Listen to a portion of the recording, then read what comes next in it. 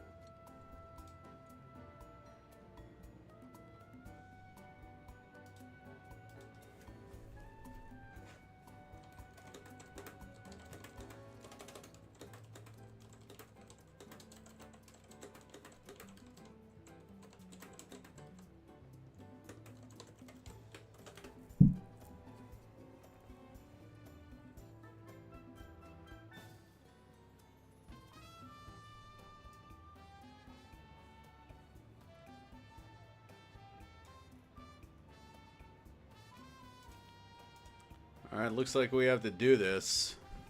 God darn it.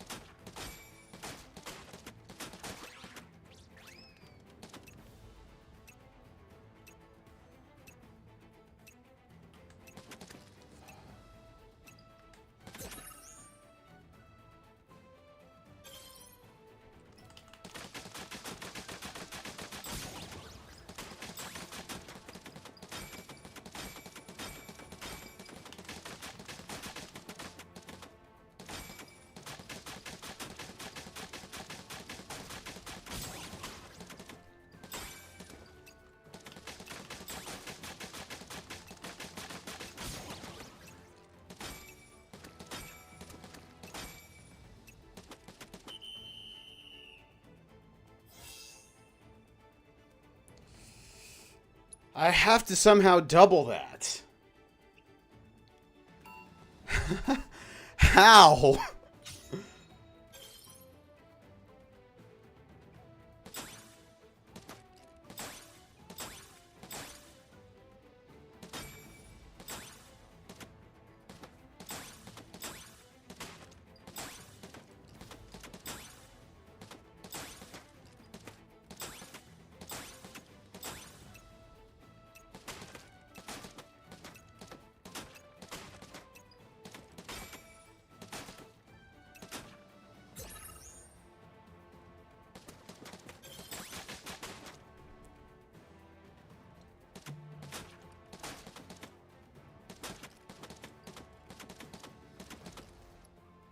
Dude.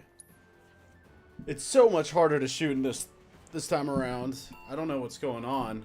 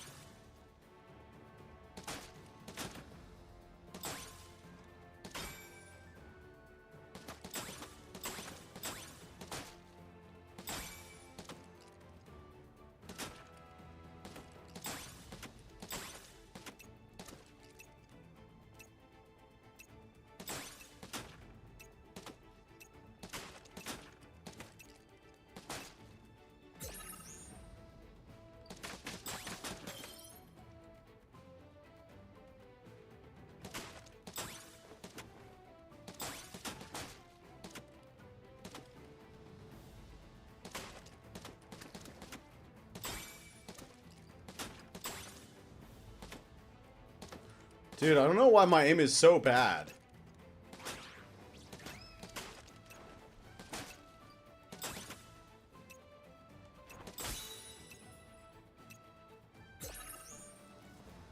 Somehow wants you to get 10k over here.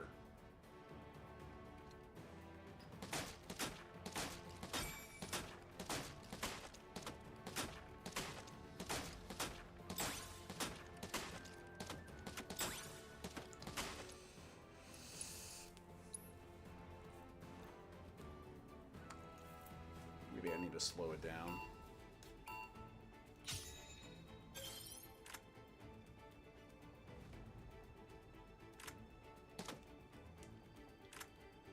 Oh, interesting.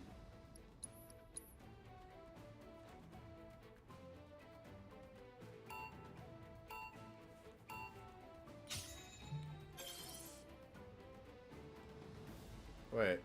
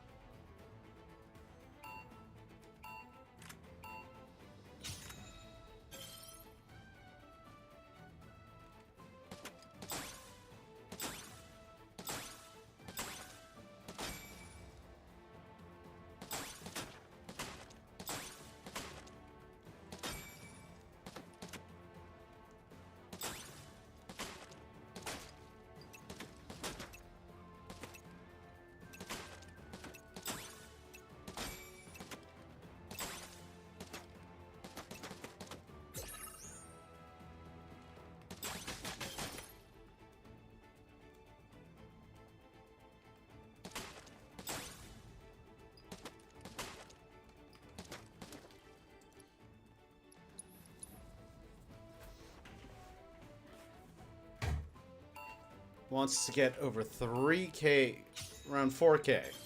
That's a goal, I guess.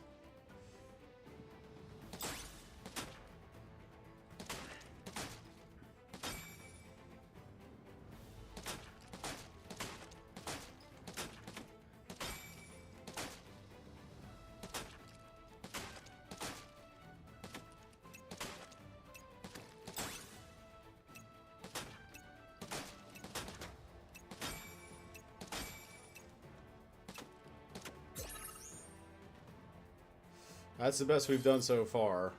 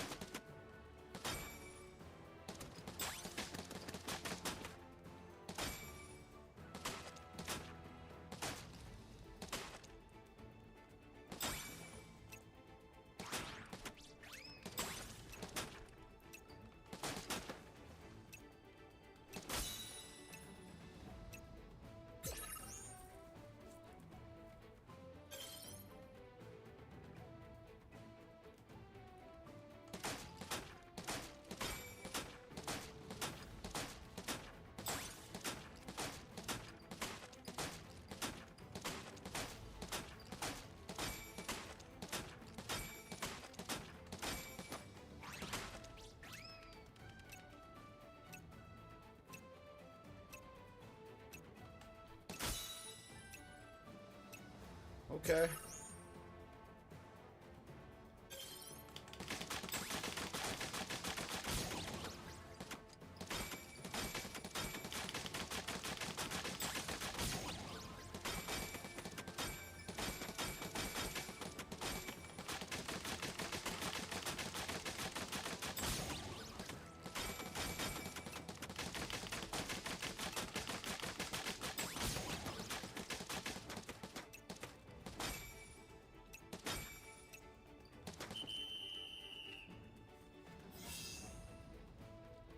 Still wants to get 30k somehow. Whew.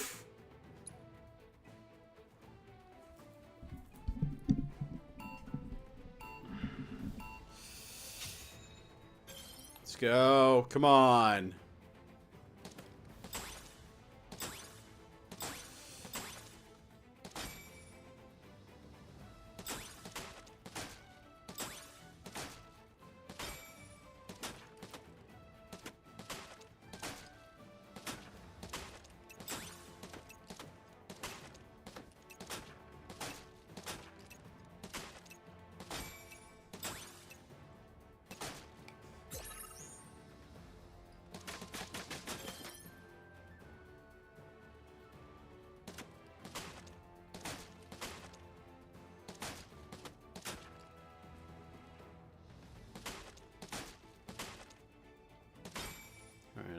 less tense now. A little more warmed up.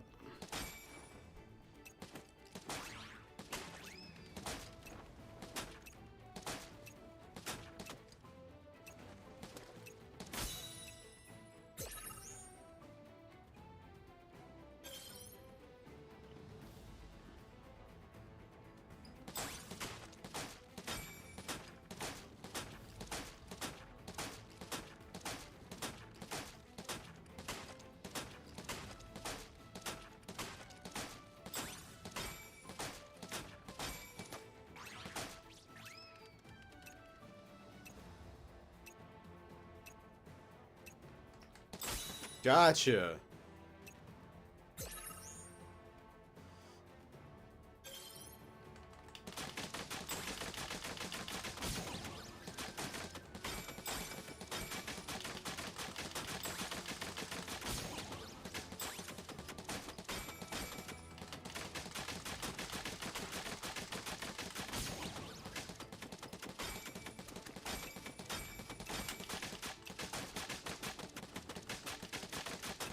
Ah.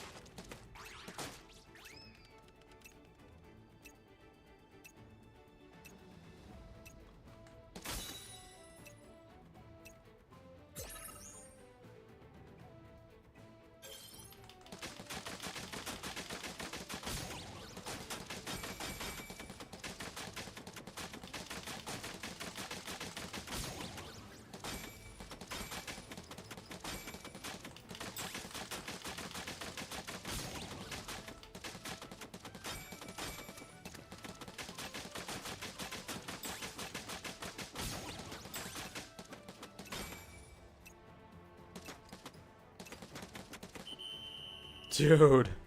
So those last three are really hard to hit.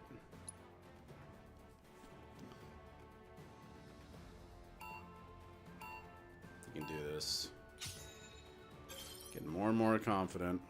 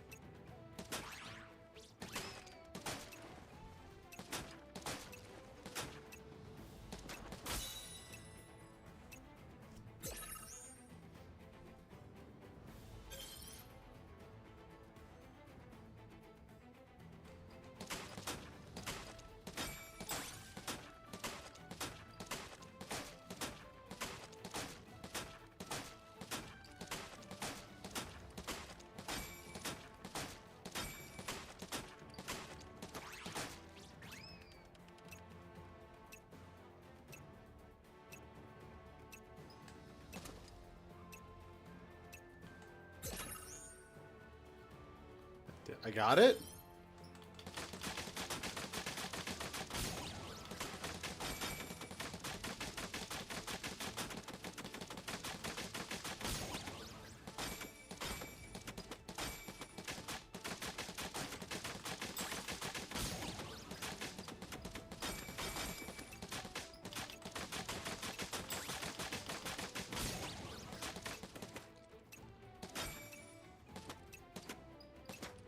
I feel like I hit that second one, but it didn't want to give it to me.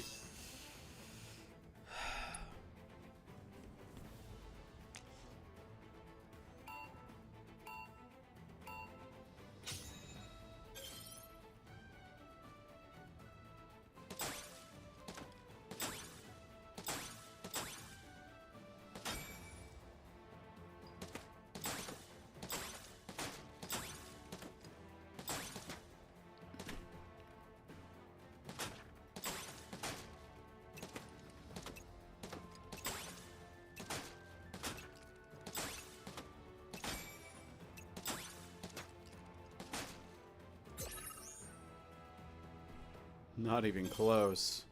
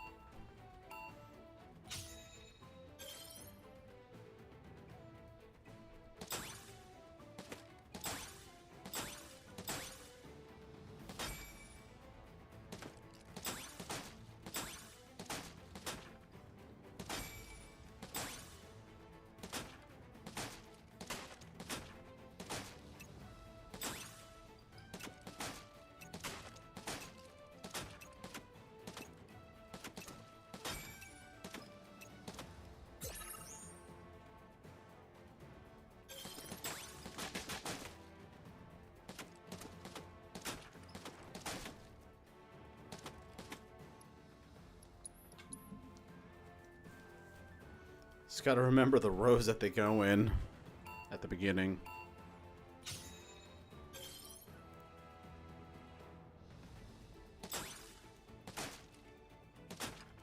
That's pretty straightforward. And that is pretty straightforward too.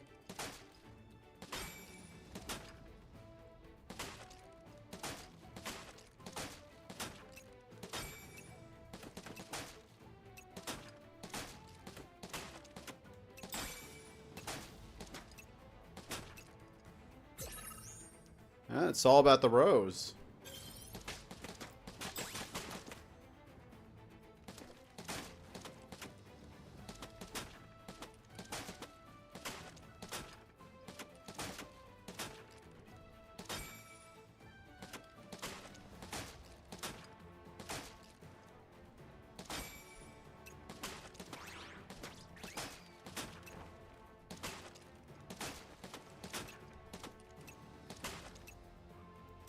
So that goes out towards the end, so you got to pay attention to that.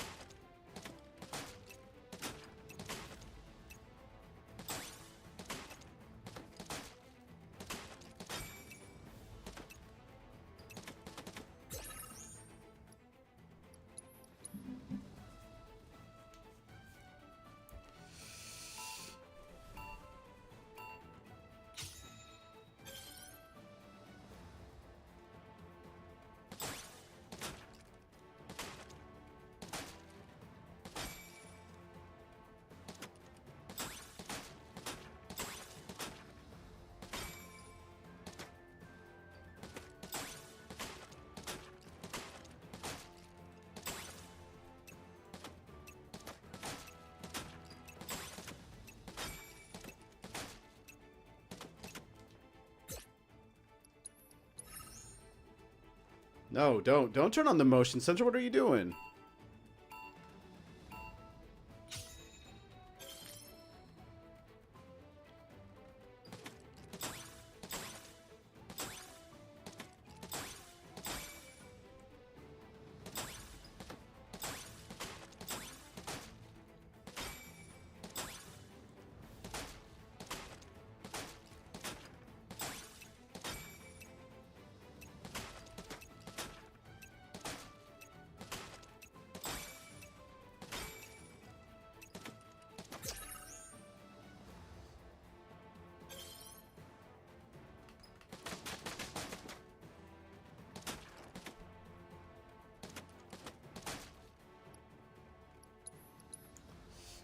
forgetting about that guy.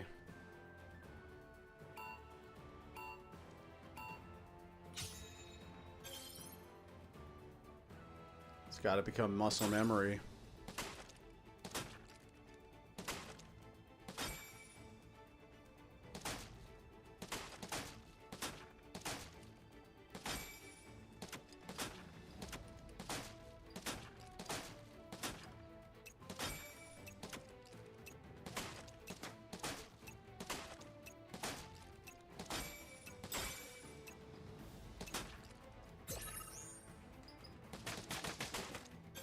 Nice.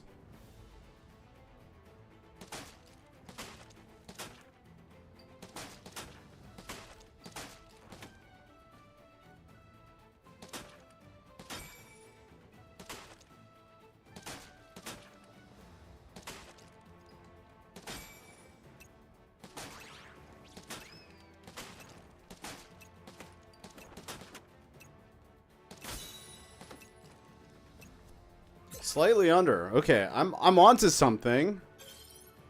That's apparent.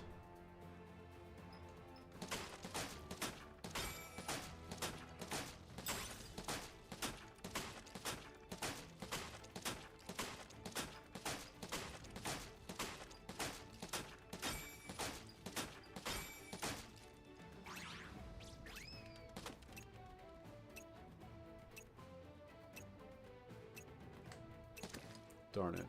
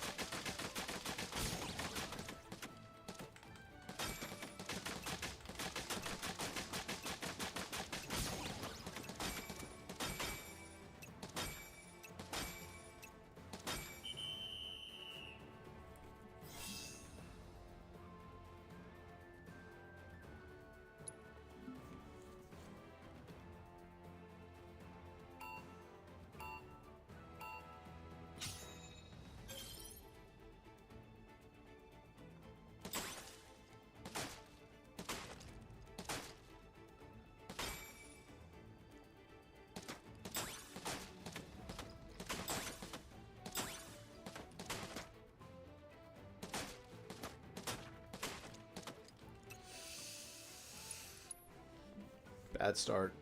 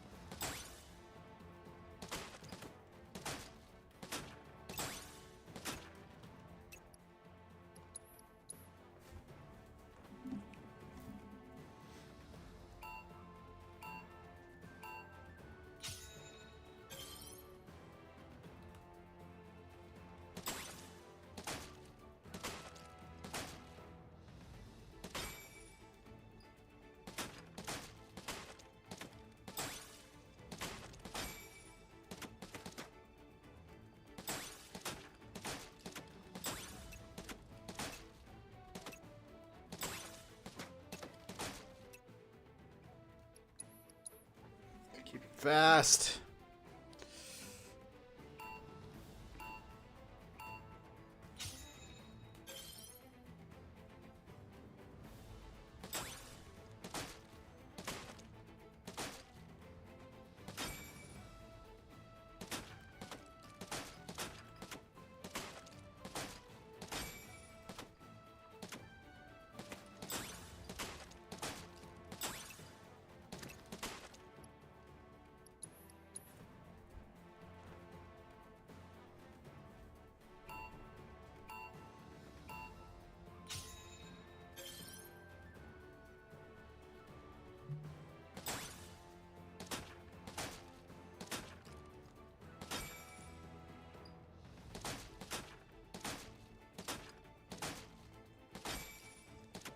I feel like I hit that one, but okay.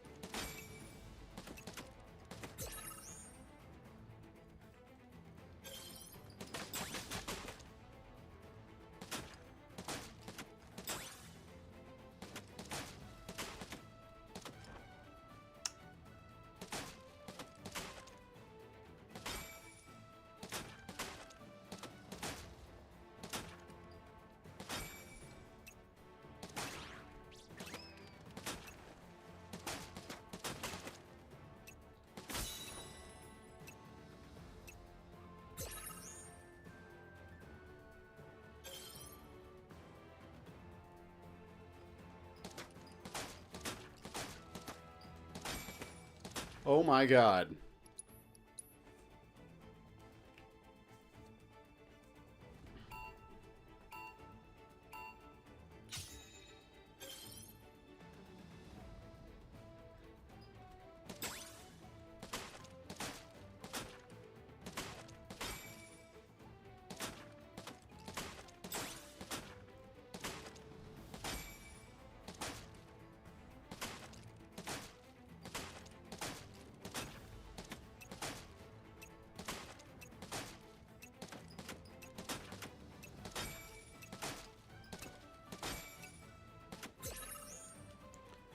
I'm gonna see if there's like any techniques on how to do this.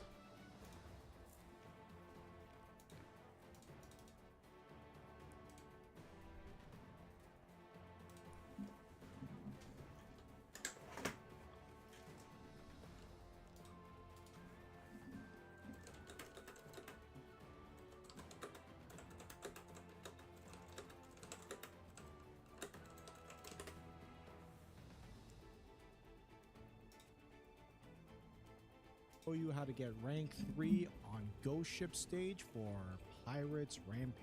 If this video helps you, please like it, leave a silly comment for the algorithm, and don't subscribe to me. Okay, so I leave my controls the way they are. I don't move them around too much, but your accuracy really matters in this one, so take your time. Don't go too crazy. Alright, let these targets hit their spots and turn over. You might want to get the ones that move first. Just missed one there, but it's not a big deal.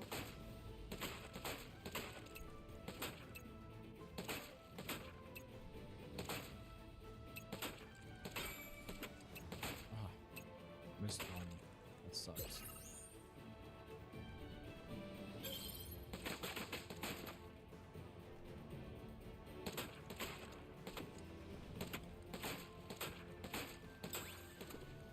You really want to get them when they're coming down like that. And remember that the purple targets are the ones that spin, so you want to let those ones spin. Get the 300.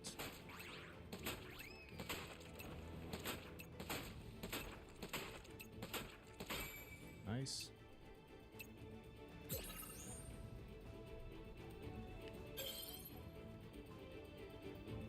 Okay. So all these can spin, but you don't want to spend too much time on them. Hmm.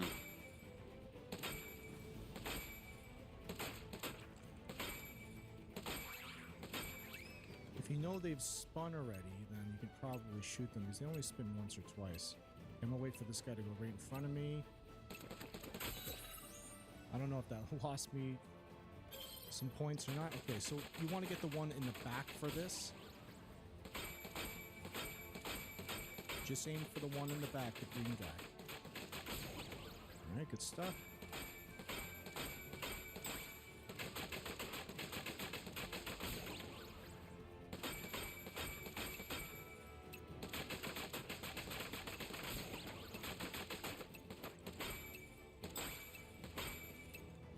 There we go.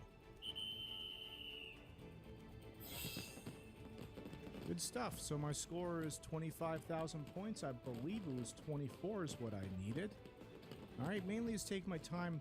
Be careful with your accuracy, because it really lowers your scores. Just missed too much, but hello humans, I'm going to quickly explain to you how to... Hello Avalanche, I'm going to show you...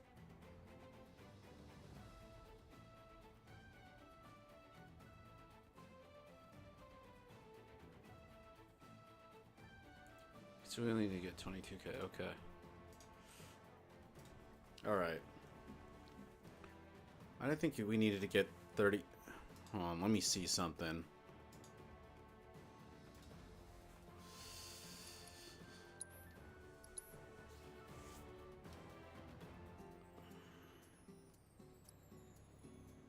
Okay. So we got to get over 90% accuracy. That's what, like, seals a deal, I feel.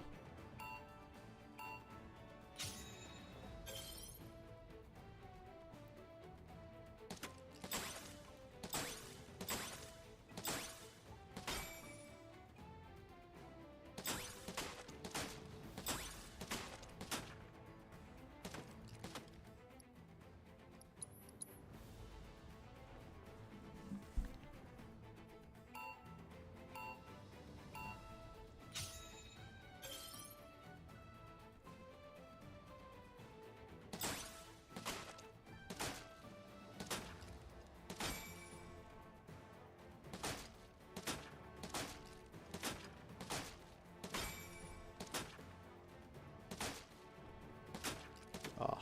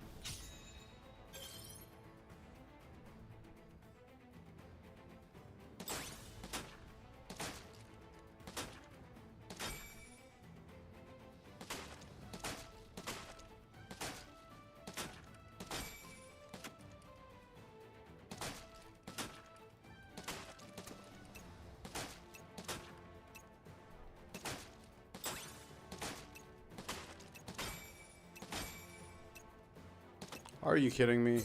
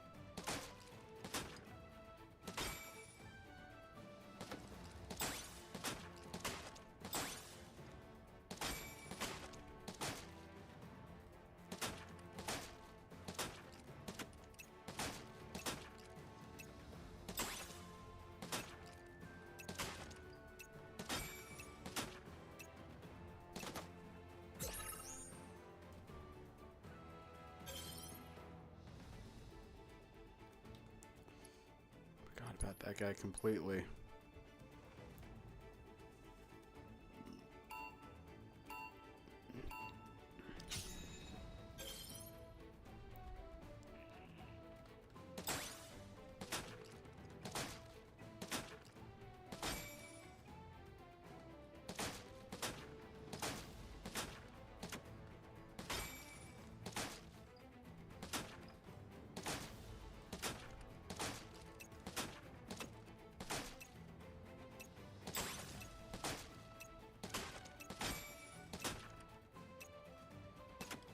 Oh, come on. That totally hit.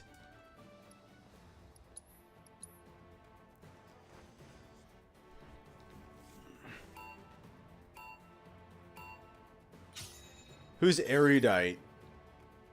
With Andrew as an Andrew Tate?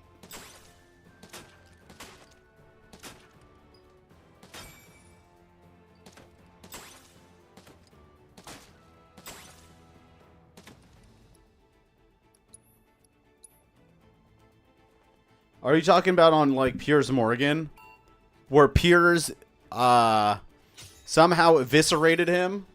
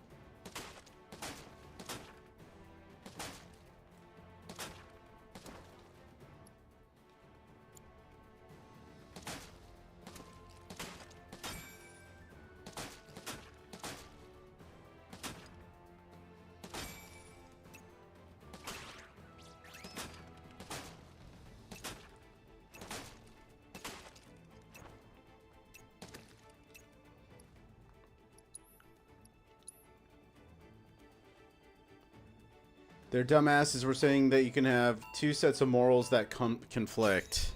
Those don't exactly sound morals to me. Those sound like ideas. Maybe is a moral and an idea? I don't know. But I get what you're putting down.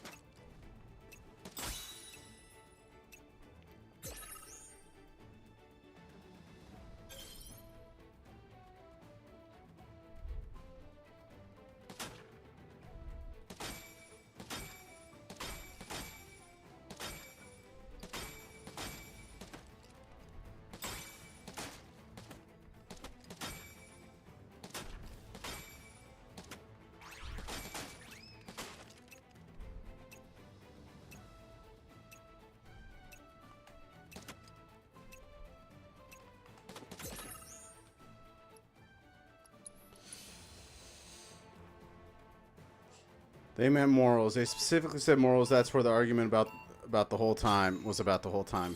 Dude, Destiny has just shown himself, revealed himself to be like the most reprehensible human of all time.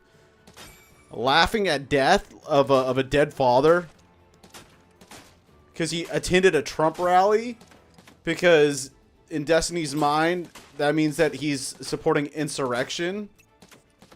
Yeah, I don't know. That guy can go to hell. Probably will. It's like the typical, like, conclusion of an atheist, you know?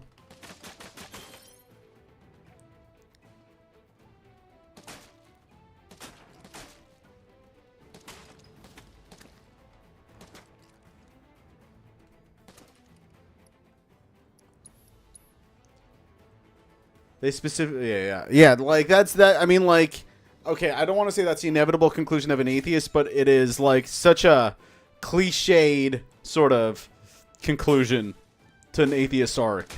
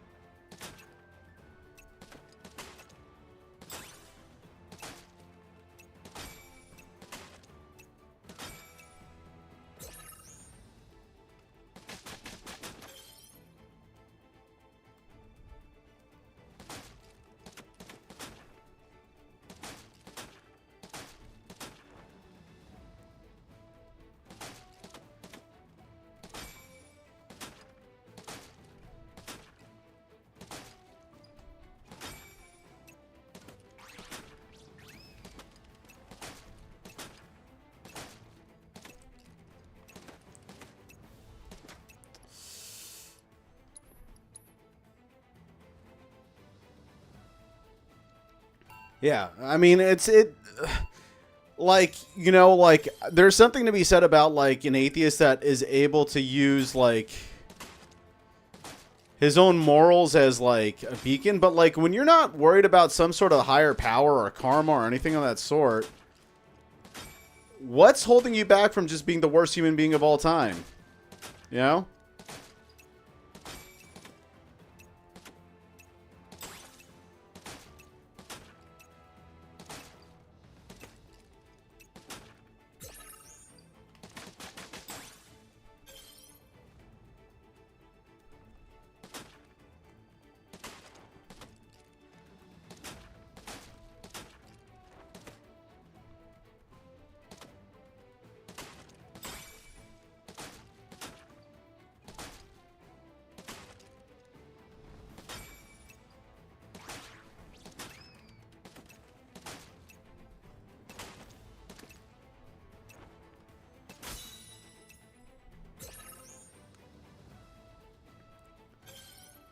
They believe in their own God and decide what is right and wrong. Yeah, it's dangerous. It's definitely dangerous.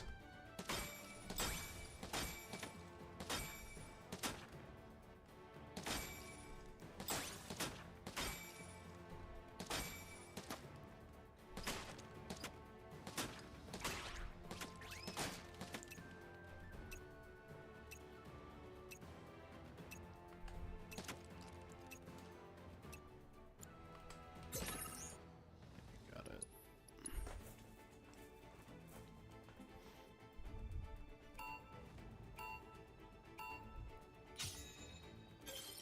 Ooh-wee.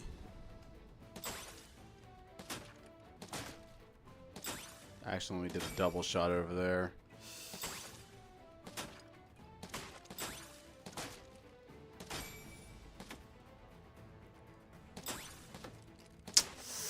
Bad start.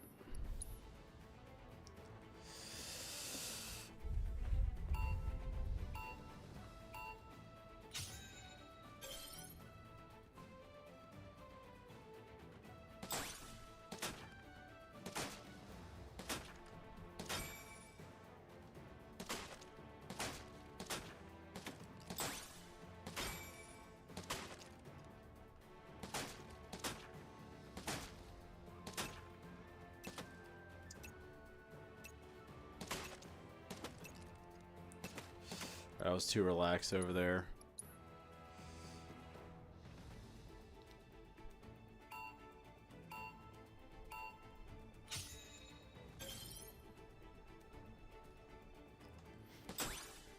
Oh, come on. Bad start. Bad start, bad omen. I don't make the rules. Arg.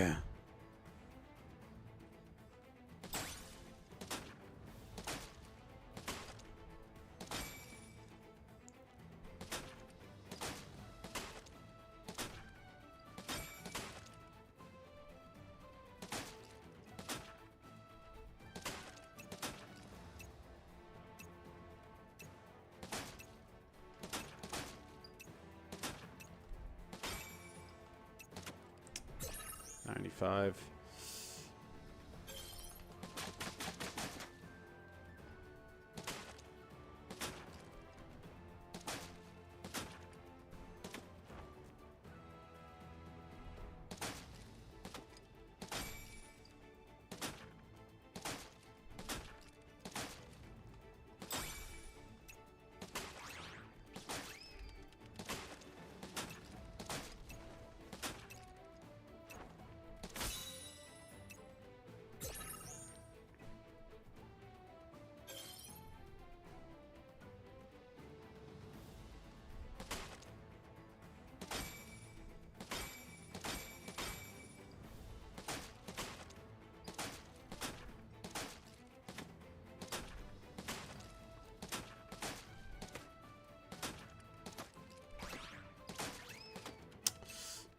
Seven percent accuracy is not good.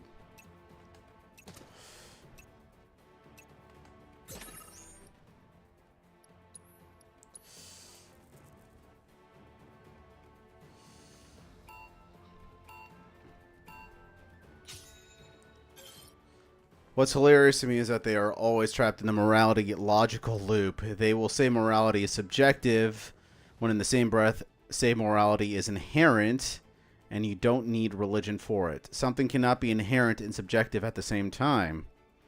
Yeah, that's a good point. If its change is based on environment, then it's a learned behavior, not an inherent one. Like, I believe in God. I don't do religion or anything like that. And like in my heart, I feel as though that morality is inherent. Like if I were to hurt somebody, as an empathetic person, I feel as though that I would be able to feel it. I mean, that's just me speaking personally, you know?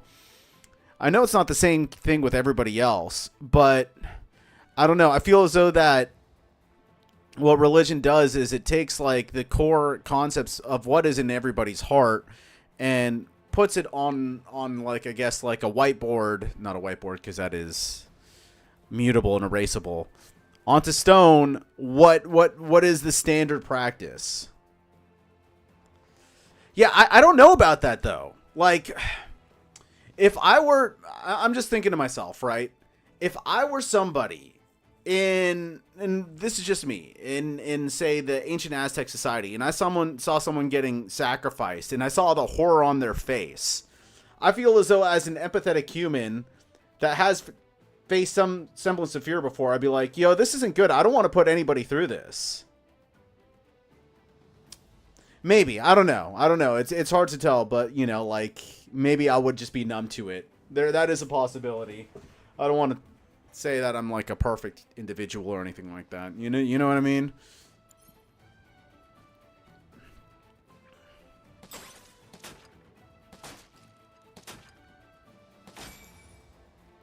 And I got an argument for that in a second.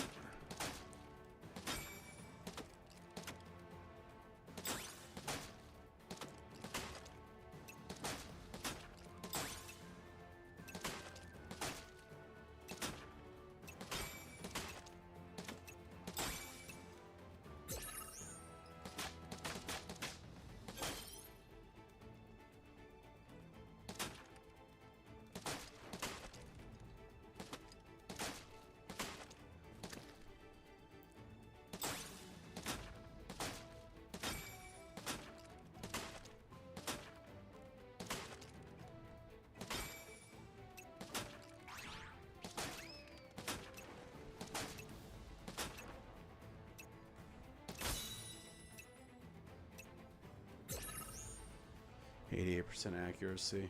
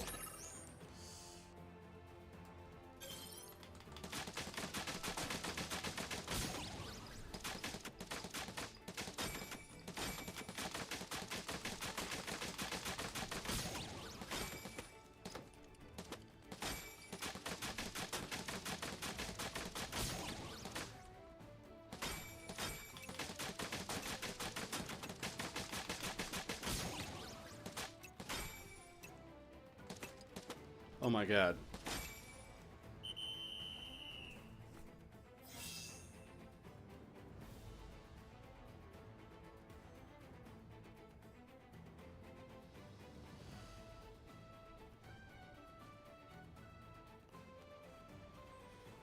I want to see something real quick. It's unfortunate that we are flawed creatures like that, but sadly, history as a species shows it. Our species, like Sentinel Islands, is a prime example. They kill everyone that gets near them, even after being given food by them. All right, but like, okay, like in my head, I'm thinking to myself, like, listen, I grew up thinking it's okay to kill spiders and animals and kill insects cruelly because they're disgusting creatures, right? But then I came to the realization that, like, oh, they have nerve endings. They're able to feel pain the same way that I am. So maybe it's not cool if I burn a spider alive because, you know, it feels it the same way that I do. I feel as though that if you do have empathy, you don't need, like, that sort of, like, moral backing that, you know, society tells you to have. But with that being said, you know, again, people can get numb to things due to societal norms. That's just, yeah, my interpretation. I want to.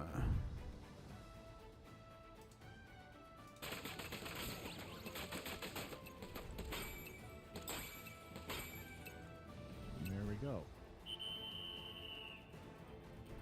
On already, then we could probably shoot them because they only spin once or twice. I'm gonna wait for this.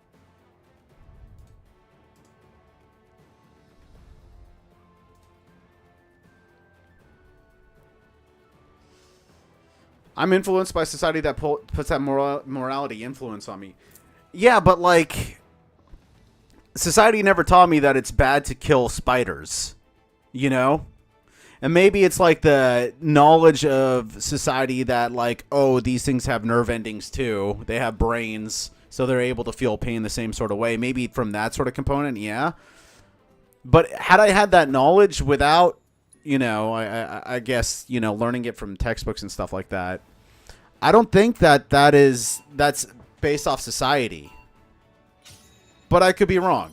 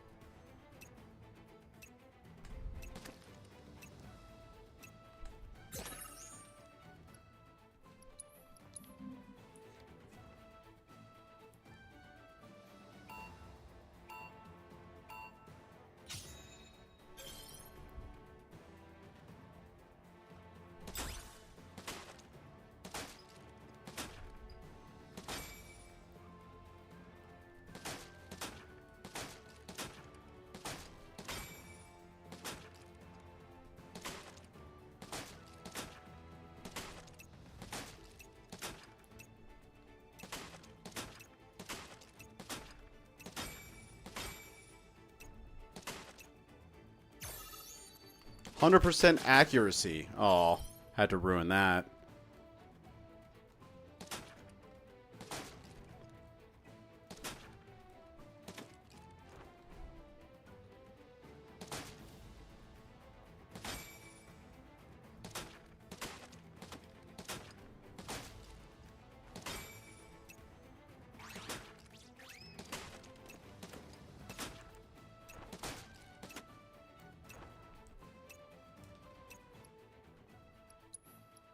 Lost that real quick. I think society has an influence on it. That's why headhunting tribes and cannibal tribes existed for so long until societies viewed it as wrong and began influencing them. It's the same. Is this the same minigame? Yeah, I thought I was done too, but then they added more.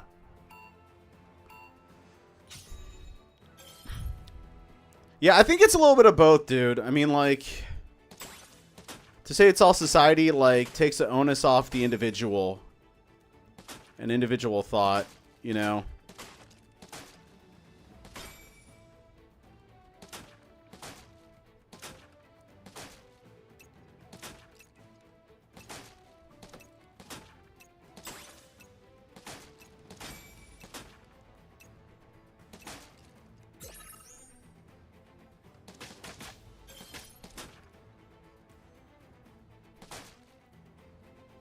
Oh.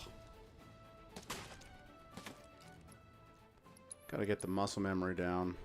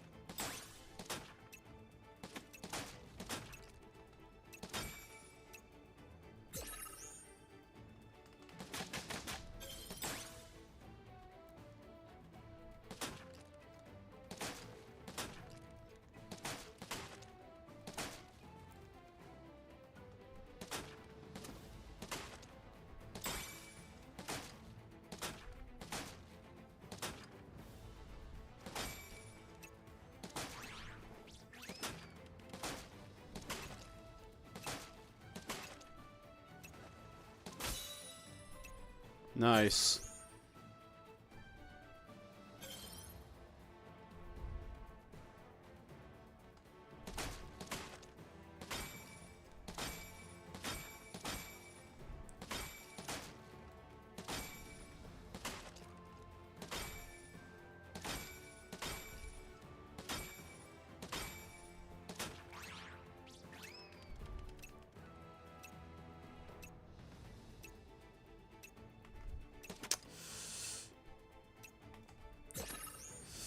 God darn it.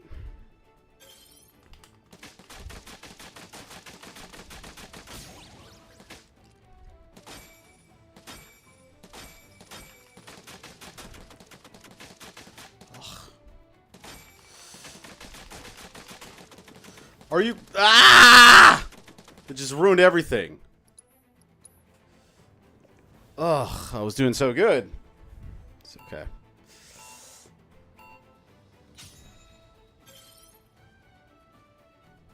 Okay, Sarah.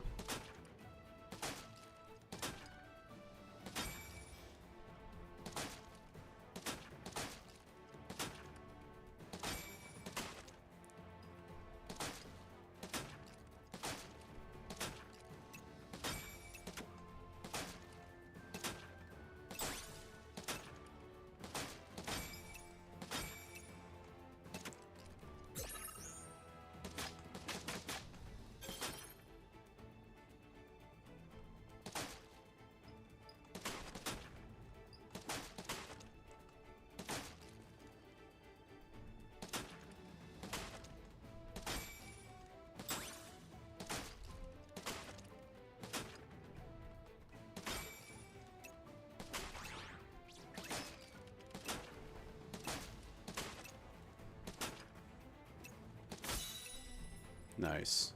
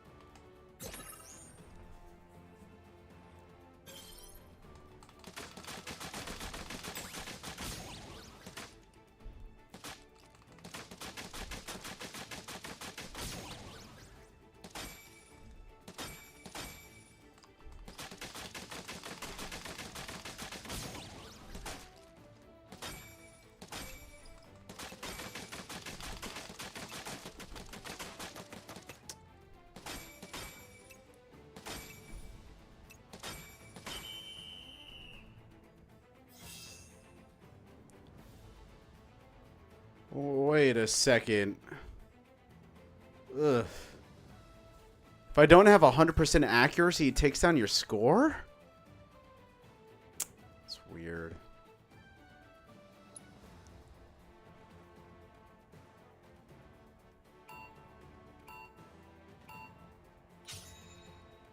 Let's talk about what a big piece of shit what is.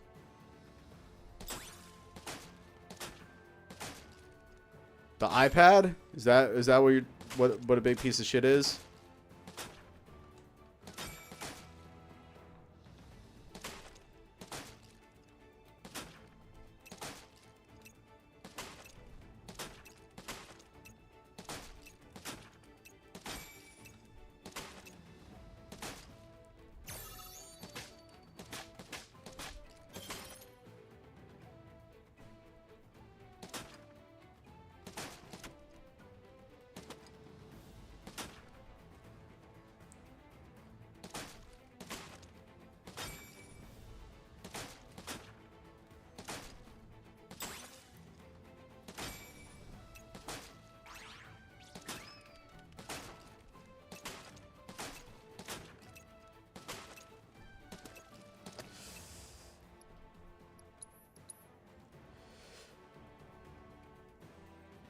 Oh yeah.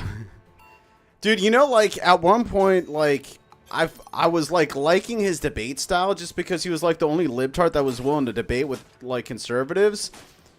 And he seemed to have, like get like this sort of like grasp on the ideas like intellectually.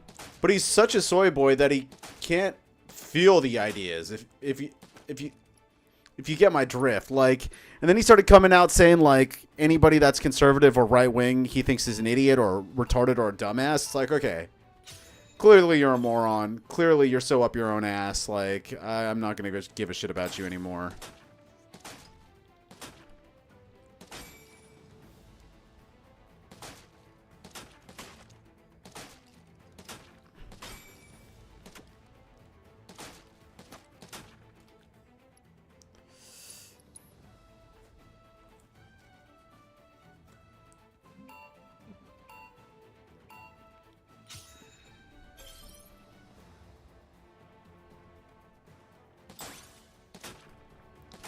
But yeah, those exact words came in my head when I was thinking about Destiny when I saw the videos of him just talking shit about the deceased. Reprehensible. People are just telling him, dude, you're on a spiral. You need to log off the internet. It's gone to your head.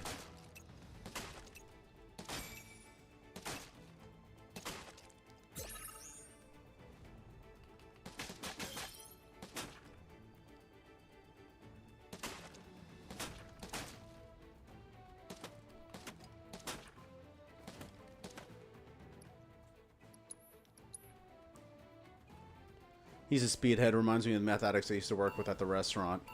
You think he just takes a lot of Adderall? Because that's kind of, yeah, now that you mention it, even his voice sounds like he's on a lot of speed.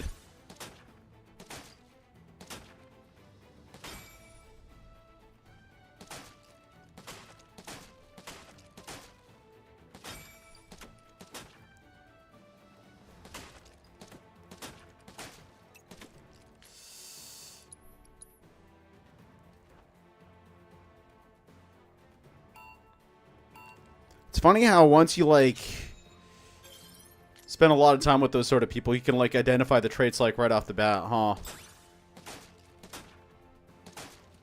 I don't know why I didn't even think about that, but what you're saying makes complete sense.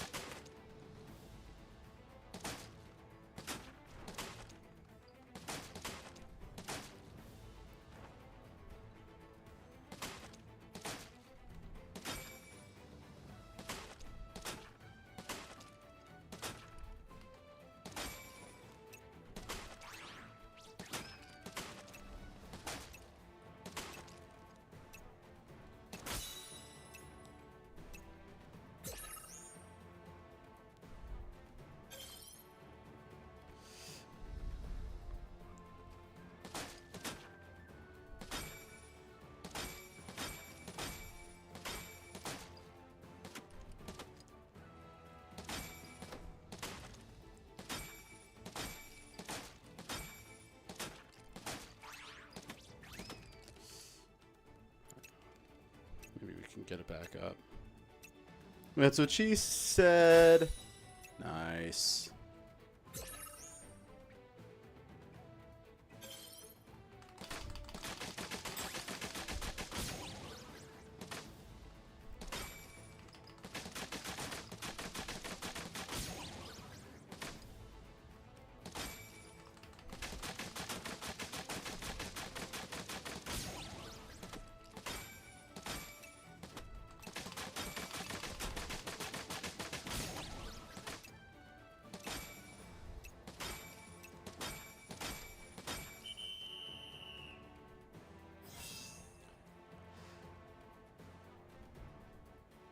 Dude, that was 92%.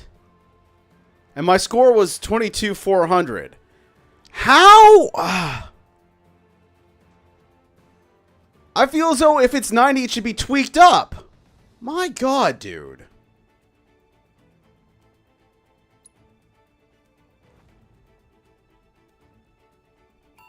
He's a speedhead. He reminded me, yeah. For sure. For sure remind me of some kind of AD med. I've been prescribed since I was 8, and I see all the side effects in him.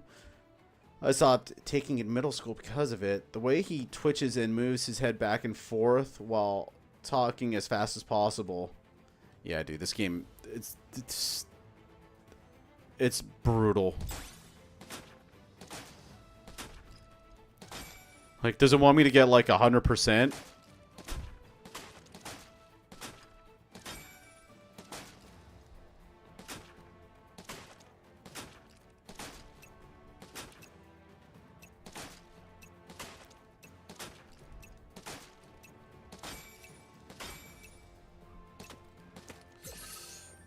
Great, 92%. Oh my God.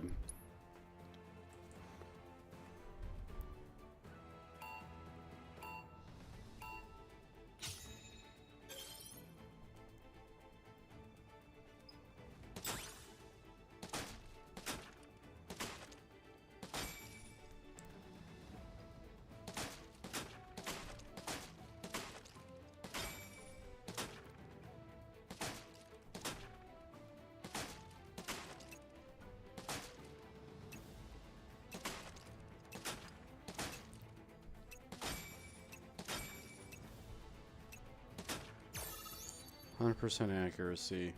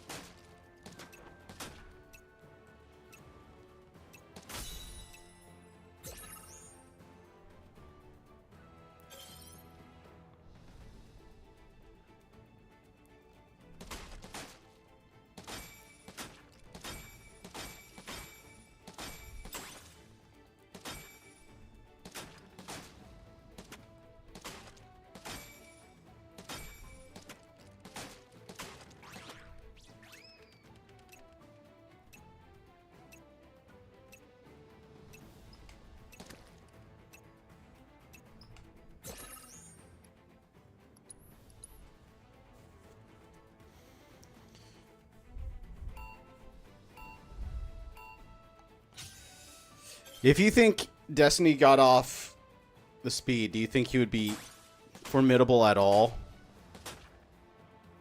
I mean, dude, all he does is whataboutisms, is what I kind of realized.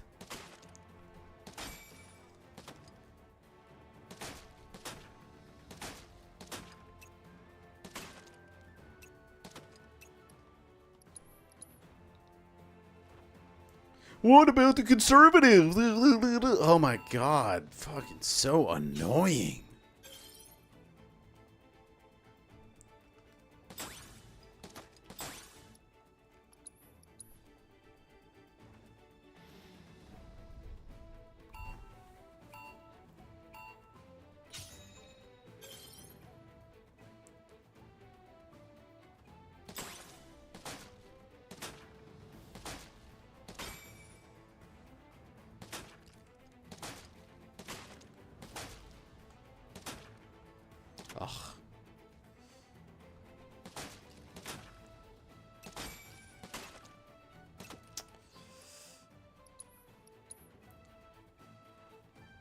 No, all he's good at speed talking to throw you off. He just spits out so much garbage at once you just can't address. Yeah, that's a good point.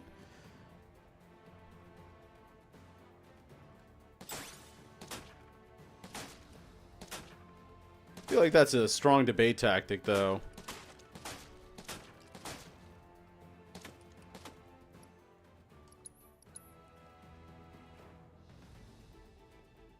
All at once, while you're addressing it, he spits out a bunch more nonsense so you can address the first dumbass point. Yeah, I guess if you're perceptive, you can just see through it.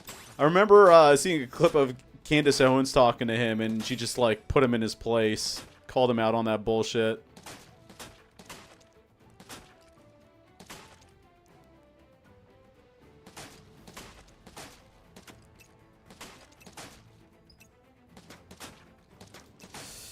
Man, I gotta get that. I gotta get my bars up.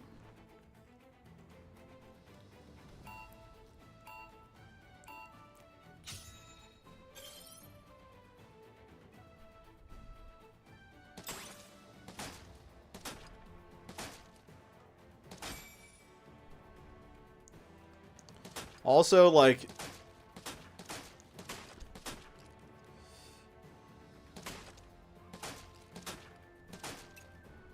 seems like the sort of person that would do, like, all sorts of dumb shit to, like, get with girls. I don't know, I get that impression from him as well.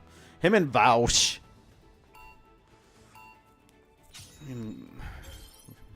Vaush is, well, Vaush likes horse porn. Horse hentai.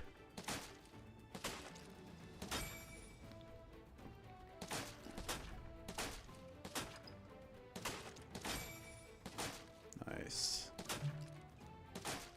Ugh.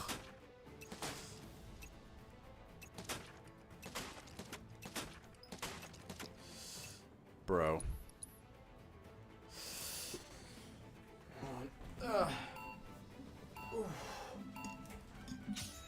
Alright.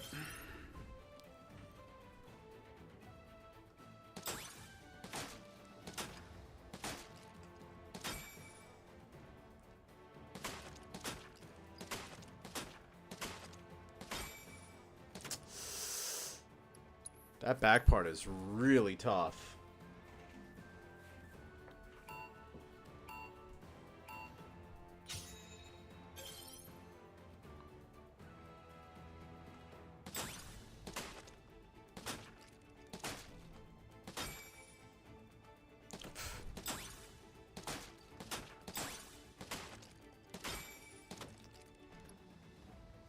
He does do dumb shit to get with girls. He lets other dudes bone his wife and tells girls how it's okay, how okay he is with it, and they will sympathy bone him in that blue fucking hair. Yeah, he's kind of like a poster boy for degenerate morals in terms of bedroom behavior, doesn't he?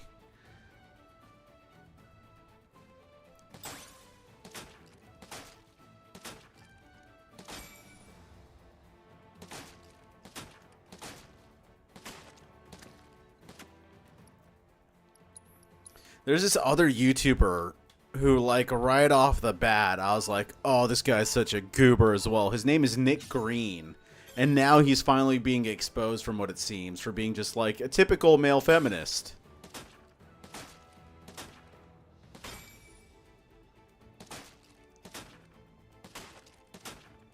I don't know why, like, whenever someone's a male feminist, they always have skeletons in their closet. Or if they use that as a shield, you know they got skeletons in their closet.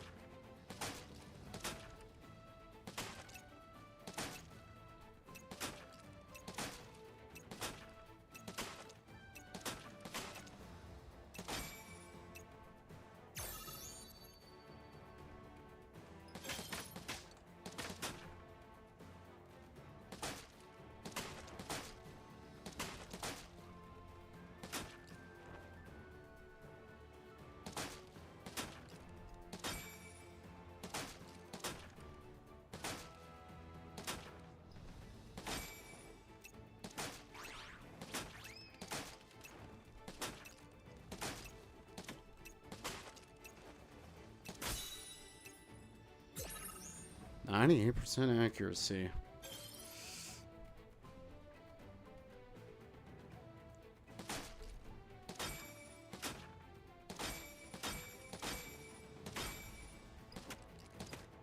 Ah!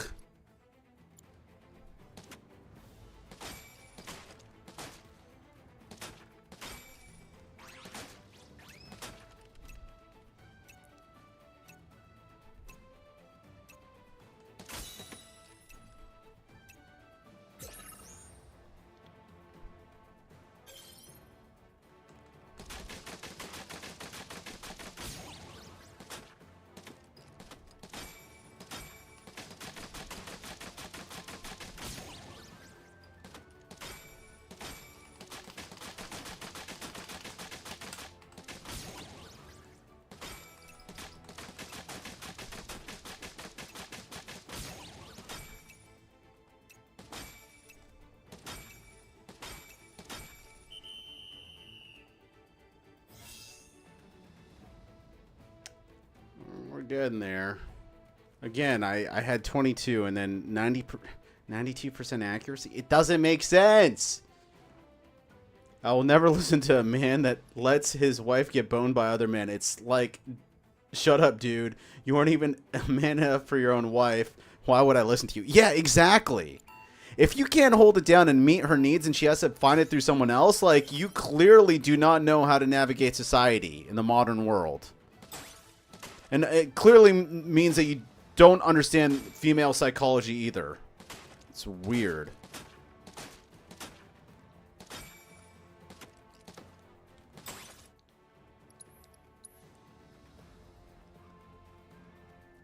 Like, say what you want about Tate, right? But he gets the results that he wants when it comes to women.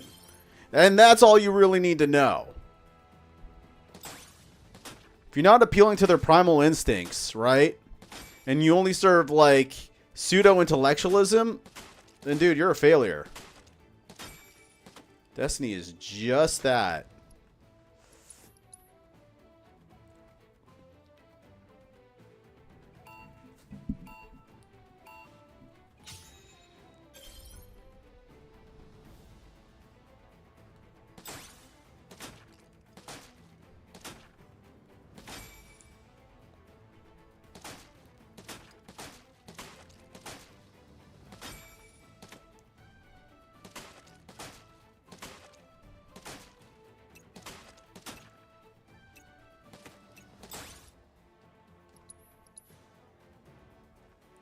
I don't know, man. I don't know if he's in the closet. I just think that he has it in his head that he can never have proper masculine presence, so he will resent any semblance of it, and he compensates with guns because he's a big gun nut apparently.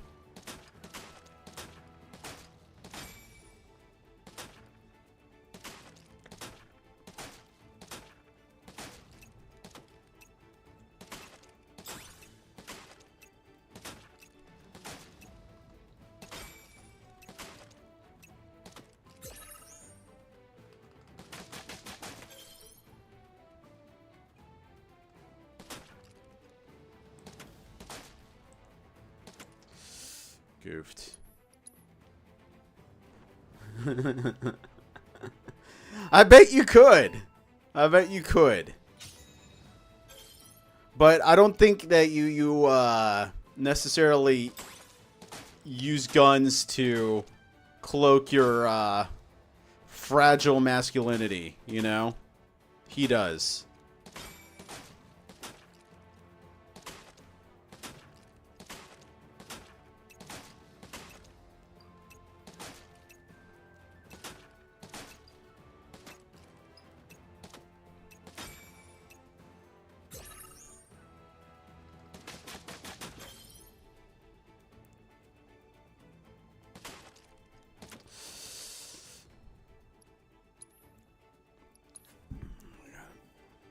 This thing up a little bit.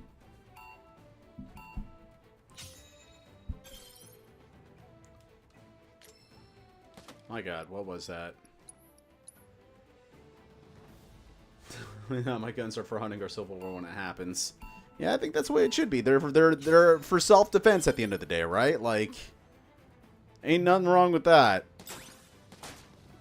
And anybody that tells you wrong, don't trust them. That's what I say. I need to get a gun. I want to get, like, some nerdy guns that are functional, though. I want to get Dante's Ebony and Ivory. Have it custom made for me.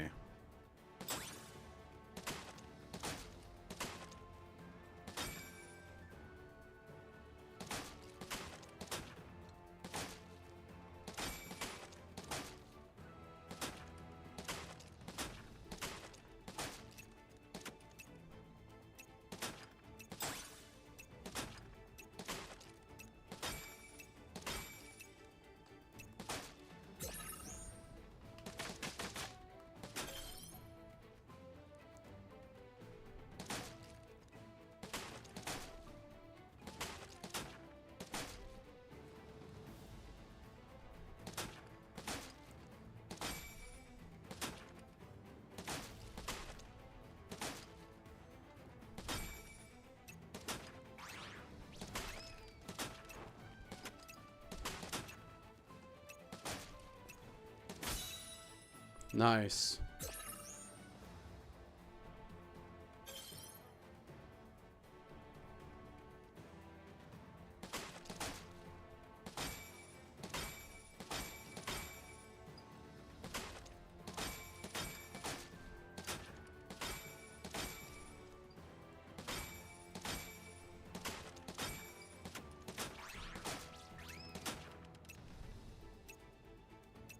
Gotta get this fucker.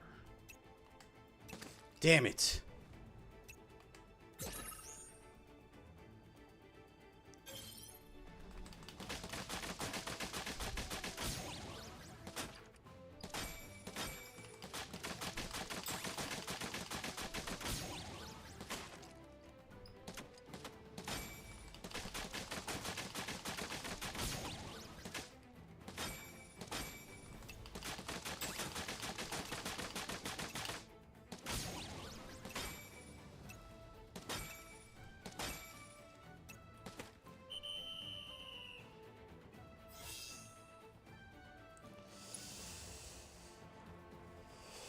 Can't you even have one in LA? Yeah.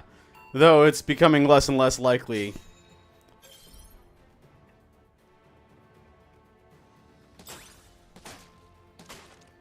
I mean, we have gun clubs here, too. Gun ranges. And everyone that I've been to, the people that work there, let their disdain for Gavin Newsom be known.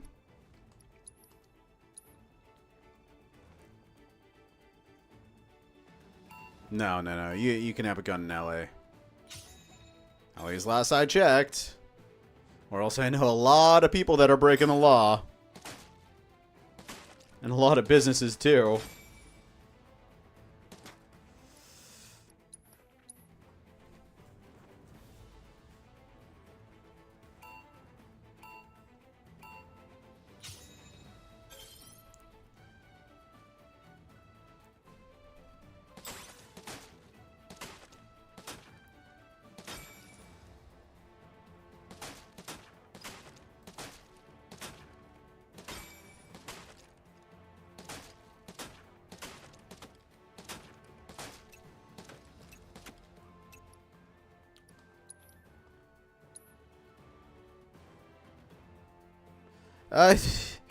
Hasn't gone does not mean that it won't. So, you know, there's a lot of work to be done.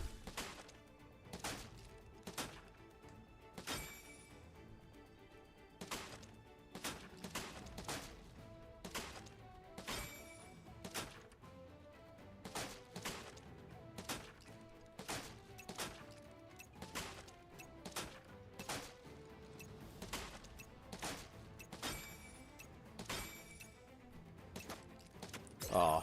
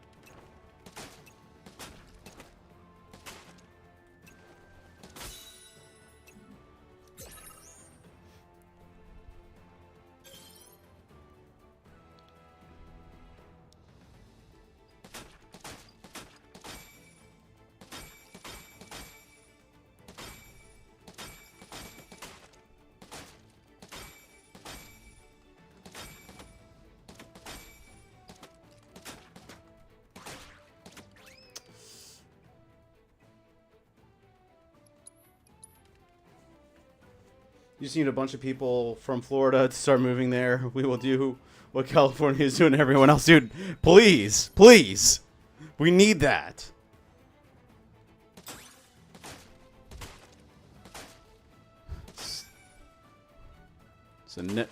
But when that happens, you have to breed as well. Or else, like, Florida's just going to become like California, and California's just going to become like Florida, you know? Libtards don't like breeding, dude. That's, you know, they see humans as a threat to the world.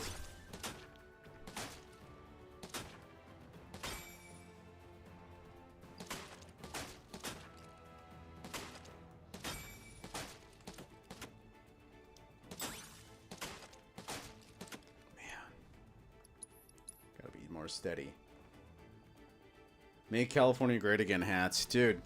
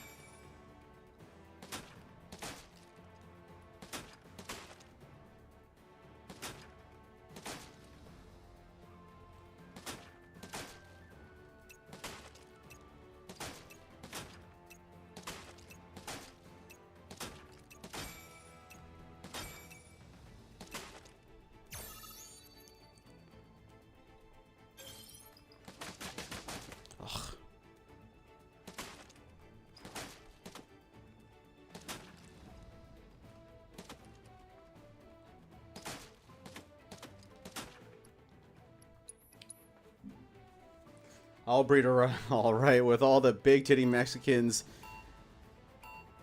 there, and I'll end up 50 kids like Arnold Schwarzenegger's housekeepers. Hell yeah.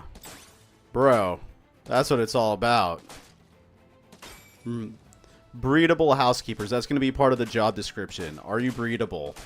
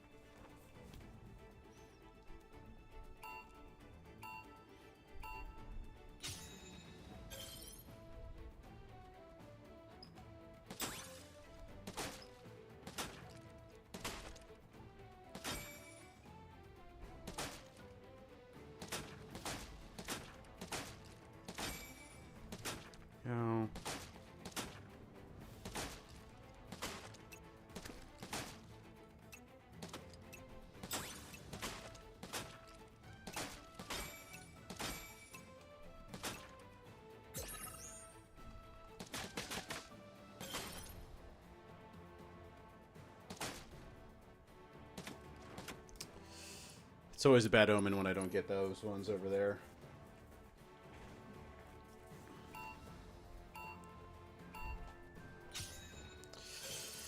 Gotta get that muscle memory locked in.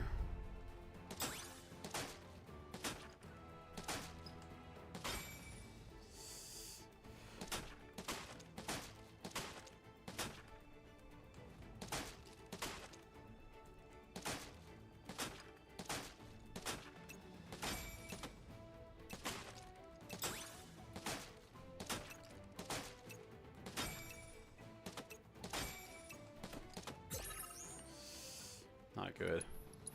Not good enough.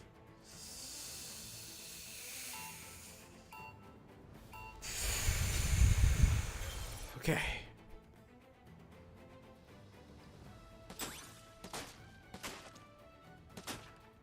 Back and at it.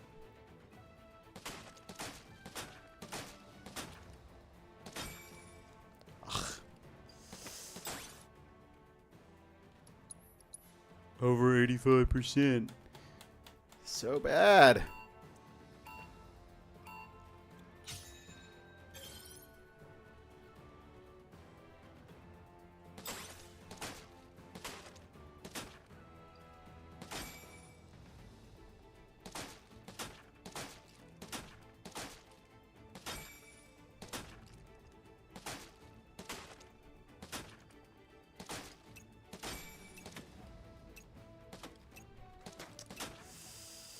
Just gotta remember that those guys go up.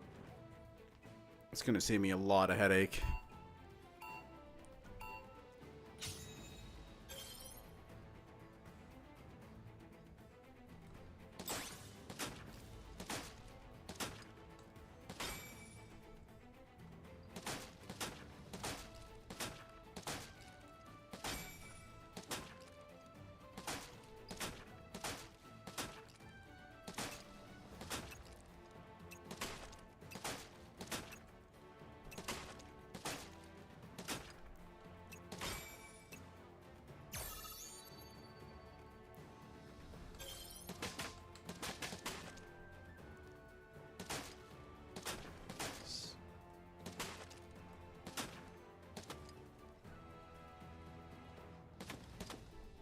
God darn it.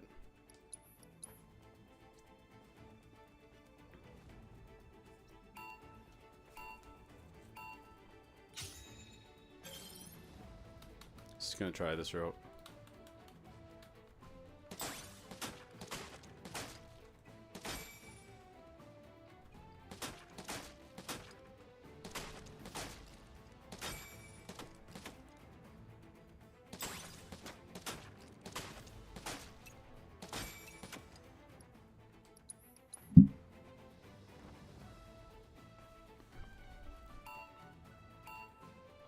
Fastest speed.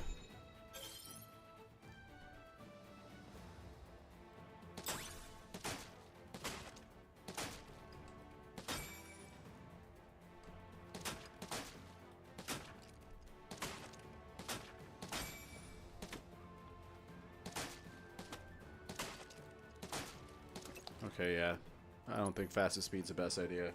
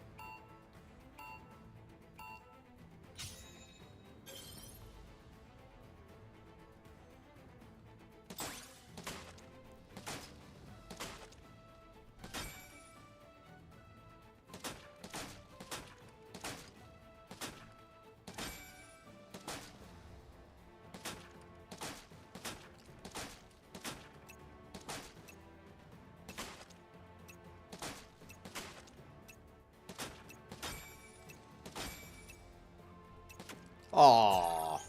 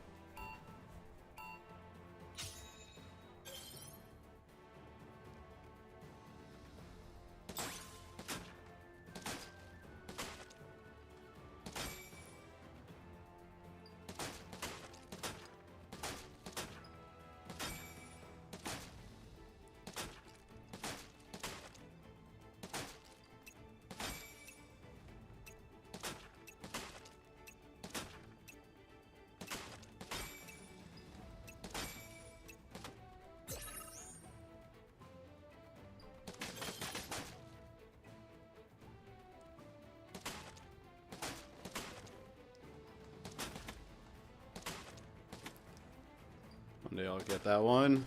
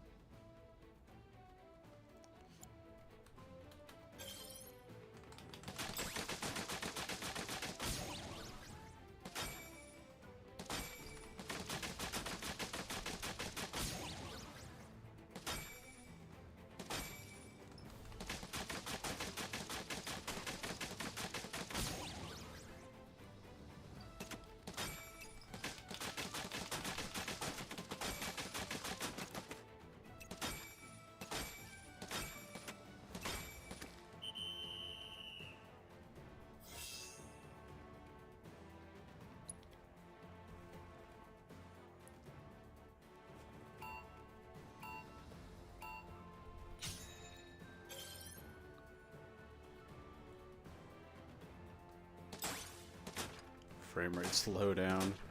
From this? Really?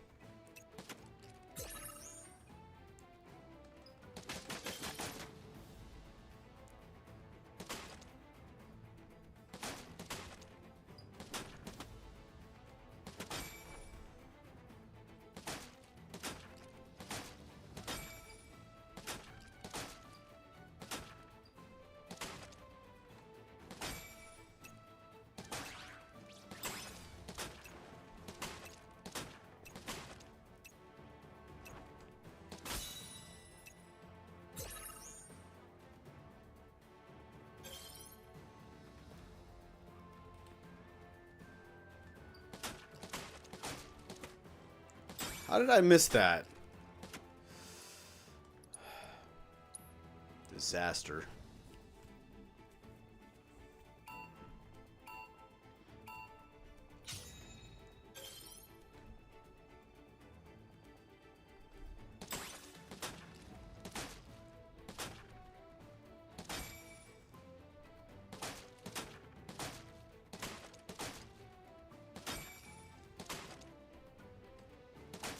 Ah.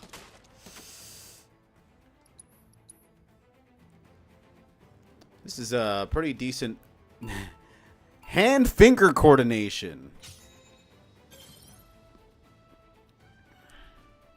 Finger-eye coordination. What am I saying? Hand-finger coordination.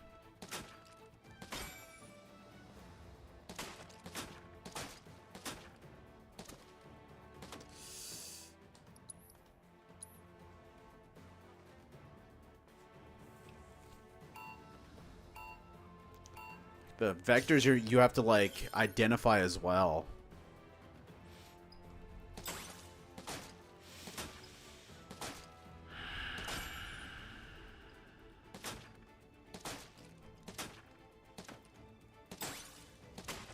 I think I hit that, but whatever.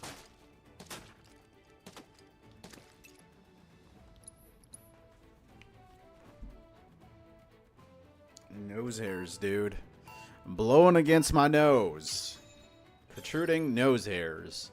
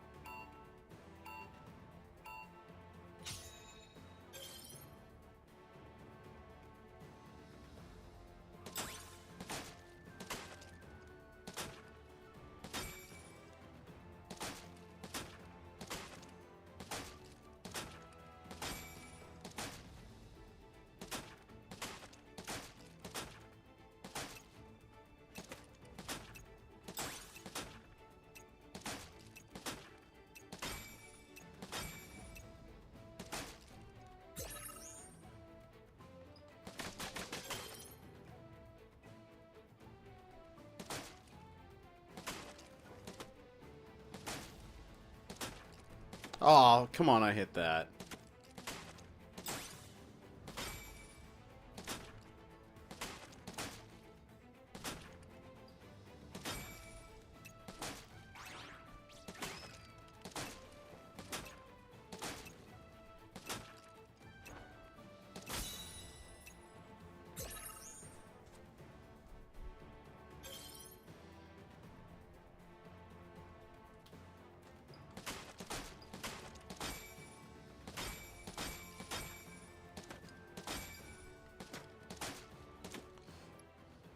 Alright, yeah, that was too fast.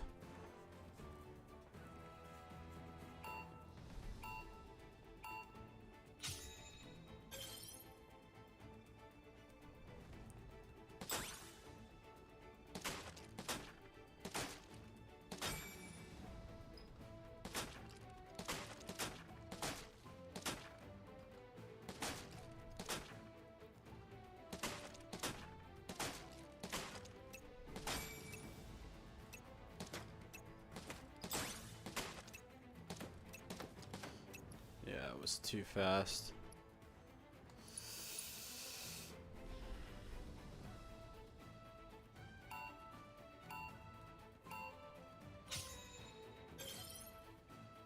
Speed.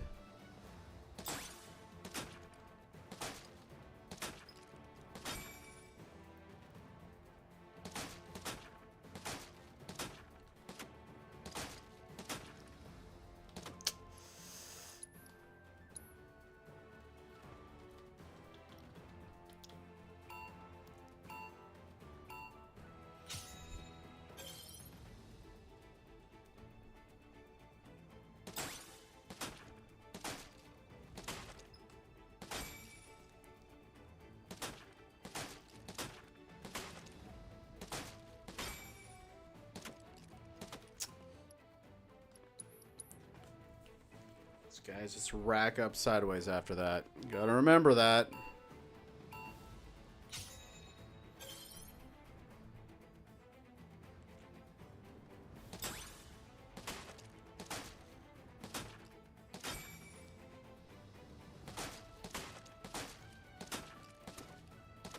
What the fuck?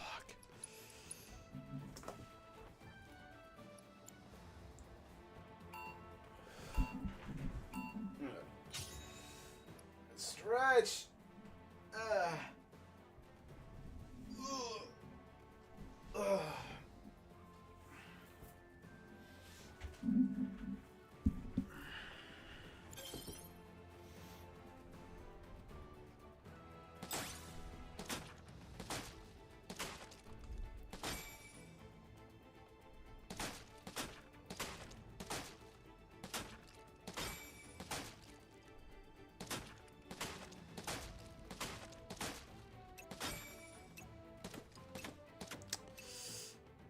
Those shots just ruined everything.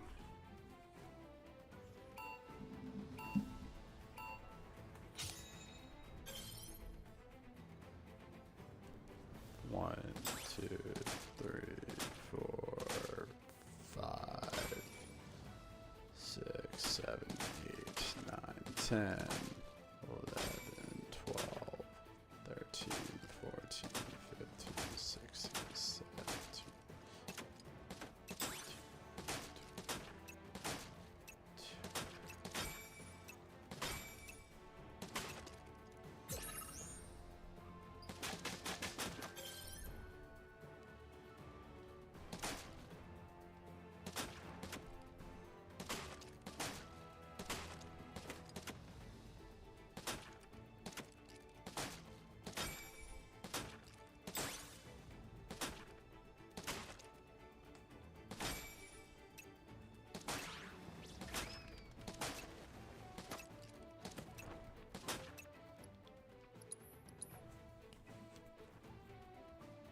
Get this, like, have this itch at the tip of my nose, dude.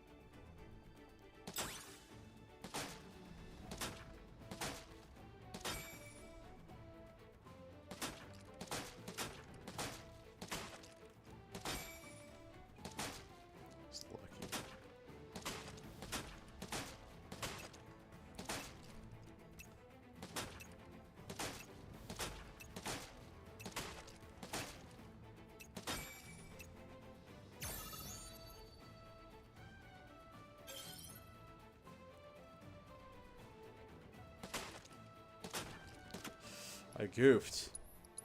I goofed, man. Forgot to hit the one on the right.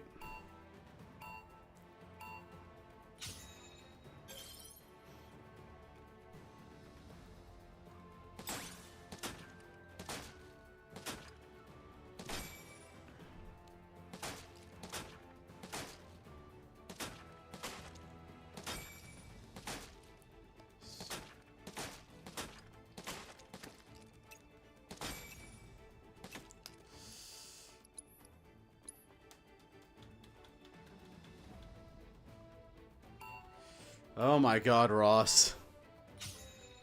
And you were right about that woke gym, too. Dude, it's the worst. Like, I got 22k points with, like, 94% accuracy, and then, since it's not 100% accuracy, it, like, weighs down the points. It's messed up, man. Well, you can always revisit the VOD, Ross. Well, it was like a fashion show. I didn't go to an actual gym.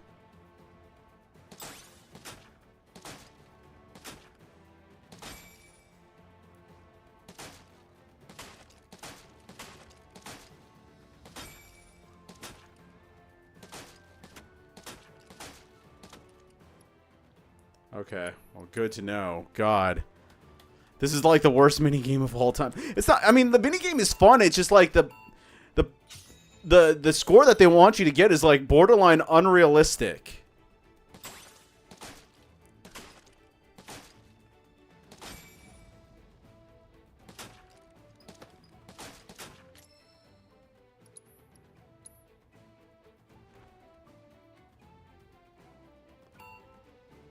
Is the sissy from the first game?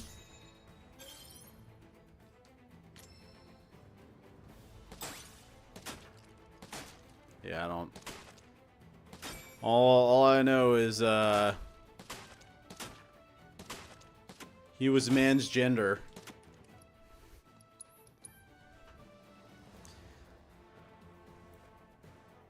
Apparently the word that rhymes with Manny is considered a slur on Twitch now, so I gotta be careful.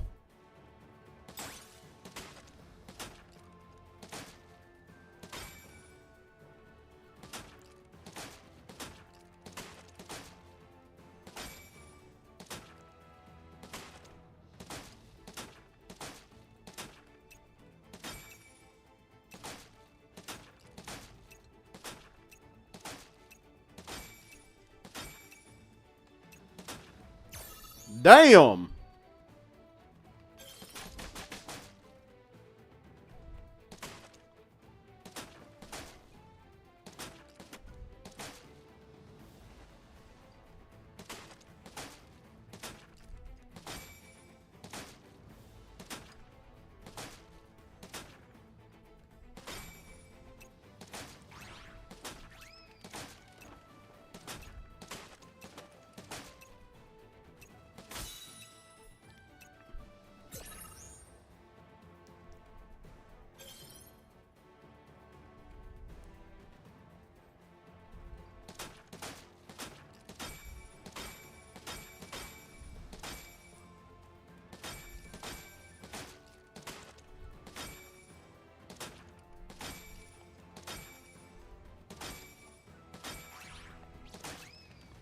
Gotta get this guy.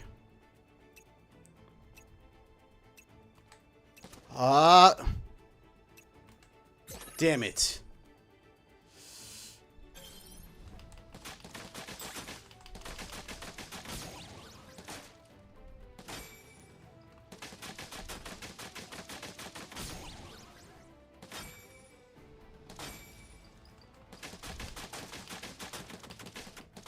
Are you kidding me? No!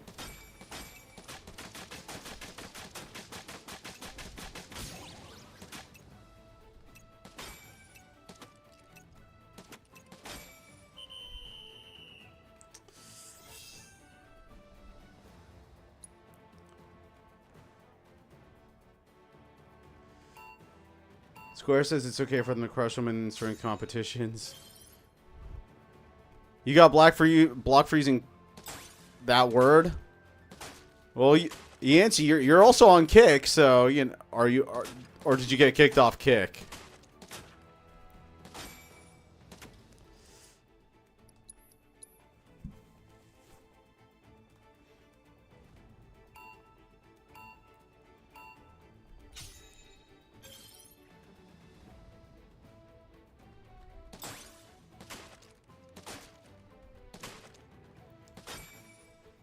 So over Kick.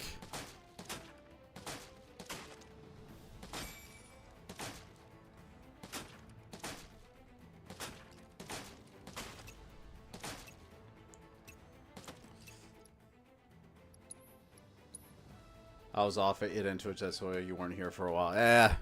Fair enough. I mean, you've been doing stuff with your career and stuff like that, so, you know. It's got to count for something, right?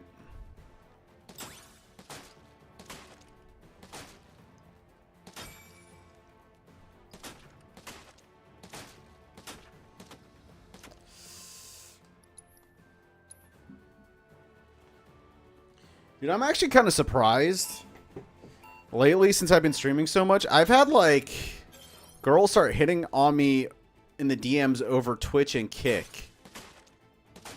Never thought I'd see the day. Gotta be careful.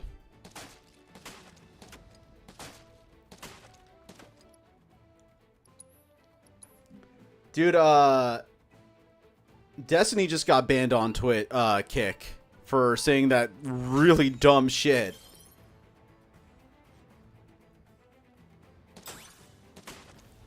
He got demonetized on Twitter as well.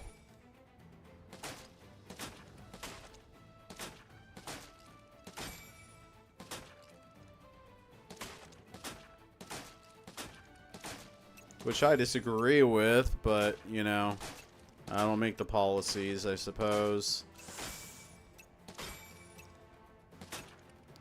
Damn, look at that. Hundo percento. I gotta keep that energy up.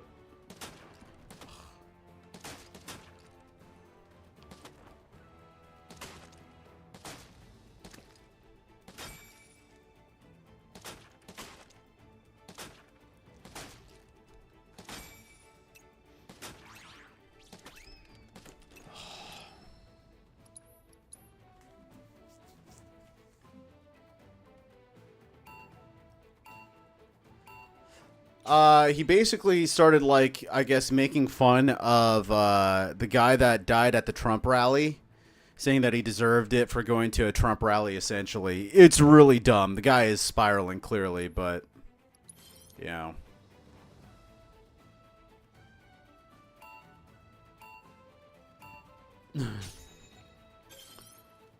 Dude, Twitch is like Simp City, dude. You remember that game Sim City? They need to make Simp City.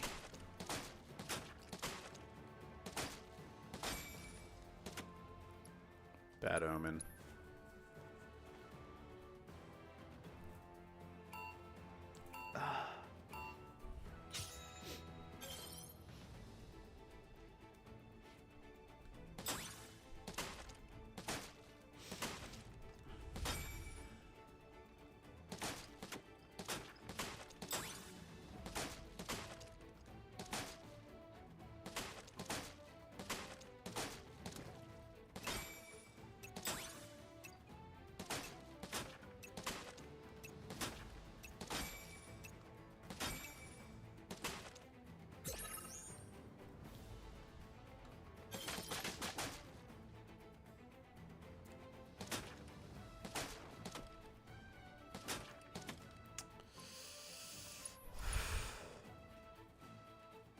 Oh, I was saying that Destiny basically said that,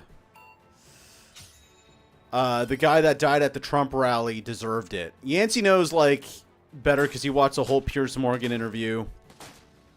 But, I think that's the basic gist of it.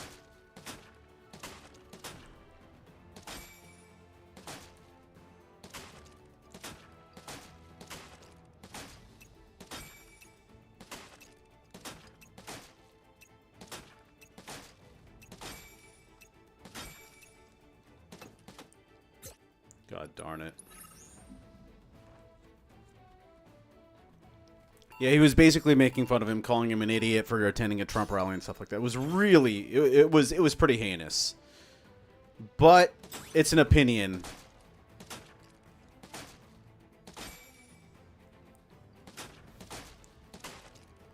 That's the thing about free speech, man. It's got to exist when people say some awful things.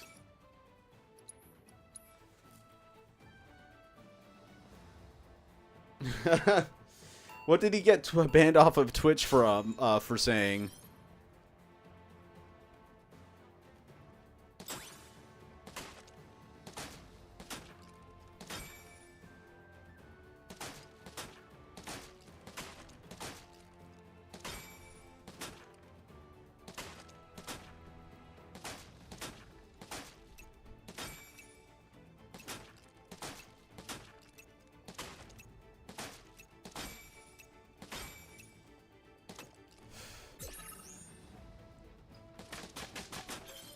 Got the first part down pretty well.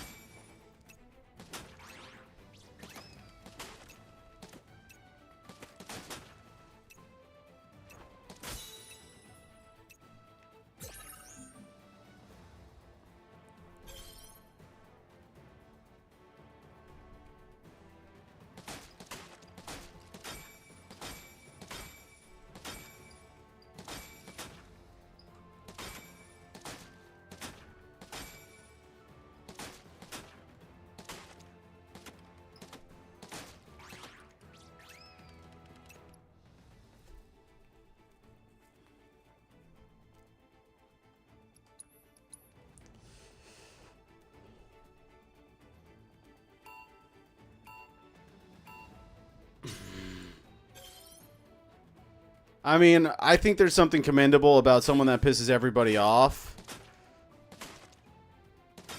But, like,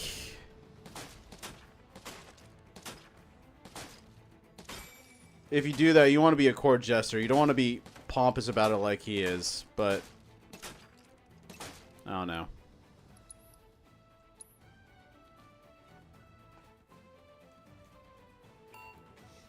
Taking off the hat.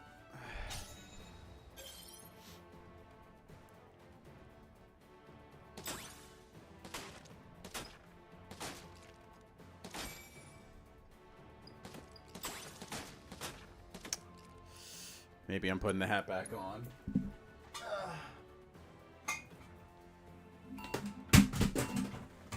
Oh no. Oh no.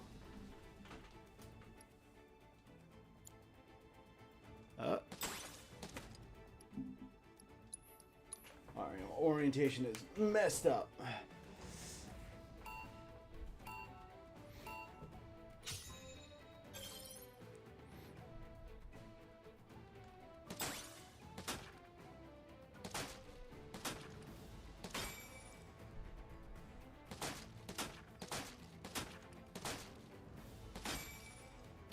Oof.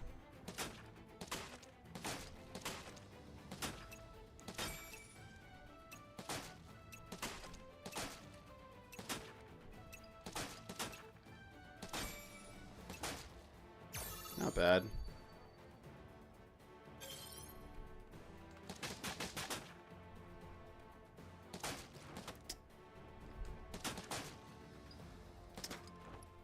That's not good.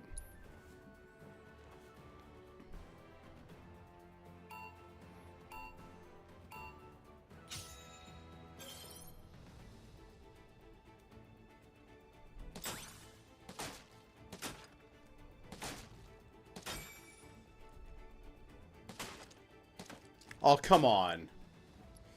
Just wasn't patient.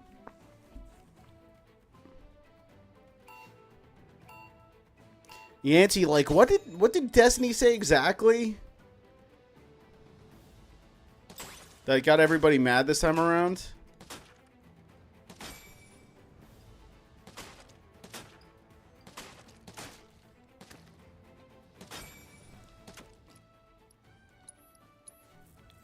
mean, I think like like Piers Morgan, he was right. Like Destiny doesn't have any humanity.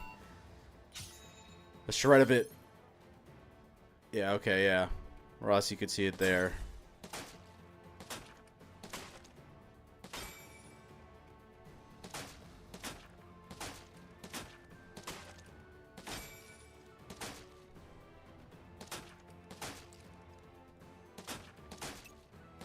Messed up.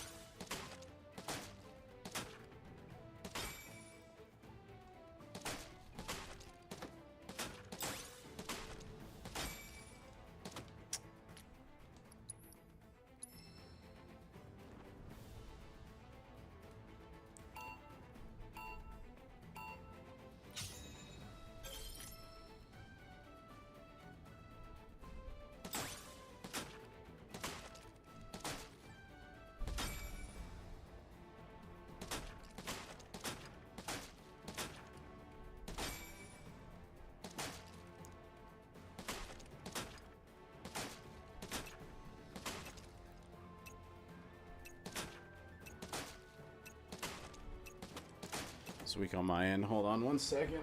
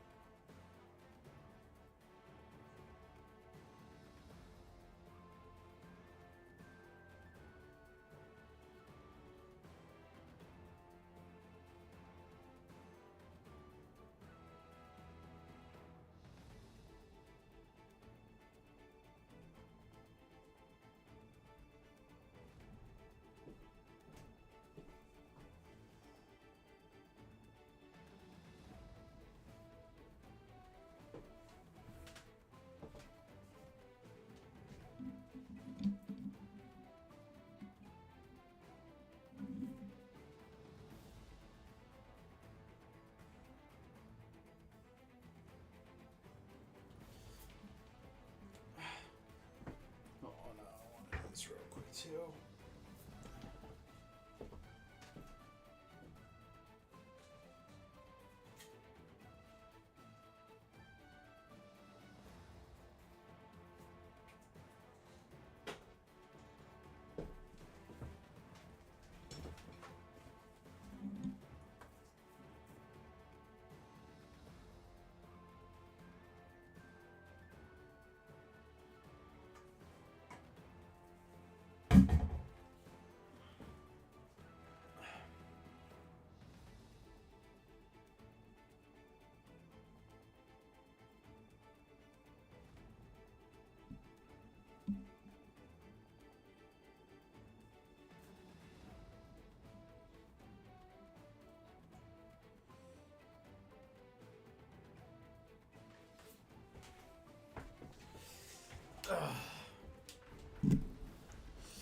Man, you know what the best feeling is? When you're wearing jeans and you got an itch on the back of your ball sack, and then you just take the time to reach behind there and give it a nice old itch. It is so cathartic.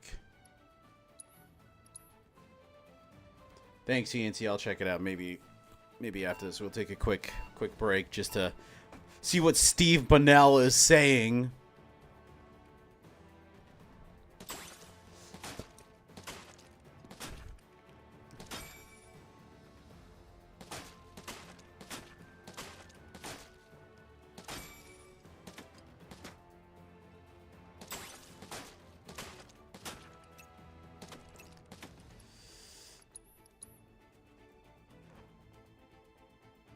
Oh yeah. We'll take a quick look at it maybe after this try.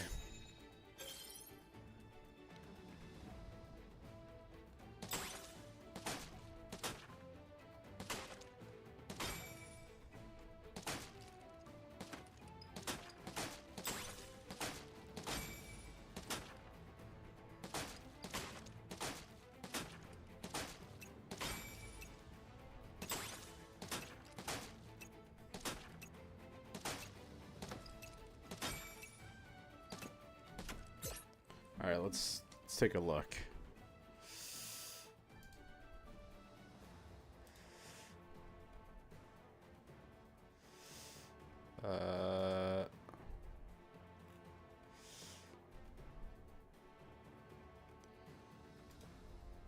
We don't know what's happened here.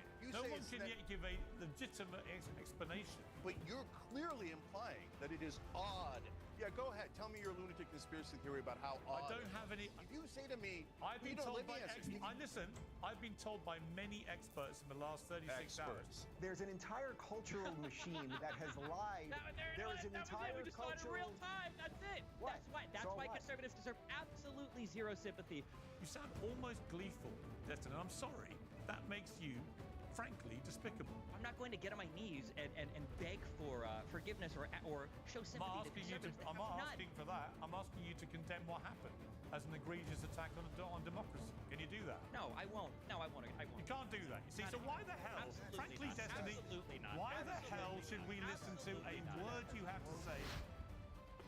Former President Trump, Dude, he looks like such a bum too. lofty standards the past 4 days have been utterly sensational. Like he looks like he hasn't taken a shower. Oh, I'm not one to talk. I mean, I did take a shower this morning, but it looks like he hasn't taken a shower in months. For once, the gravity of the occasion was not lost on him. J. Trump.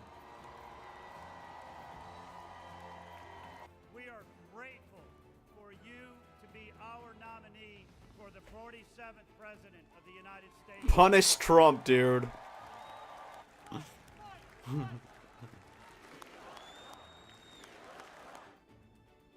Trump hasn't made an entrance to descend to the golden escalator in 2015 to announce his first run for president. Bandaged and emotional, he walked into the arena like a UFC star and got the reception to match. Well, the many people who've criticized security failings at his rally on Saturday were quick to point out that his detail this time round seems to be made up entirely of strapping men. But the focus of the night was undoubtedly It's strapping men, meaning no women. seriously preparing for a return to enemy country. President Biden, meanwhile, fumbled questions about his own incendiary rhetoric in the lead up to Saturday's shooting. You called your opponent an existential threat on a call a week ago. You said it's time to put Trump in the bullseye. There's some dispute about the context, but I think you appreciate that I didn't say word. crosshairs. I was talking about focus on.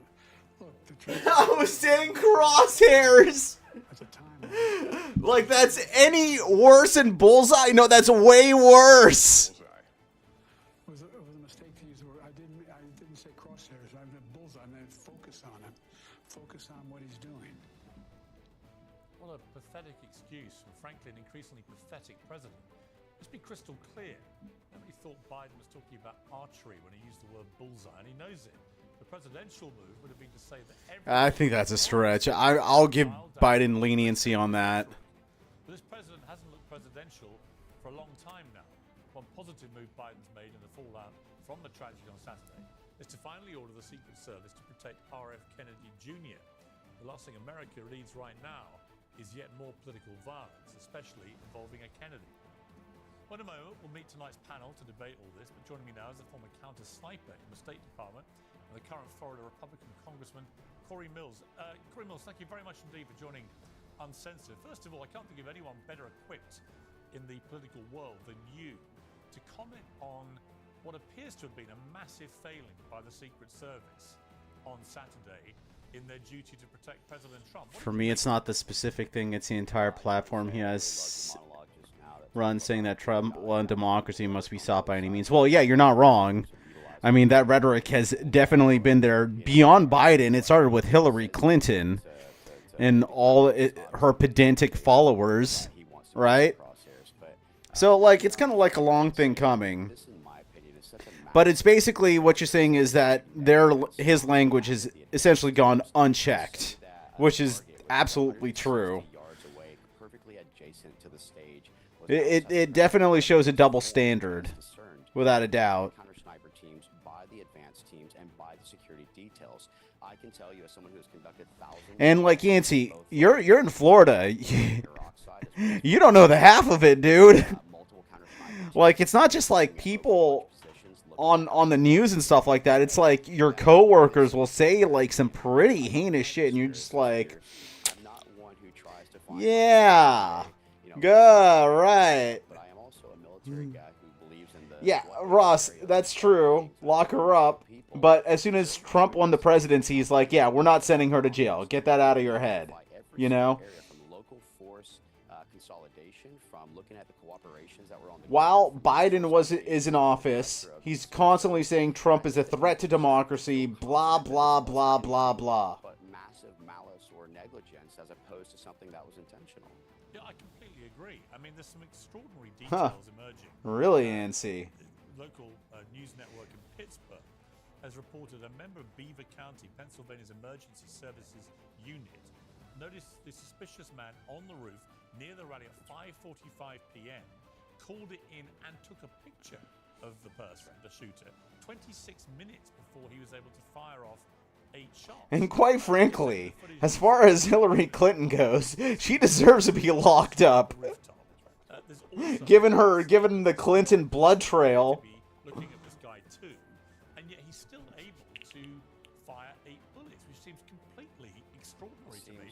Especially if this all happening. All right, let's get past this. From President Trump, who has been president. Call these.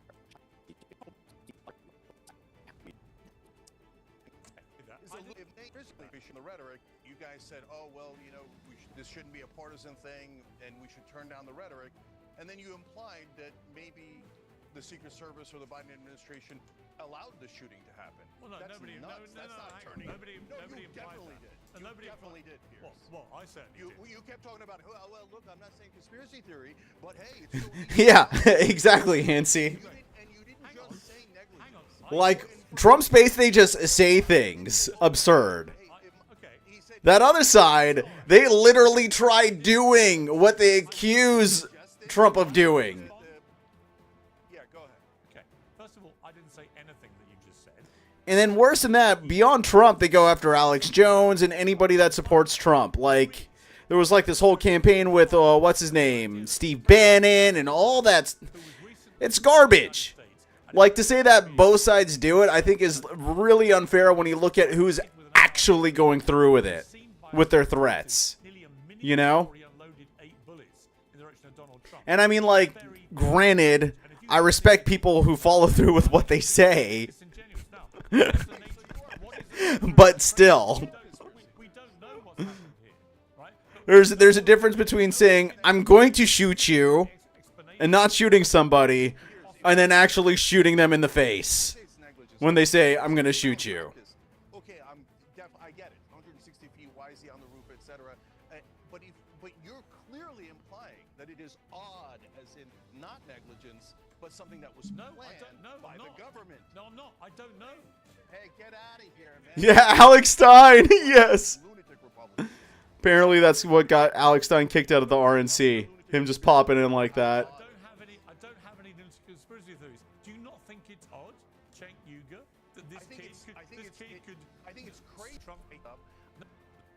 He probably knows more about it than you do. With great respect. Okay. Unless you're about to tell me you are a covert sniper protector, are you? No, I'm telling you that we don't know anything about when they checked the building. We do know that there was a red-haired guy who talked to the BBC. He told the cops, then the cops showed up. It's not like they didn't show up. And so if you say, hey, we should investigate and find out when was the last time they did a perimeter check? When did they get on that roof? I totally agree. If you say negligence, I totally agree. If you say Trump was brave in that moment, I totally agree. But if you start implying, which you definitely are, and Corey Mills definitely... Why is Cenk about to cry? Or that it was so odd that it happened. You're saying it like the Epstein thing was odd. The Epstein thing was actually odd. So the video camera's out. That makes me think, yes, there was something planned. I'm brave enough to say that. You said you're implying it. Corey Mills is implying it. So just say it then. No. Don't tell. What does odd mean? Okay, again, I will say to you, I am not saying anything was planned. I'm not saying there was any. Yeah, you're allowed to say something is odd without like having direct proof. Here's what I'm implying. Here's what I'm implying. There was such a catastrophically negligent failure here by the Secret Service. I completely understand why so many people have a public rally. A blood Was planned. No, there's something. And they're all connected. Of course, and No, yeah. of course, believe be realized. And yes, this man all going to be arrested. Complete something crazy. To be completely fair, eyes and where this leads. Yancey, I think you're right. Destiny does do speed. Look at his eyes; they're like super dilated. Of a massive, and I want to go through what you were thinking. So on Saturday evening, hours after the as a natural the attempt in your a man have completely bled that well dry, and the idea that they, after engaging in the most divisive and most extreme rhetoric that this country has seen in recent history, that they would come on and beg for sympathy, that it's escalated into some kind of violent confrontation. They're the only people like right now saying, partaking in divisive rhetoric. You know, what do you expect people to do? I grew up listening to Rush Limbaugh call Obama a communist every single day he was on the radio. You've got conservatives that talk about how the mRNA vaccines were ways to sneak microchips into us. You've got COVID lockdowns that were done because the government was trying to take all your freedom away. Yeah. Thing that happened on January 6th. They say that the election was stolen and that your country is being taken from you. Like, I don't think anybody should be killed. I don't think anybody should go out and kill anybody. But when you engage in this type of rhetoric and when you turn the temperature up over and over and over and over again, there is absolutely no room for you to be shocked or surprised. And there certainly isn't room for you to ask for sympathy. But you say but Destiny, you say you don't want anybody killed, and yet you say I don't think I have much sympathy about the attempt to chastise people celebrating it. People celebrating the near assassination of Donald Trump. If you can't find it in you to chastise people who do that, aren't you just as despicable as the people you've just spent the last 2 minutes haranguing? No, because they've led the way. This is the environment that they've created. So you think behaving like the people you think are despicable is the correct course of action? Not about behaving like the people who are despicable would be leading that type of rhetoric. It would be denying every single bad thing. How many times as a liberal? How many times as a liberal have you been on a show? Not you in general, but like a liberal been on a show and you've been forced to disavow all of the BLM riots. She's pretty hot. All of the violence and blah blah blah. And then you talk to conservatives about it. January 6th. Violence, That was good. Yeah. January 6th. Oh, like conservatives disavow January 6th? Wait. Yeah, I before I saw that comment of yours, Yancey, I just said the same thing. It's real time. That's it. That's why conservatives deserve absolutely zero. Silence. Result of their rhetoric. That's it. It's so easy. Like it's so simple. I'm not exactly sure what he's talking about, but I would say this is the type of person that the internet has broke their brain, thus leaving them with very little empathy for their co-human. I mean, a good, decent father is now dead because of this. He had his brains blown out because he was defending his wife and daughter. I would hope that you have a little empathy for that. Well, let me jump in there because we have a clip of what Destiny has said about that very thing. Let's listen to this. Fuck it. Fuck the dude. The firefighter guy. Fuck Trump. Fuck the people that support him. I just want you to know, okay? Just in case you're confused or it seems like I'm, whatever. If one of you were in the crowd, yeah, right. A conservative fan of mine, and you end up, getting blown away or whatever the fuck, I'm making fun of you the next day on Twitter. I am 100%. I mean, I gotta say, I just found that repulsive, Destiny. Yeah, I wish that there is no room. There is no room for the hand wringing, and I will not participate in this anymore. Oh, it's not hand wringing. The hand wring. No, it absolutely is. No, it's just. Oh, he's on in the background as I play. But Destiny, let me explain to you. Conservatives can say anything. No, I'm not a conservative. They can have any conspiracy theory. I'm not a conservative. They can have any. They can do anything, and then liberals are supposed to sit here and be like, "Oh my God, it's so tragic." No, Destiny. Absolutely not. Let me explain. Absolutely. Let me explain my position because I'm not a conservative. I'm not on either side in your race, right? Here's what I think about what you did. You'd like to fire off, as you've done so far in this debate, about your fury at how disgusting Republicans are, how inhumane they are, how they never have any empathy, blah, blah, blah, blah, blah, blah, blah. And then you yourself actually are exactly the person that you're describing. You are. Yep. You are somebody who seems almost gleeful that a young firefighter with a family, with a wife and children, who he was protecting as he was shot dead. But he deserved what was coming to him. He went to a President Trump rally, a man who was President of the United States until recently for 4 years and maybe again. You sound almost gleeful, Destin. I'm sorry. That makes you, frankly, despicable. I don't think I'm gleeful about anything. Oh, you are so gleeful. I don't think anybody deserves to die. But you want to talk about gleeful? Look at the conservative response to. Yeah, there's the whataboutism right there. Classic Destiny. The reality is that conservatives have been turning the temperature up on the rhetoric. They have been making fun of these types of events for years, and now when something happens to them, now they're looking for sympathy from the liberal side. Absolutely not. It's insane. It's unhinged. You can conduct yourself in such a manner and expect people to feel sorry when things happen. Why should anybody on the right listen to a word of your hectoring and Dude, lecturing crazy. about how they should behave? And by the way, for the record, What about the conservative rhetoric? Shut up, dude. Address the point. also despicable, right? I can see despicable behavior on all sides. I'm happy to call it out when I see it. You, however, want to present yourself as this great kind of standard bearer of decency who sees He is anything but. time and again and is incensed by this disgusting, inhumane behavior. And yet, time and again, since the attempted assassination of Donald Trump, you have displayed exactly the same kind of inhumane behavior. Bad. Fuck him about a fireman who is killed because he attends a rally of a guy he wants to vote for. My issue with the Like, how many people has that fireman saved? You know? How many people has Destiny saved? It's making me want to blow my fucking brains out. So there's that.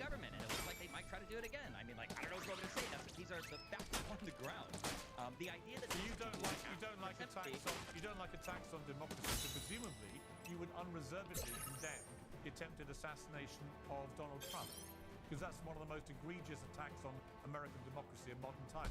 Presumably, you will take this opportunity, given you are so determined to protect the integrity of democracy, you would find it absolutely outrageous that someone has tried to assassinate a president, right? If the other conservatives of this show want to say that it was absolutely outrageous, I'm that asking Donald you. Trump to coup the government, I'm asking then, you. then maybe then I would. Yeah, no, Yeah. I'm not going to get on my knees and beg for. Yeah, fuck this guy, dude. Or show I'm not sympathy. asking you to, I'm not asking for that. I'm asking you to condemn what happened as an egregious attack on democracy. Can you do that? No, I won't. No, I won't. No, I won't. See, what a piece of shit. God. Like, I rarely use that term for anybody. But the brain rot that has infected this guy's soul. When brain rot infests your soul, infests your heart. Yeah, dude. Typical atheist garbage. Typical atheist conclusions. You don't have any sympathy. You don't care that someone tried to assassinate Donald Trump. I'm like rarely on Piers Morgan's side. But goddamn. Want these other people to be, and all you do is play whataboutery with every question I give you.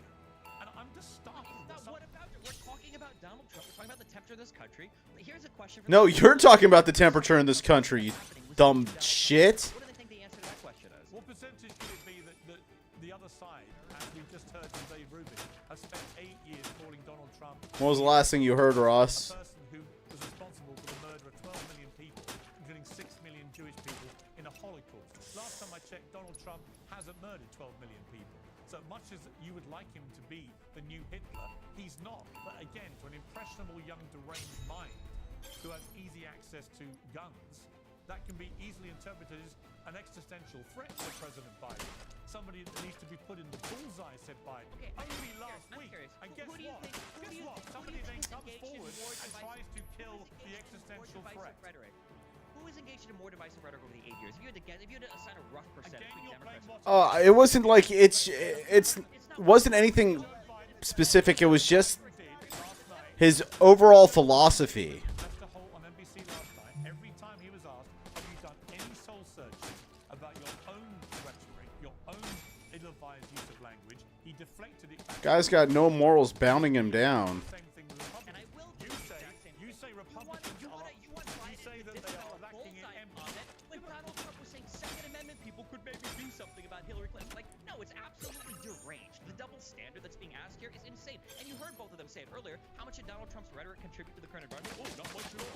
Like, no, yeah, I'm not going to say anything to these people. Of course not. Goofed. You see, Destiny, Oddly unversed in any of the current events that have happened over the last couple of years. First off, politics is downstream from culture, right? And what has happened to Oh God, here comes mass intellectual Dave Rubin. lied about everything owing to the detriment of right-leaning people, whether it is the Russia hoax or COVID or Brett Kavanaugh's a serial rapist or the Covington kids are racist or Jesse Smollett was hoaxed, was lynched, or whether it was very fine people on both sides. Every single lie always goes against right-leaning people. So they are slightly annoyed and distrustful of people like you and other people in mainstream media who lie about literally everything. So perhaps Literally their everything, like empathy- biolabs and Perhaps Nazis in they're- Ukraine, or like mRNA vaccines that are There are causing Nazis. 20% excess deaths. There it is.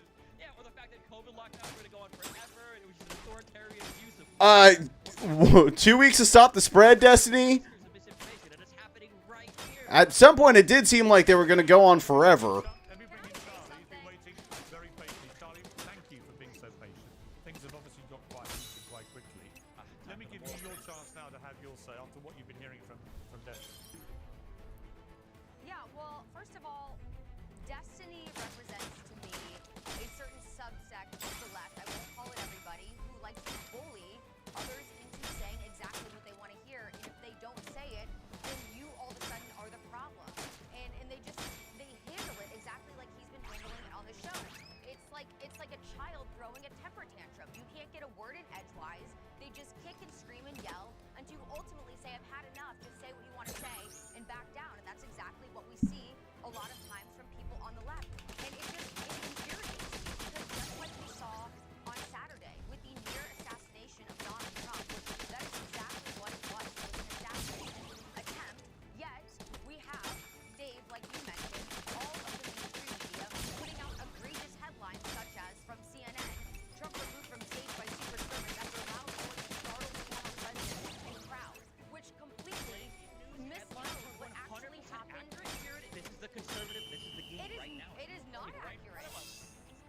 Right now. You know Fox News ran that same Listen, type of first headline, of all, right? You see that, Ross? 23 times 92.2% equates. I was 500 off. All you an idiot for. So, you know, I love this country. God bless, I guess. Yeah. You could, That's retarded. see, there you go. He immediately I know, yeah, here we go. Yeah. Yeah, here we go. Insane. Headline is evidence. I feel like 92.2% is really good. If you'd have the same attitude if your parents were killed in a Trump rally, and you replied, it's less end-of-life cost for me, would I lose sleep over it? No. Do you understand how grotesque that sounds? It sounds grotesque, but the environment that we're in right now. It doesn't sound grotesque. It is grotesque. The environment we're in right now. Leads us to this point that brings us to the precipice, and then say, wait a second, are you taking this a little bit too far? Like, He is. Hang on, Dave. Hang on. Just to be clear, Destiny, if it was close to your family or close friends who had gone to that Donald Trump rally and who'd lost their lives, one did, and two are critically ill, wounded. If they had died there, you would lose no sleep over that. Is that your position? Of course I would be sad. It would be tragic, of course. And the closer they No, you the wouldn't. more sad it would be. The same way that if you had a child that tried to rob a store and the child got killed by the police, that would also be tragic and So you sad. wouldn't think But I fuck, mean, you wouldn't at think the end fuck of the day, them because they're your family then. You'd have a different rule for your own loved ones. would I feel more upset if a person very close to me died rather than a person far away from me died? Yeah, I think the answer there is yes. Yeah, but you It weren't doesn't just change not. materially anything. Just to be clear, you weren't just not upset by the death of that firefighter who'd given great service as a firefighter. You would gleefully. I think they're pretty nonpartisan. I mean, like, Would you say it's interesting in this sort of in a way because, like, on one hand, like, I feel as though that the people on the right, they're like, something is strange. Like the security detail, like they think it's with the security detail that they may have been in on it, and I think people on the left think that Trump was in on it. And would So, you know, it's very interesting. I think both of them think that something was kind of fishy. It's just like they think different things are fishy. One is looking at tuna and the other's looking at salmon. You know what I mean?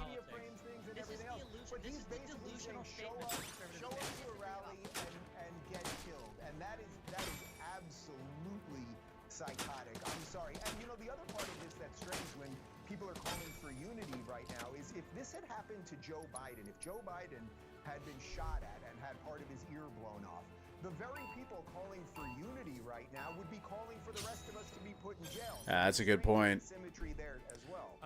Rare Dave Rubin, good point. Biden trying to make a phone call to the wife of the killed firefighter and her rejecting the call and Donald Trump not even reaching out. Okay, that's the asymmetry. When you talk about it's just Donald Trump not even reaching out, dude. The guy almost got shot.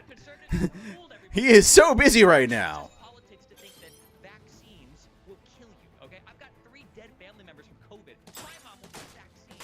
Okay, after both of them were in the military, these guys went up and down. Don't worry, we can all tell. We can all tell. My parents went up and down a line when they did basic training for the Air Force. They got 20, 30 vaccines each. My dad has a vaccine injury in his shoulder, and the idea of not getting vaccinated was unconscionable to them until the conservatives spread these messages that are just politics. Turning what into a point?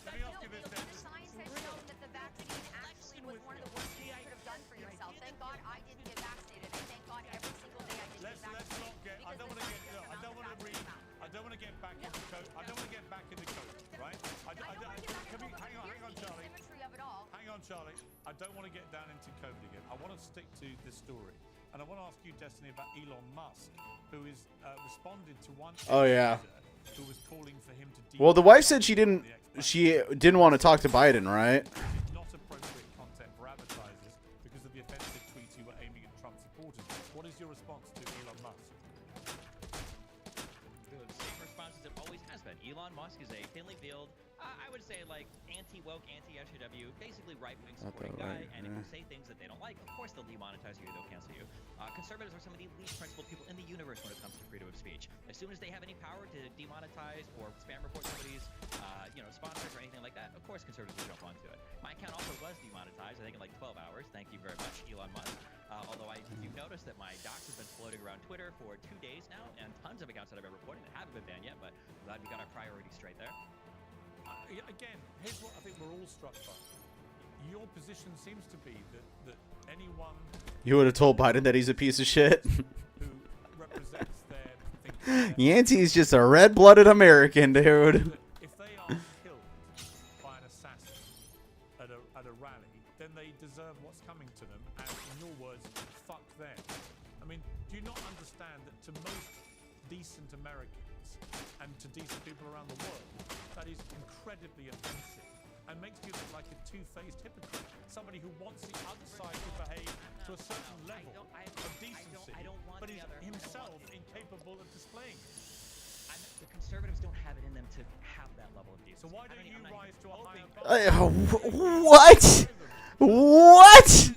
Destiny! I've been doing it for 8 years. There's nothing to be gained there. So instead, we'll just have a laugh instead. When you're asking for this type of decency, you're saying, like they did for Pelosi's husband, like they did for BLM people, like they did for Dude, Pelosi's husband, everybody was just laughing at how absurd that was. Hammer. They made jokes about his by the way, the jokes were disgusting. Why can't you say the same thing about the people making mockery of Trump? Why do you join the mob? Why do It's you... not just because it's not just the jokes. It's the underlying substantive analysis as well. It's the lack of responsibility for January 6th. It's the lack of responsibility for the Gretchen plot. It's the lack of accountability for all the comments made about BLM protesters, George Floyd, by your yardstick, by your yardstick, what the Republicans should do in response is simply say, fuck all of them. Fuck them all. Who cares? That's what you're not understanding. Listen to me. This is what you're not understanding. You keep bringing this up to me like, well, Destiny, if you act like this, what conservatives are going to do? And then you say a thing, but they've done this for 8 years. Right, so the other side is horrendous, therefore I'm going to be even more horrendous. It's so The horrendous part about the conservatives isn't just the rhetoric, it's the underlying factual denial of reality. That's the huge issue. That's the big bad part. Let me bring Charlie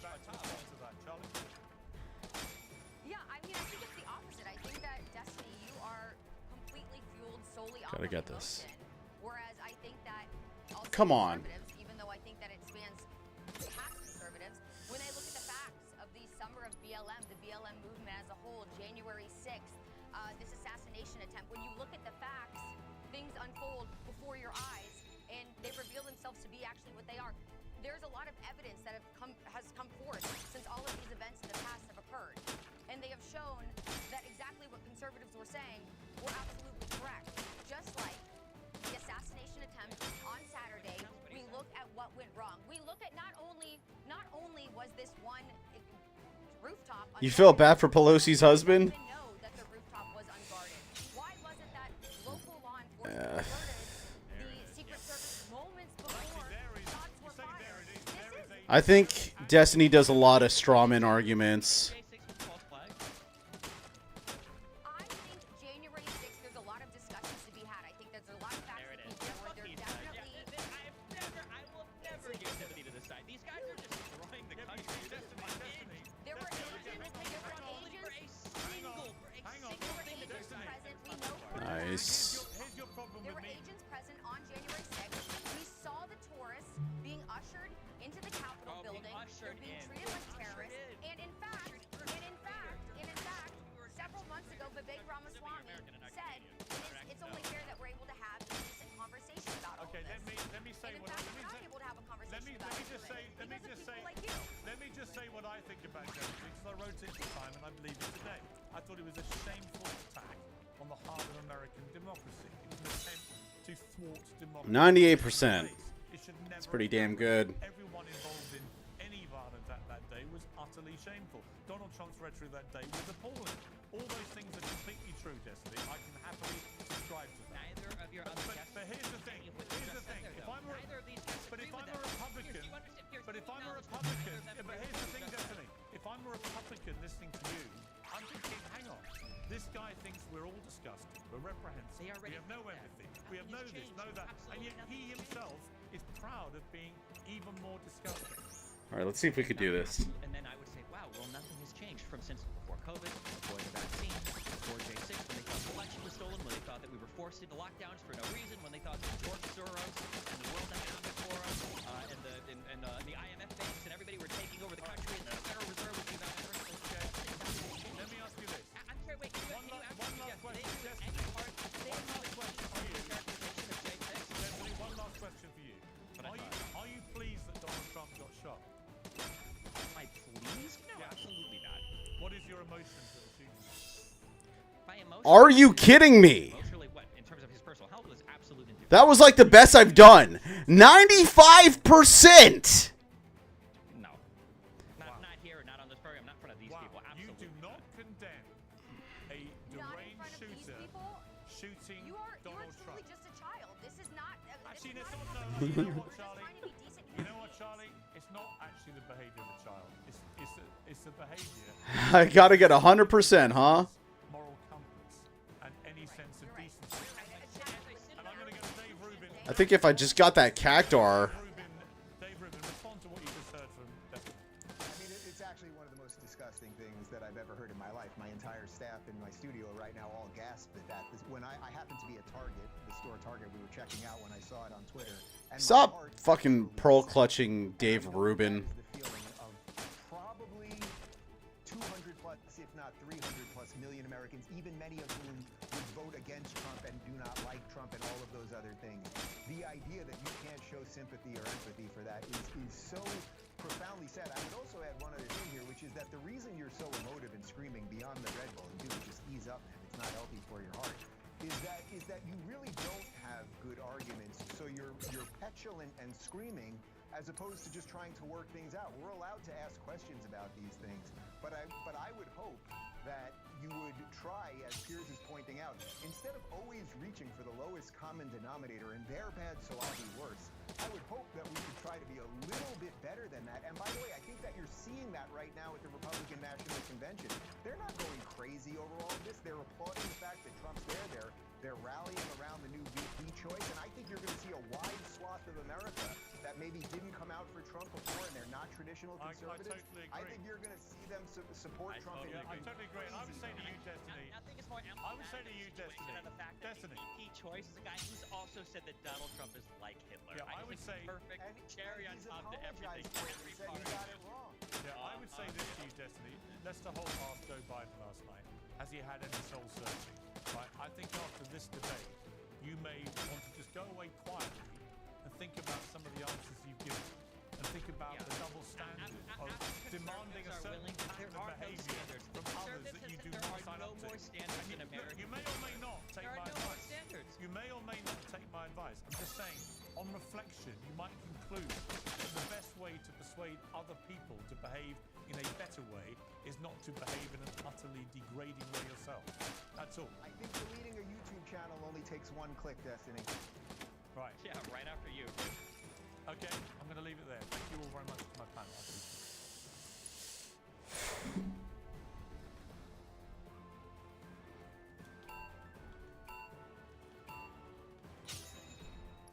That Dave Rubin cartoon, dude. You couldn't make a better. Or you couldn't make a parody of non-woke comedy better than that. No, it has Oh yeah, dude. I mean, I feel as though that it had good material. It was just like the voice acting was so bad. What else can we watch?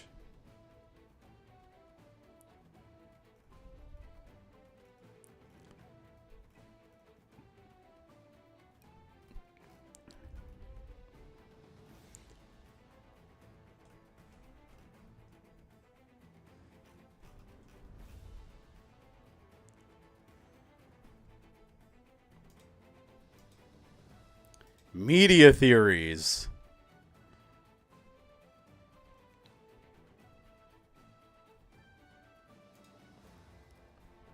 We're going to learn about Demiurge.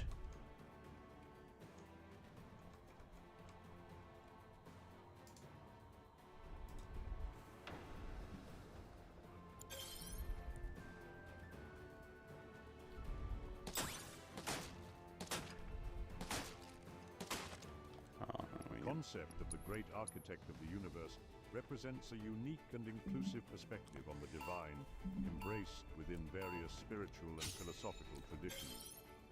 Predominantly discussed by Christian theologians and apologists, this conception views God as the ultimate creator and designer of the universe. In Freemasonry, the term is used to denote a supreme deity in a neutral and inclusive manner, accommodating the diverse beliefs of its members regarding the form and name of the divine. Each Freemason is free to interpret this concept according to their personal faith or belief system. Additionally, this concept is integral in Rosicrucianism, a spiritual and cultural movement, where it is articulated notably by Max Heindel. Heindel's interpretation reflects the Rosicrucian view of God as a central creative force and a fundamental element in their mystic and philosophical teachings. This multifaceted use of the term across different groups, as you shall see, God darn it. highlights its role as a bridge in understanding and respecting various interpretations of the divine. Masonic historians, including William Bissey, Gary Leeser, and S. Brent Morris, discuss the significance of the great architect of the universe. This term represents a long-standing tradition in Freemasonry of using allegorical names to refer to the deity, which led some to believe that Freemasons worship the Gnostic Demiurge. Let's clarify this now, as to see where this idea comes from. The This guy's voice is origin of the term great. and its abbreviation in Masonic practice is traced back to the Reverend James Anderson's Book of Constitutions, penned in 1723. Anderson, a Calvinist minister, is believed to have adopted the term from John Calvin's theological writings, integrating it into the Masonic lexicon. The concept is further elaborated in Christopher Hafner's Workman Unashamed, where he explains the Masonic view of the great architect of the universe as a universal symbol for the supreme being, adaptable to individual belief systems. Hafner describes a scenario in a Masonic lodge, where he, alongside Brother Mohammed Bokhari and Brother Arjun Melwani, bows in prayer. This diversity in belief, with Bokhari perceiving the deity as Allah and Melwani likely seeing it as Vishnu, contrasts with Hafner's Christian understanding of the Holy Trinity. He acknowledges cool. three possibilities in this interfaith scenario. Either whether they are praying to different entities, to non-existent beings, or to the same God understood differently. Hafner confidently chooses the third option, embracing the idea of a shared divine entity understood variously by different faiths. Furthermore, the use of this concept varies among different Masonic traditions. For instance, the Swedish Rite, which requires an affirmation of Christian faith from its members, refers to the deity as the threefold great architect of the universe. This variation underscores the adaptability and inclusiveness of the term within the Masonic framework, allowing practitioners of various religious backgrounds to unite under a common symbolic reference to the divine. If this sounds like Prisca Theologia or perennialism, well, keep watching because there is more to this than meets the eye.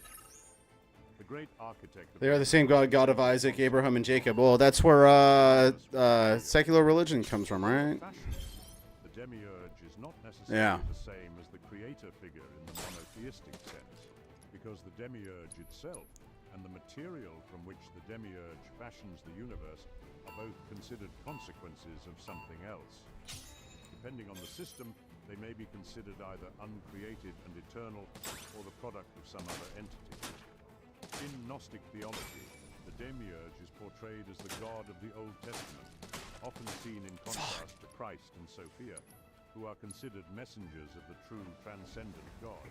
For example, Gnostic sects like the Nasoreans view the Pira Rabba as the ultimate source and container of all existence, pervaded by the Mana Rabba, or the Great Spirit. This belief posits that from the Great Spirit emanates the first life, which in turn desires companionship, leading to the emergence of the second life, also known as the Ultra Makayema, or world constituting Aeon. This entity, regarded as the architect of the universe, gives rise to various other Aeons who construct the universe under the guidance of the Mandahayu, embodying the personified knowledge of life. In the broader context of ancient philosophy, the concept of the demiurge is integral to Platonic, Neo-Pythagorean, Middle Platonic, and Neoplatonic schools. The demiurge, derived from the Greek demiurgos, meaning craftsman or artisan, later evolved to signify the ultimate creator. In Middle Platonic and Neoplatonic philosophy, the demiurge is seen as the craftsman of the 98%, world, pretty good. modeling it after the realm of ideas. However, it is not considered the ultimate source of all existence, known as the One in most Neoplatonic systems. Gnostic interpretations of the demiurge vary. Some Gnostic traditions depict the material universe as inherently evil, and the demiurge as malevolent, linking it to the material world's Here we go. Conversely, other strands, like the teachings of Nice! view the demiurge as neither malevolent nor benevolent, but rather as ignorant or misguided. This diversity of interpretation underscores the complexity and depth of Gnostic thought, highlighting the demiurge's role in the interplay between the material and the spiritual, the known and the unknowable. The metaphor of the great architect extends beyond traditional religious constructs, symbolizing the inherent divine potential within every individual. This concept reflects a universal power recognized by various names across cultures and beliefs, such as God. Oh, I did it. Thank God! Intelligence, mind, Done! and nature. This Demiurge is some sketchy stuff. That one is supposed to be a false god that created all matter but is evil. So Gnostics interpreted as the Jewish god. Yahweh. Yeah. Dude, when I was tripping on psychedelics, I think I saw the Demiurge. And the impression that I got off of it is that he's right, it is a misguided god to a certain extent, but it is also kind of a retarded god. He is often linked with the foundational figures of Brahman and Purusha in the Vedic religion. Hindu We're scriptures done with detail that, thank God. architectural feats across different yugas or ages, including building Svarga or heaven in Satya Yuga, Lanka Oops. in Treta No, Yuga, we don't need to do and this. Dwarka, or Lord Krishna's capital in Dvapara Yuga. In Rosicrucianism, as explained by Max Heindel in The Rosicrucian Cosmo-Conception, The great architect It falsely believes that the only God because it's ignorant of its own creation. Christianity has frequently employed the concept. Yeah, I think there's something to Gnosticism. I mean, it does. The world we live in does seem kind of imperfect to some extent or another, right? Like, hold on, let me pause this real quick. I don't know too much about Gnosticism, like, other than, like, you know, the concept of the demiurge, and it was created by Sophia and all that sort of stuff, but, like, hold on.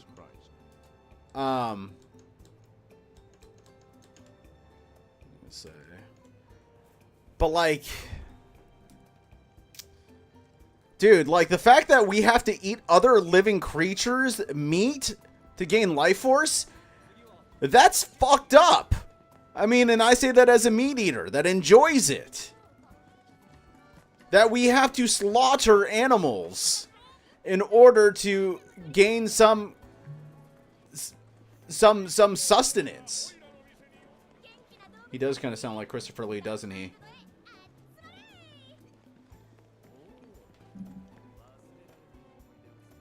Yeah, it's a transference of energy, but, like, you know, God is incredibly creative. Why did he have to make the transference of energy so violent? Not only violent, but, like, cows are incredibly intelligent creatures and they're incredibly empathetic. So, like, the whole thing kind of, like, it's very suspicious to me. Referring to the Christian God as the architect of the universe in his writings. In Martinism, a spiritual movement, the concept of the great architect of the universe is also present. Martinists believe in the possibility of invoking this entity, although traditional worship is reserved solely for God. The practice of invocation in Martinism is not limited to the divine, but may also extend to angels or demons. Expanding this concept into the realm of science, James Hopwood Jeans in The Mysterious Universe refers to the great architect of the universe as a metaphor for a mathematical underpinning of the cosmos. He suggests that the universe's design hints at the work of a mathematician rather than a biologist or engineer. Vinarajadasa adds to this, observing that the universe's structure seems to have a geometric basis, whether evident or hidden, further enriching the metaphor of the great architect. In Platonism and Neoplatonism, the concept of the demiurge plays a crucial role in understanding the formation and maintenance of the material world. Plato, in his Socratic dialogue, Timaeus, introduces the demiurge as a benevolent entity responsible for shaping the physical universe. The dialogue presents the demiurge as aspiring to create a world as perfect as possible, resulting in a universe teeming with life and lesser gods, such as stars and planets. This concept was Plato's attempt to reconcile varying cosmological theories of his time, notably those of Hesiod and Homer, though it's argued that Plato's theology did not commit to any specific position. Middle Platonism, which evolved alongside Numenius's Neo-Pythagorean thought, depicts the demiurge as a secondary divine entity, a nous or thought that encompasses both the intelligible and sensible worlds. This period extends from the early 1st century BC through to the late 2nd or early 3rd century AD. Neoplatonism, a later development led by figures like Plotinus in the 3rd century AD, further refined this concept.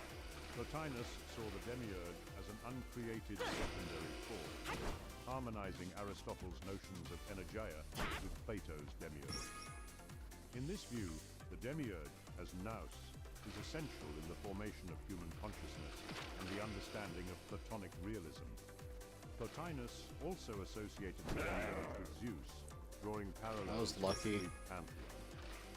The highest aspect of God, according to Plato, is the one, or the monad, from which the demiurge emanates. This process of emanation is described as an overflowing of abundant vitality, leading to the creation of the material world and the cosmos. Plotinus articulated this relationship between the one and the demiurge, emphasizing matter's alignment with non-being principle in his form of Platonic idealism. Plotinus's interpretation positions the demiurge or nous as the contemplative faculty within humans, ordering the force named dynamis into conscious reality. Come on. This perspective was believed to reveal Plato's true intent, a doctrine rooted in Platonic tradition, but not explicitly stated in Plato's text. Come on! Pre-Plotinus philosophers like Numenius and connections between Hebrew and Platonic cosmology also validate this interpretation of the creator god as nous. In Neoplatonism, the demiurge... Oh, come on! ...principles. Archi, the beginning or source, logos, the underlying order, and harmonia, numerical ratios in mathematics. It says I had the best time already. I was off by 0.37 seconds. Plato's allegorical representation in Timaeus. Early Christian writers like Justin Martyr, I wasn't able to see what Ross said. I'm gonna pause this real quick. Building upon the works of Numenius. Iamblichus, a later Neoplatonist, further evolved the concept of the demiurge. He altered the role of the one, leading to... There's this alien theory, I forget what it's called, but Tucker Carlson claims he was told about it. Could be a Buddhist and just meditate for nutrients. That is true, Yancey. But basically, aliens kind of created our world and circumstances because they feed off of our suffering or some shit. That's the Anunnaki theory. It's a Sumerian religion. Gnosticism delineates a profound... Yeah, I think, I mean, anything is possible at this point. Supreme being and a lower creator, often associated with the I mean, listen, I believe in God. I believe in all loving, all benevolent, all mercy and compassionate God. But the laws of polarity dictate that if there's something really good, there's going to be something really bad as well, right?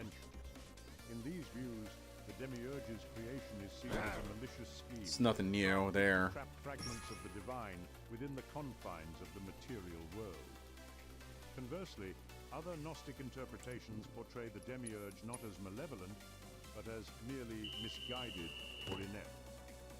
According to these perspectives, the demiurge's creation is an inadvertent effort to mirror the divine realm, the pleroma, originating from vague memories. As a result, the created world is inherently flawed. In such frameworks, the demiurge is posited as an answer to the problem of evil. While divine entities are all-knowing and wholly benevolent, the demiurge, who governs our physical reality, lacks these qualities. The concept of angels in Gnosticism is multifaceted. Psalm 82's opening line, God stands in the assembly of El, and in the midst of the gods he renders judgment, implies a multitude of deities, but stops short of suggesting their collaborative role in creation. Philo's interpretation that's not good. of Genesis, let us make man, suggests that God enlisted other entities in humanity's creation. This collaboration explains humanity's capacity for virtue, attributed to God, and vice, stemming from his co-creators. Early Gnostic sects often credit angels with creation, drawing on Genesis. Irenaeus discusses various systems, including those of Simon Magus, Menander, Saturninus, where 7 angels are particularly noted, and Theophilus. In these more angels, especially a chief one identified as the god of the Jews, are seen as creators. God of the what? This chief angel is credited with leading the Jews out of Egypt and delivering their laws, while prophecies are attributed to other angelic creators. In Latin translations, as affirmed by Hippolytus of Rome, Irenaeus suggests that Cerinthus, influenced by Ebionite, believed creation was the work of a power entirely distinct and unaware of the supreme God. Theodoret, echoing Irenaeus, pluralizes this to powers. Similarly, Epiphanius of Salamis aligns Cerinthus with Carpocrates, positing that angels were responsible for creation. In the mystical traditions of the Archontic, Scythian, and Opite systems, closely related to Valentinus' teachings, the creation of the world is attributed to a group of 7 archons. These archons are led by a chief figure, Yaldabaoth, also known as Yaltabaoth, or Yaldabaoth. The Apocryphon of John features a declaration by the Demiurgi, who claims to have single-handedly crafted the world. This Archon, identified as ruler and known by three names, Yaldabaoth, Saklas, literally translating to fool, and Samael, or blind god, boasts arrogantly, I am God. Samael is blind god, huh? This statement highlights his ignorance of his own origins and strength. Yaldabaoth, the demiurge and creator of humanity, is portrayed as envious of man. When a divine ray of light endows humans with souls, Yaldabaoth attempts to restrict human knowledge, notably by forbidding the fruit of knowledge in paradise. At the end of time, all light is prophesied to return to the Pleroma, while Yaldabaoth and the material world are destined for the abyss. What's a mistranslation, Yancey? Described as the lion-faced with a serpentine body, Yaldabaoth is also depicted with a fiery nature, reminiscent of Moses' description of God as a burning and consuming fire. Hippolytus notes that Simon Magus offered a similar portrayal of this entity. In Pistis Sophia, Yaldabaoth's fall from grace is evident as he dwells in chaos. In Hebrew, our L He and his signifies 49 he's demons angelic. form Oh, sinful interesting. Souls with various punishments. His appearance is described as half flame, half darkness, with a lion's face. Does that mean Superman Kal-El is The origin of the world said to be an angel? of Yaldabaoth, Yao, Eloi, and Astapheos. Meanwhile, in the apocryphal Gospel Man, of Judas, I am goofing. Yaldabaoth, under the name Nebro, meaning rebel, is characterized as an angel. He is depicted as a divine being with a face flashing with fire and an appearance defiled with blood, who creates additional angels to govern over chaos and the underworld. The etymology of Yaldabaoth has been debated, with early theories linking Why it to is a my contested shot so Aramaic bad for that term second for one? chaos. However, Gershom Sholom's 1974 analysis debunked these theories, showing the Aramaic In Hebrew, all angels end with L. It's Michael, Gabriel. Oh yeah, that's a good point. I didn't even realize that. translates to blind God, or God of the blind in Hebrew. This entity is not only considered blind to its origin, but Okay, possibly malevolent. I see the angle that I'm hitting it wrong The in. angel of death in Judaism, and a figure in Christian demonology, often compared to Satan. Saklas, meaning fool in Aramaic, is another alias for Yaldabaoth. Sackless. The angelic name Sackless fool. meaning the Lion of God in Hebrew, is also associated with the Demiurge, considered his perfect name in some Gnostic texts. Okay, maybe I don't get it. On amulets and the figure of the Archon sometimes bear the name Ariel Yaldabaoth. Marcion of Sinope distinguished between the Demiurge, whom he deemed the god of this world and a just deity, and the higher loving good God of the New Testament. He saw Christ as the son of the latter, proclaiming that true believers in Christ would enter God's kingdom, while non-believers would remain under the Demiurge's dominion. In the Valentinian system, the term Demiurgos is uniquely significant, a term not found in Irenaeus. What, Yancey? What do you think about the meltdown of Jordan Peterson? Sects either use this term non-technically or adopt it from Valentinian teaching. Although the name Demiurge is distinctly Valentinian, the entity it describes aligns with various figures in Gnostic thought, such as the Ophites Yaldabaoth, Basilides' great Archon, and the Elohim of Justine. Ooh, we got a scholar in here, do we? Known as Hekato Sophia, or lower wisdom, three substances emerge: the spiritual, pneumatikoi, the animal, psychikoi, and the material, helikoi. The demiurge, an offspring of Achamoth and matter, belongs to the animal category, being a distant emanation from the supreme god, or propator, the demiurge's connection to the divine is significantly It's always a blue ball, the dude. demiurge's creation Fucking blue balls. is inadvertently influenced towards good, resulting in a universe that was near perfect, to the demiurge's own astonishment. Believing himself to be the supreme god, the demiurge sought to rectify the minor flaws by sending a messiah who was in fact Jesus the Savior, redeeming mankind. According to this belief, people are either material or spiritual. The fate of these two types of people diverges. The material will succumb to their base nature and be destroyed by fire, while the spiritual, along with the demiurge, will inhabit an intermediate realm, neither fully spiritual, Pleroma, nor entirely material, Hyle. The purely spiritual will be liberated from the demiurge's influence, and alongside the Savior and Achamoth, enter the Pleroma, free of physical and psychic constraints. In this context, the demiurge plays a crucial but not inherently malevolent role in the universe. Opinions vary within... Where is that black ball? Regarding the devil's relationship with the demiurge. The Ophites believe that the devil and his demons actively conspired against humanity, which Bro! falls into the material world. I can't even find it! Reptilian variants see the demiurge as the creator of spiritual beings. I mean, I have to reset it, but I want to... Being evil, It's right by the acknowledges a red. higher spiritual realm unknown to the demiurge. The devil, ruling the lower world, contrasts with the demiurge in the heavens and Sophia in the intermediate region. Heracleon, Jordan has gone off the deep end, trying to appeal to too many people. matter or Hyle. He explains in his commentary on Being able to pick us out on the fence. that the mountain symbolizes the devil or I think his it's beyond just that, dude. representing the collective evil of matter. I think he cucked to Israel. Jerusalem I signifies think he cucked to that Daily Wire money. Creator, revered by the Jews. Heracleon urges the spiritual to worship Michaela isn't helping either. nor creator, but the father of truth. This perspective was sharply criticized by early Christian fathers like Irenaeus, who found such vilification of the creator contrary to Christian beliefs. Irenaeus argued that Plato's view of a single deity, both just and good, overseeing all, was more pious than the Gnostic position. Catharism, a Christian dualist or Gnostic movement, active between the 12th and 14th centuries, was notably prevalent in southern Europe, especially in northern Italy and southern France.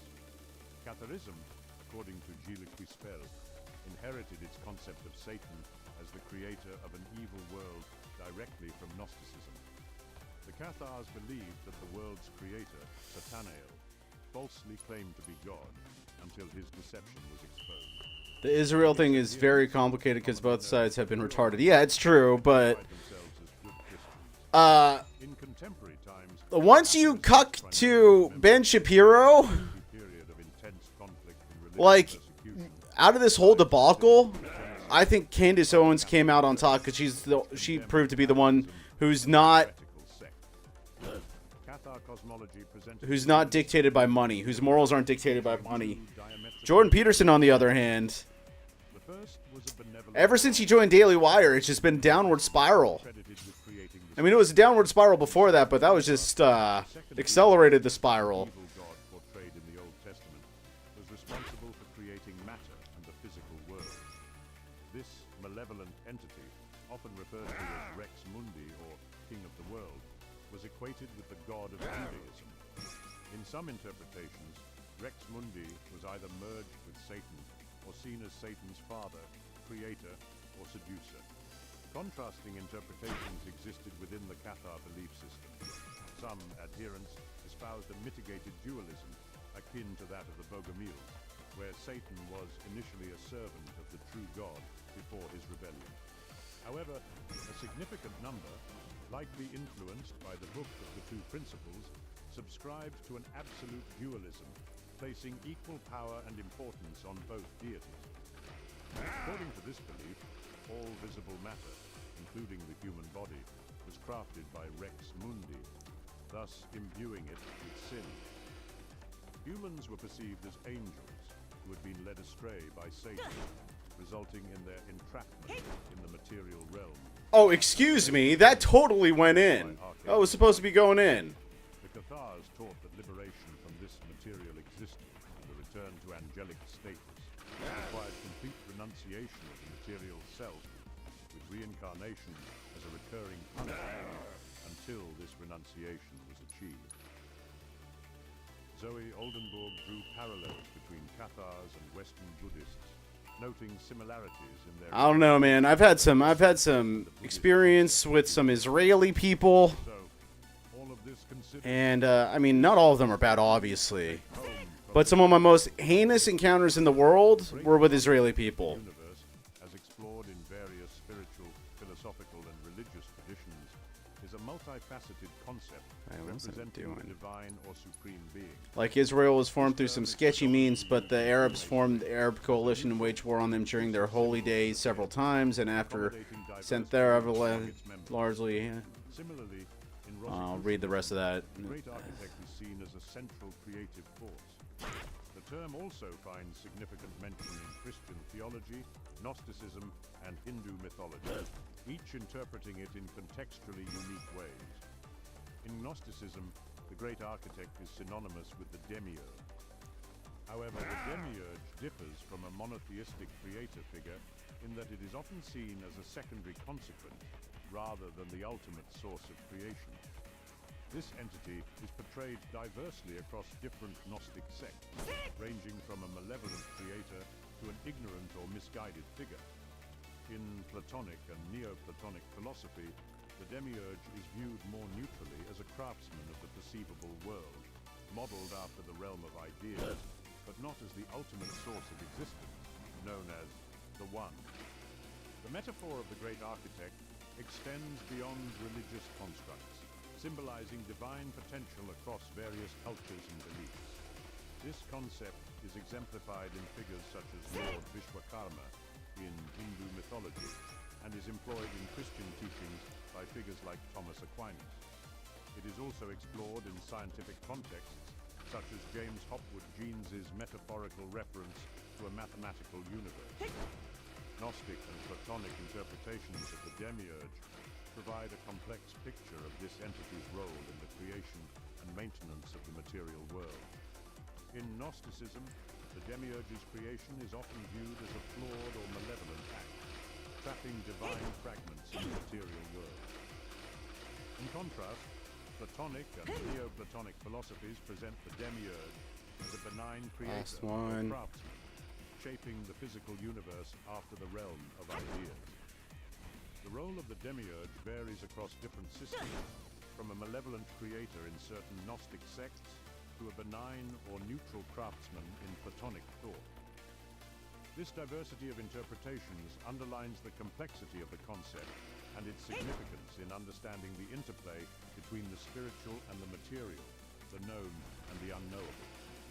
The great architect of the universe and the demiurge are concepts rich in symbolism and interpretation, reflecting the diverse ways humanity has sought to understand the divine, the creation of the universe, and the nature of existence itself. On during their holy days, and after that, sent thousands of to largely uninhibited lands and tried to force the Jews out. So they both pull some scratchy crap. It's hard to say which one is right when evaluating the entire ordeal between them. I don't think any of them are right. I think this is the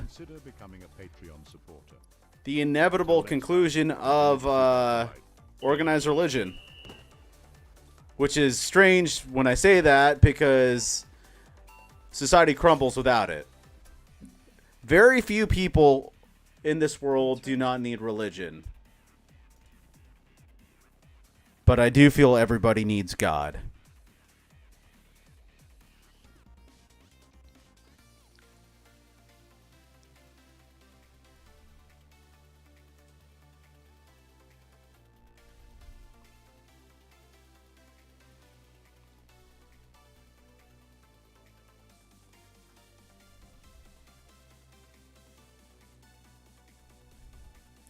Seven-hour documentary from Anunnaki to demons.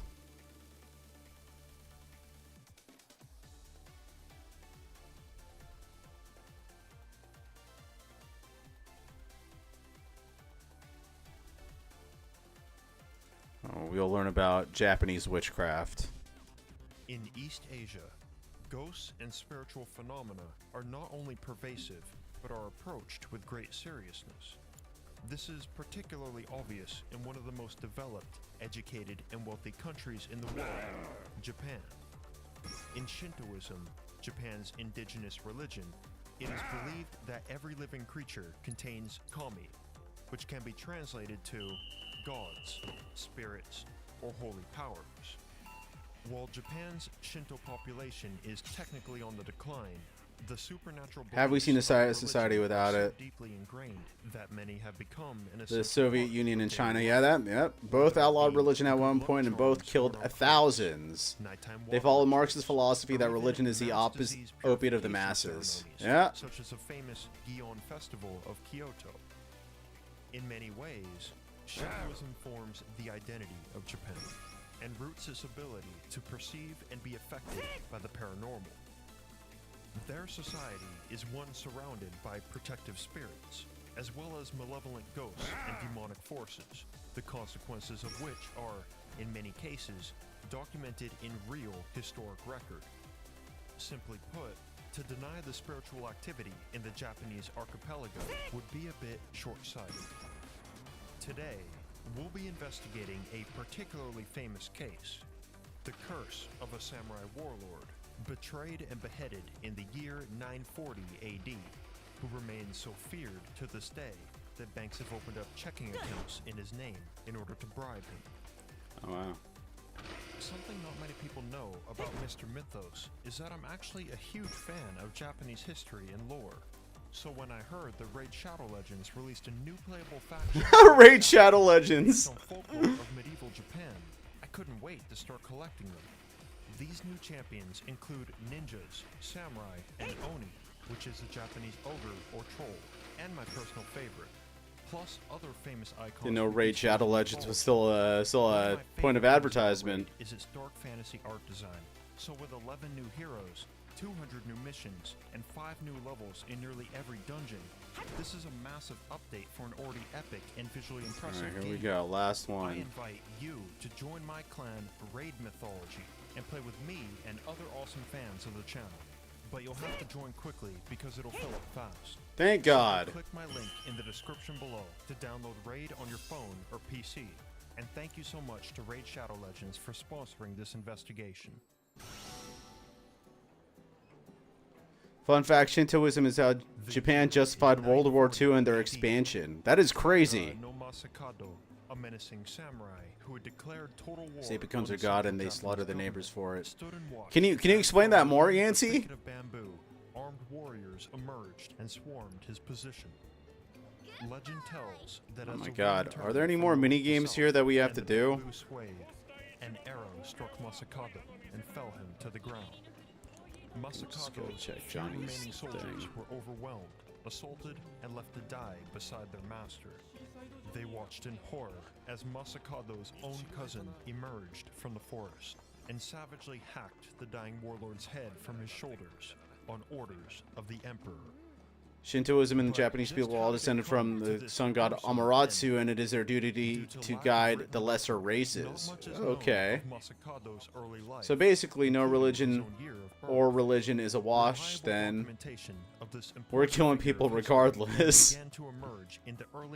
Yeah, but I think there's killing people, and then there's killing people en masse, right? Without religion, what's stopping them from killing people en masse if they don't have the fear of God, you know? By his uncles. Masakado's father had been a great landowner in Japan's eastern provinces, and his brothers plan on claiming the entire inheritance. The quick rising tension between the young samurai and his uncles eventually boiled over into a bloody conflict that would last several years. This conflict would result in Complete the Masakado's advanced rise rank to card power puzzles at and a direct Carnival at opponent Costello of the Sol. Japanese government, who he saw as imposters to the throne. Taira no Masakado, described as being over 7 feet tall, with a form like iron and 2 pupils We're in gonna his go do left some eye, side quests. was a man who did not take kindly to orders. Anyone who was foolish enough to cross him and his roving band of samurai would be cut down indiscriminately, be they devil or god. It was this audacious attitude, combined with the warlord's bold proclamation that he was Japan's new emperor, that led him to his so-called first death. Nearly 10 days after his murder and mutilation on the battlefield, Masakado's head arrived in Kyoto, carried proudly in a box by his cousin. The head was presented to the emperor, who, unable to contain his victorious ego, ordered that the severed head be displayed publicly in Kyoto Central District. Their quote as in the Shintoism is that the would-be states, rebels. something What like followed them Masakado's ruling the death four corners of the and shaped world, public this quote was display used to justify was Japan still ruling the more world. strange and ominous than it is downright creepy. Weeks passed. Can you imagine if Japan was still like that? First hung from a tree when the citizens of Kyoto began to notice that something was wrong. The head was not decaying. Whispers abounded in Kyoto's tightly wound streets that the reason for the slow decay was that Masakado's head was under the influence of some sort of witchcraft or necromancy. His physiognomy, his expression, somber and resigned at death, is recorded to have grown angrier and angrier by the day, until his eyes flashed a furious Alright, crimson Ross. and his mouth twisted violently. And with every night that passed, Masakado's rage grew stronger, until residents of Kyoto began to hear the disembodied head cry for its body to be returned to it. Deeply disturbed by the unnatural events that had plagued their town square since the head's arrival, the townsfolk concluded that Taira Masakado, the once fierce warlord, had become a Goryo. They all do kind of still have that supremacist attitude. They have to be better than everybody at everything. Yeah, but they're kind of humble about it, though. For the most part. Alright, Ross, this is for you. Of aristocrats who were forced into a politically motivated and unjust death. Throughout Japan's history, times of political instability were harbingers of Goryo.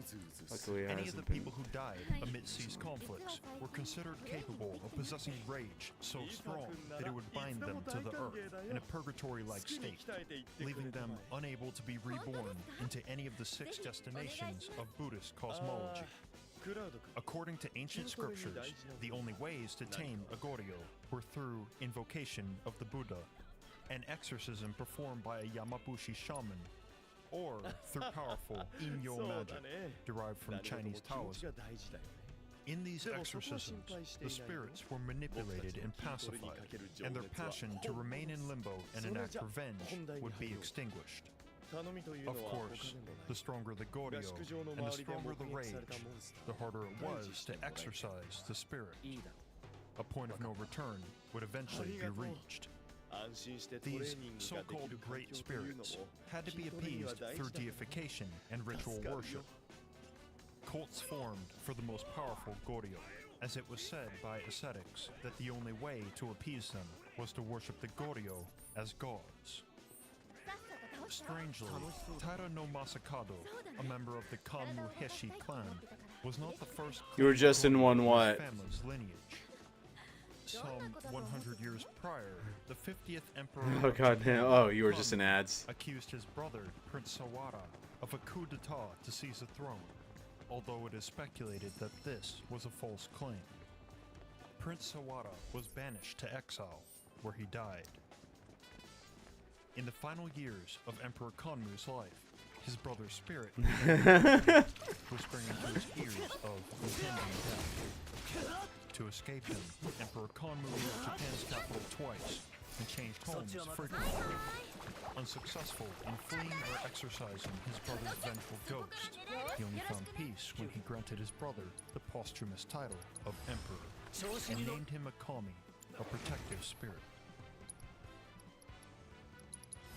On a humid summer's day in the year 938, while Masakado still walked among the living as a brooding, plotting warlord, Kyoto's bustling marketplaces and side streets were suddenly overwhelmed by a cloud of white, black, and orange butterflies. They didn't like you because you were a gaijin? Was that it, Yancey? It's documented that the swarm almost perfectly coincided with an earthquake, which the Emperor's monks saw as a clear omen that a rebellion was stirring. What the hell? If only they had made the Are you serious? What sort of nonsense is this? Perhaps they may have executed him sooner. By the following winter, Masakado was declared an enemy of the state after seizing control of the provincial headquarters of Hitachi. He believed that his insurrection was fully justified, and during a conversation with his comrades, he claimed that, because of his blood relation to Emperor Kanmu, that he and he alone was the rightful heir to Japan's I tried going into a couple clubs, and the bouncer gave me an X with his arms, and I was told white people were not allowed in. Someone tried to tell me it was to protect me, but somehow I doubted that. Yeah, I remember this one time my friend wanted to go to a strip club, and they didn't let him in because, you know, he's foreign. He's a white boy. I don't know. I didn't think too much of it, just because it's kind of like, if these foreigners are making them feel uncomfortable, especially at a strip club or something like that,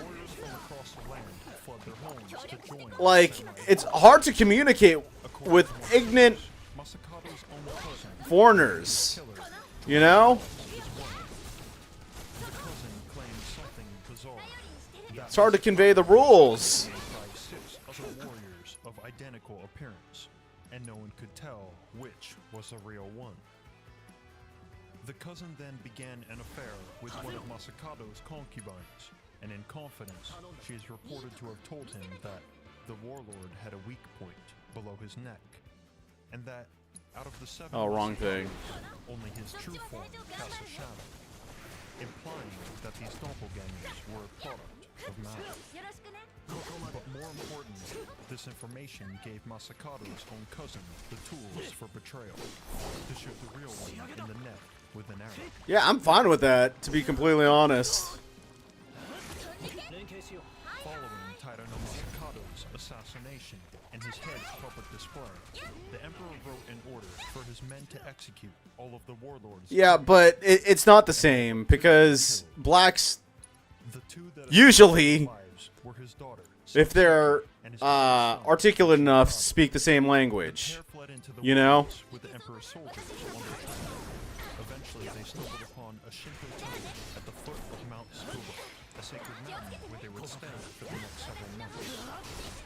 Satsuki took up a monastic life and spent the days in prayer and meditation, while Yoshida And it's kind of an unpopular opinion, but I believe that, and I wouldn't do it in my business because I think it's bad business practice, but I feel as though that people should be able to not allow people into their clubs. Are you going to bake the cake, Yancey, or, you know, get mad at people for making you bake the cake? You know what I mean? Bake the cake, bigot. And thus the throne belonged to him. Nikushisin then gave Yoshikado a scroll. Yeah, Tokyo's much more like cosmopolitan, that's why. With a promise that victory would be theirs.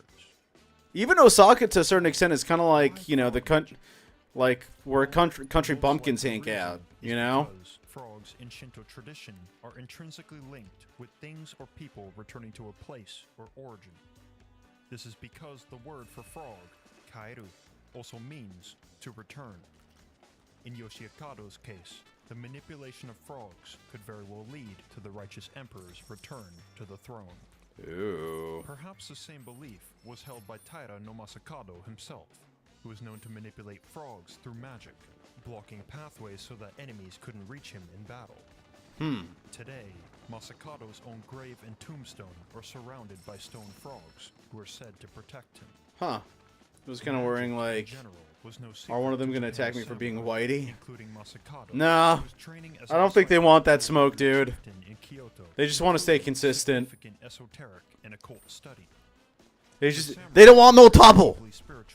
No different than the common folk. No trouble. The only difference was that the samurai trained for years to control the forces around them to their advantage and leverage kami to defeat their opponents. Magical warfare was a very real phenomenon. Spells were written down on scrolls, carved into wood, or uttered in the presence of magicians. Most famously, samurai would perform cleansing and banishing rituals before assassination, so that their enemies would not feel them coming. In fact, Masakado's own cousin is supposed to have performed this exact ritual before taking the 7-foot warlord by surprise. With the hermit's final blessing, Yoshikado returned to his sister and presented Nikushisen's scroll. Already a monastic with knowledge of the occult, Satsuki studied the scroll day and night until she was... Well, you know what, Yancey? Americans don't have the trademark on ignorance, I suppose. To signify her graduation situation into a witch. Takayasha's first pursuit was to use the fog magic to establish communication with her dead father, who then advised on the next course of action she was to take. Maybe they just didn't like you, Yancey. That's the impression I'm getting. I like you, don't get me wrong, but And Takayasha conjured a battalion of spirits to guard the grounds as they prepared for war. Eventually, rumors of a second Masakado uprising reached the Emperor. Alarmed by this possibility, he dispatched his bravest warrior to investigate. The tale goes that, as the samurai walked along a forest path, Takayasha disguised herself as a prostitute and emerged. he just didn't like you on sight. They went to her house, where she let her robe drop to display her bare shoulders, and she fueled him with cup after cup of hot sake. But in his drunken stupor, the warrior recognized her, and Takayasha immediately summoned a monstrous yokai known as Gashado Kuro, a giant skeleton formed from the bone matter of Masakado's dead troops.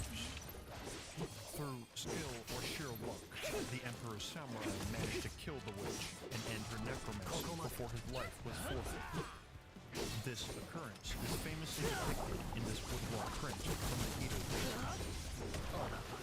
I previously Well, you know, for better or worse, they're gonna have their comeuppance. They're going supposedly going through a population crisis, so you know, chickens are gonna come home to roost sometime soon. Then I'm gonna go in and repopulate the country. In fact, it has been speculated that Takayasha's practice of frog magic actually prevented Masakado from passing into the afterlife, and instead made him. So if you were to go to Rome in the olden days, you would be butt sexing little boys. After several months of Taira no Masakado's severed head hanging from a tree in Kyoto's central district, residents finally decided to act and talk amongst one another about how to rid themselves of the cursed head. For each night, the head shouted for its body to be returned to it, and its cries were growing louder and louder. Then, on one moonlit evening, a resident timidly approached Masakado's head and told it the location of his body. Supposedly, the head smelled wistfully and went quiet. Days later, the ground around the tree began to shake, and Masakado's eyes Level glowed 49. It's recorded that his When I went to Mexico, I tried to speak what little Spanish I could do them. It's their country, so I'll try and speak the language. flew into the sky, Yeah, I don't know, man. into the clouds. Some people just have like unwarranted hatred Flying head sounds a for bit foreigners. crazy, but there are actually several locations where the head is believed to have landed during the search for its body. One is the city of Gifu, where Masakado's head was reportedly shot down from the sky with an arrow. The temple Nangutaisha stands to this day to mark the spot where the archer brought down the Goryo. But regardless of this pit stop and others made along the way, the head ultimately came to rest in a rural fishing village, the humble site of what would one day Oh become boy, here we the modern go. metropolis of Tokyo. The local peasants, muddied and downtrodden, found Masakado's head and washed it. To Yeah. them, Taira no Masakado Dude, like the only sort of like negative experience I've encountered, even betrayed and I was kind of like, oh, that kind of sucks, but it is what it is that let its walking around with these Japanese tattoos over there. his honor. Even though I clearly am not Japanese, they just look at me like I'm like some sort of criminal. It's whatever. It is what it is. Comes with the territory. They deified him and worshipped him as a great spirit, invoking him for their own protection. However, Masakado's deification by the village peasants did not satisfy his rage. Not long after the shrine had been erected, villagers heard an eerie cry. Hey, that's my grandma's name. Then lightning struck, and the village fell into complete Amina. darkness, save for the luminous phantom samurai, 7 feet tall, No. standing beside. In fact, sometimes I hear like Yakuza actually appreciate when people have those kind of Many tattoos. sightings were recorded Take up of the Amina's challenge in a battle to see whose abs are more fab. Whoever performs the most hit-ups will win.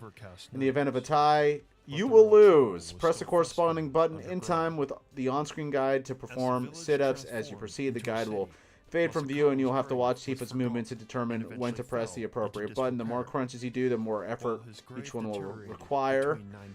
When the glowing ring appears, repeatedly tap the highlighted button to keep on crunching. Oh my god. Killing thousands, each paired with clear sightings of Masakado's ghost. Finally, a serious plague infested the city, and the local leaders decided that it was time. That dude is just like you. To appease the spirit, whom the locals considered to be the cause of the Oh city's no! great Come on, Ross.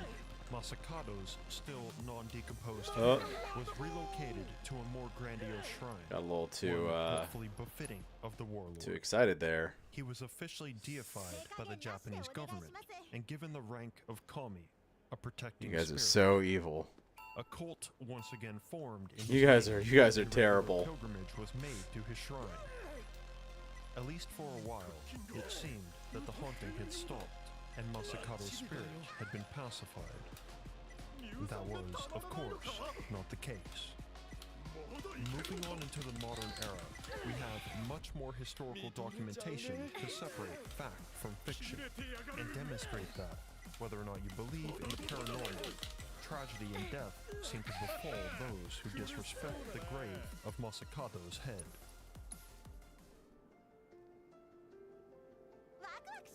In 1874, the newly crowned Emperor Hey, I thought I Meiji did retry. visited Okay. Masakado's shrine and removed his kami status, citing his rebellious and treasonous activities as justification. Masakado's shrine was torn down, and the head was relocated to a much smaller and more secluded shrine. Meiji was Eventually make my way to explicitly Tokyo and see it warned against see it desecrating for the Great myself. Spirit's burial mound, but he chose to ignore this advice. See what for yourself? I forgot what we were This talking event about. is said to have reawakened the Goryo of Masakado. In 1923, a violent earthquake destroyed much of Tokyo, followed by a raging fire tornado that in all killed over 140,000 people. This horrific event, known as the Great Kanto Earthquake, was considered at the time to have been the worst natural disaster to ever strike Japan. It was also believed by many Japanese to have been retribution for the desecration of Masakado's shrine. During the earthquake, I didn't even mess the up Ministry of there. Finance's offices were completely destroyed. Wait, so you didn't go to Tokyo then? Took serious damage. You only went to Okinawa? Government officials excavated Kind of did yourself a disservice there, my friend. the stone chamber. Masakado was missing. With no head to be found, the shrine was demolished, and the Ministry of Finance built new offices on top of the land. Followers of Masakado's religious cult warned the government that what they were doing would have grave implications. Almost immediately after the building's development, 14 people tied to the construction were found dead in mysterious circumstances. Several others contracted unknown illnesses and drifted into comas. And Japan's own Minister of Finance, Sasoku Seiji, who had greenlighted the project despite the warnings, died. Seeing that the death toll was just beginning, Masakado's followers warned the government again that the samurai's wrathful spirit would go on to commit even more chaos if he was not shown respect. This time, the government took their advice and demolished the buildings in honor of him, erecting a new monument for Masakado. Might find myself in Osaka soon. Oh, when are you going, Ross? An extensive pacification ceremony. A decade I'm probably gonna have to go back there early March. Masakado's death, I was thinking about going there later on this year, but dude, I am traveled out. three offices, starting a fire that engulfed You know the World's Fair is taking place there next year, right? But your lady friend, her family's there, so it's not going to be hard to find a place to stay in, I would imagine. It's going on from April to October. was extinguished. Pacification rites were made once again to appease Masakado's spirit, with the dead warlord now considered to be truly vengeful against the people of Tokyo. And yes, the head was still missing. And no, it would never be found. During the Second World War, the Americans destroyed most of Tokyo in bombing raids, but miraculously, Masakado's shrine remained intact. After Japan's defeat and occupation, the site of his shrine was supposed to become a parking lot. But when the construction team's bulldozer struck Masakado's What? gravestone, the What sort of laugh was that? turned, gruesomely killing its operator. After this, Of course, Ross, of course. the Americans took the hint and canceled the whole operation, leaving the shrine where it was.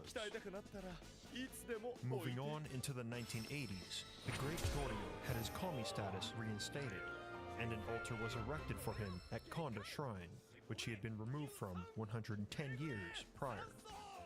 Worshippers hoped that his spirit would finally find peace. Oh boy, though they we gotta do this now. then and now that anyone who disturbs his burial ground will unleash chaos. It's like more mini games and actual gameplay for this plat. It's crazy. In the West, our paranormal cynicism has left us mostly blind to much of the spiritual world. But in Japan, spiritualism is still taken very seriously, as is the curse of Taira no Masakado, the betrayed samurai of Heian period Japan. Since the 1960s, trained volunteers have cleaned and maintained the shrine constantly. In office buildings surrounding the shrine, cubicles are arranged so that employees can't sit with their back to the monument. And in the bank of Tokyo Mitsubishi, which directly borders the shrine, a checking account under Taira no Masakado's name was opened and filled with appeasement money. Not that the Goryo would need it, seeing as how his untouchable land plot is worth literally millions of US dollars. In the words of a Tokyo resident on Twitter, our country's most wrathful spirit is being treated with the utmost care, more care than a nuclear weapon. In November of 2020, renovations were assigned to Masakado's gravesite in order to, according to Tokyo officials, make it safer and more welcoming to the modern Okay, but world. for real, why did the Twitter terrorists not blow up their lid over this character? Because nobody cares. Was being repaired. Nobody cares. Was temporarily removed. Immediately after, a magnitude 4.3 earthquake was reported in Ibaraki Prefecture. I mean, like, I think they would have made a big deal if they made, like, Aerith like that. But what makes this one strange is that the earthquake occurred on the grounds of Enmyoin Temple. Enmyoin How do I is get the rank? resting Try for place rank of 3. Masakado's torso, where his younger brother buried his headless Probably body with these over a guys. millennium ago. Do you believe that Taira no Masakado's vengeful spirit remains active to this day? Were the accounts of Having the witnessed you have fog magic and skeleton necromancy all When a just glowing ring ghost appears, If hold the so, button halfway why until do the gauge is people full, of then press it to Japan take completely them to so keep deadly crunching. seriously? And just where did Masakado's head go? Let me know your theories in the comments It goes below. backwards this time. I'm Mr. Mythos. Thank you for watching. My deepest appreciation to my patrons. Okay. Joshua Bowden, E.C. Haver, Capricorn Studios, Big Dog, High Black Desert, Late for Tea, Mad Mouse, Noah Lesham, Preston, Problem Goblin, Regen Thoughts, Problem Succubus Goblin. GF, and James.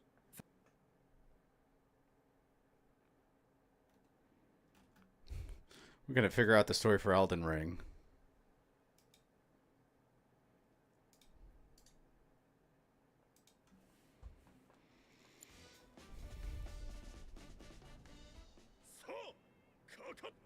A golden star in an age-long past traversed the cosmos, passed through the unknown, and crossed the shine of the pale crescent moon. It's not to find backwards. its way to the land between. The falling star was no coincidence, nor did it act of its own accord. It is said that long ago, the greater world sent a golden star bearing a Wait, what? gift into the lands between, which would later become the Elden Ring. The star was dispatched by an outer god, known as the Greater Will, and the Elden Beast inhabiting it was tasked with occupying the lands between, acting as a monarch on behalf of its deific master. The Elden Beast was the living form of order, bestowed upon the lands between for guidance, but this was only temporary. One day, a fitting champion would be chosen to take the mantle, a Newman Imperium named Marion. The Newman, a said to have come from outside the lands between. Perhaps the greater will sought a ruler with no inherent bias. With the crowning of Queen Marika, the Elden Beast had fulfilled its duty, and in turn took the form of the Elden Ring. With the influence of the ring, along with Queen Marika at helm, the Golden Order came to be, a queen enforced upon all who inhabit the lands between. Two concepts form the basis for Golden Order fundamentalism. One is the law I don't understand. The second, the law of causality. Regression is the pull of meaning, that all things yearn eternally to converge. Causality is the pull between meanings, that which links all things in a chain of relation. Regression refers to the circle of life. Where one life begins, it must inevitably collapse unto itself.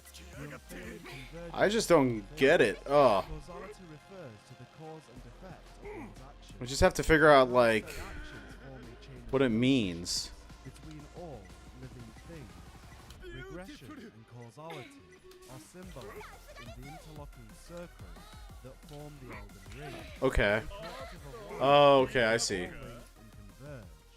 The ring itself is made up of many great runes. Weak ass abs. To influence the integral aspect. Yeah, green you hold, yellow you tap, but like you have to hit green again. Oh, it's going backwards this time? Aw. The Elden Ring sits at the base of the Erd Tree, which connects all living things, marking the inception of the age of the Erd Tree. Before we continue, Dude. we would like to take a moment to talk about this video's sponsor. This game is available on PC and mobile and includes both PvE and PvP content. It features incredible graphics, grueling boss battles, tactical gameplay, and over 800 champions, all ranging from different races, such as... Why is it making me do it backwards now? My personal favorite champion is the Stag Knight, a warrior who specializes in strengthening his party and debuffing the enemy. This game is currently celebrating the Spring Hunt event. Along with this special celebration comes a minigame. This includes gathering hidden items around Mistwood. By completing this game, you can win real-life prizes, such as a gaming console, Amazon What? gift card, Oh. total value of $10,000. You can also win in-game loot, such as legendary champions or skill tones. Simply download Ring using our link or QR code, then head to springhunt.plarium.com, enter your raid ID, and start searching for missing items. Along with this, you can Held it too hard. Community Weeks event, a series of game activities for all, and a 14-day loyalty program that gives a free legendary champion, Chronicler Adeline. To get Adeline, just log in for 7 days between April 11th and July 8th. Join Raid today and immediately unlock a starter pack, which includes the epic champion TRL of the High Elves faction. Upon reaching level 25, you'll earn yet another epic champion, Rectify. To unlock these champions, download Raid through our custom link or QR code. Use promo code SPRINGHUNT24 to get silver and more. This is available for both new and existing players. Join me in Tolarian under the name Brothers. Okay, I held it down there. Clan, the Chosen Undead. Please click the link in the description or scan the QR code and we'll be legends together. In the beginning, everything was in opposition to the Erd Tree, but through countless victories and war, it became the embodiment of order.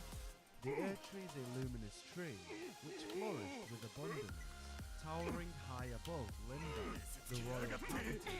The tree is formed by primordial matter and stands as a visual reminder to all. Like, I held it down there. The Golden Order. Its power is derived directly from the Elden Ring.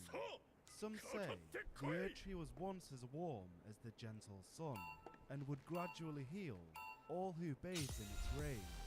As established, Let's go on this way. responsible for the creation of the Elden Ring and the rise of the Golden Order is an outer god named the Greater Will. But what exactly is an outer god? They are external forces that harbor incredible influence over the world. The Greater Will is one such entity, a fundamental force of the universe, which was once the shining grace that passed over the lands between. Even now, Ugh. signs of its presence can be found scattered through the land, known as the guidance of grace. The Greater Will is just one of many outer gods that populate the universe, each of which, in their own right, have left a stain on the world. Dude, this is just Whilst like... the Elden Ring is a product of the greater world, the Flame of Frenzy and the Scarlet Rot are products of other outer gods. The Scarlet Rot gives way to decay and rebirth. Tenants brought forth by shepherding the Order of Rot into the lands between. Long ago, lords served the Scarlet Rot, becoming enraptured by its presence. Their bodies gave way to decay. They believed the affliction caused by the rot served the purpose of rooting one to the earth. On the other hand, the Flame of Frenzy wishes for nothing but to set ablaze all life and spread chaos. You gotta press it again. Another utter god, one which existed in a time before the Erd Tree. During this age, death was burned in ghost flame. Deathbirds were the keepers of that fire. The Deathbirds descended from the twin birds, an envoy of their outer god. The birds were graveyard firekeepers. Wait, but I did it that time. From their kills. Death appears to have played an integral role in this age. The power of the birds stemmed from the corpses they raised in their kilns of ghost flame, resulting in the creation of powerful magic, ancient death hexes that conjured the souls of those who burned in the flame. By many, the Deathbirds were revered as malevolent deities. As such, their existence would spark the founding of a new religion.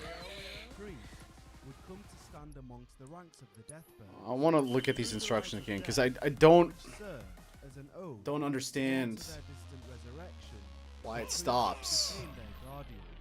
In addition, assassins would don cloaks adorned with black feathers, an imitation of the deity they served. These assassins would refer to themselves as birds of prey, bringers of death. Outer gods appear to operate on a higher plane of existence. It's not giving you the tutorial again? With mortals. It's so annoying. They employ envoys to speak on their behalf. The two fingers are representatives of the greater will, whilst the three fingers are loyal to the god of the friendly flame. And the twin birds serve the outer god of the death god. In regards to the fingers, their messages would be relayed onto mankind by translators known as finger readers. Tried with the blessing of the greater will, pulling it down, I guess. of the two fingers, Queen Marika ascended to godhood and reigned over the lands between. Interestingly, Marika was no singular being, as she had a male counterpart by the name of Radagon. It's difficult to identify the exact nature of their relationship. However, Yeah, I'm holding it down and it doesn't do anything. Unless you have to, like, let it go at the perfect time. Marika and Radagon share one body, which morphs between the two, depending on who inhabits it at the time. Whether this was always the case, or if the two were once separated, is unknown. But what is certain is that Radagon's association with Marika was kept a secret. As an Imperium, Queen Marika was granted a shadow, her half-brother Malika, who would live in service to her majesty. Imperiums are individuals who the outer gods deem worthy vessels to serve on their behalf. Upon rising to power, Marika altered the very concept of life and death. I don't get that. With one singular action, the removal of the rune of death from the Elden Ring. The rune of death goes on to me. Is destined. The forbidden shadow cast from the golden order of its creation. The removal of the death rune meant that in the land between, dying would serve as a contribution to the Golden Order. All who died would return to the Erd Tree. For this reason, the catacombs were built at the roots of the tree.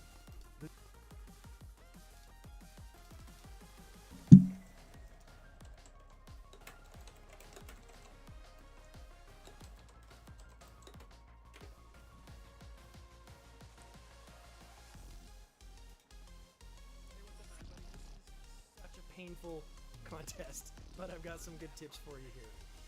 4 tips. First of all, focus on your tempo. Ignore jewels entirely and just stare at Tifa.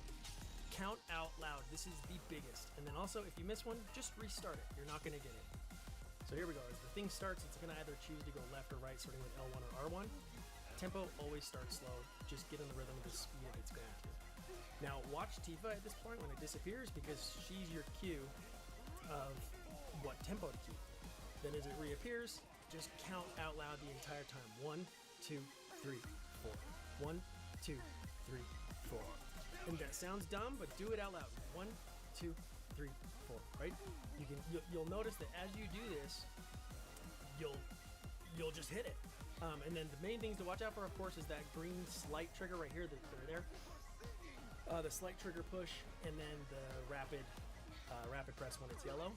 You'll get the hang of those. There's a rapid. When you get the hang of those, though, you've pretty much got this sealed. Literally count out loud. I was doing a 1, 2, 1, 2 thing. I was doing left, right for a while, and then the second I switched to counting 1, 2, 3, 4, I got it on my.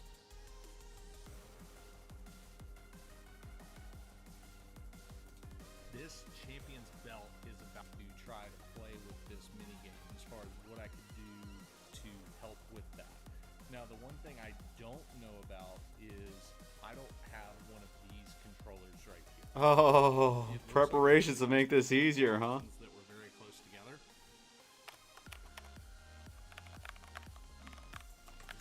I actually tried to remap the element what I did here. I can really important to me as a video creator. I recognize that some people are dealing with different circumstances and what have you to try.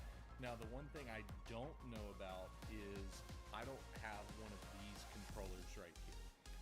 It controlled my Funko out eating off personality game and remake like a couple days before this game came out, preparing for the release. You would think that after the YouTube would rumble to.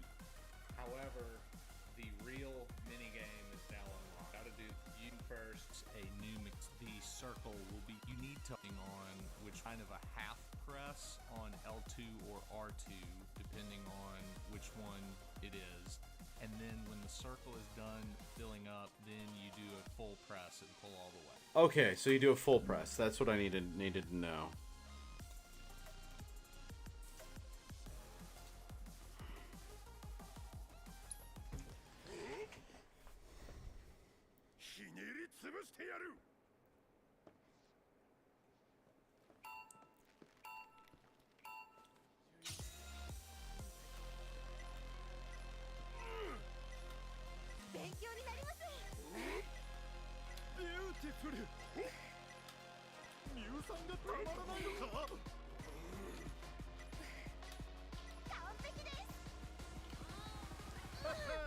Huh.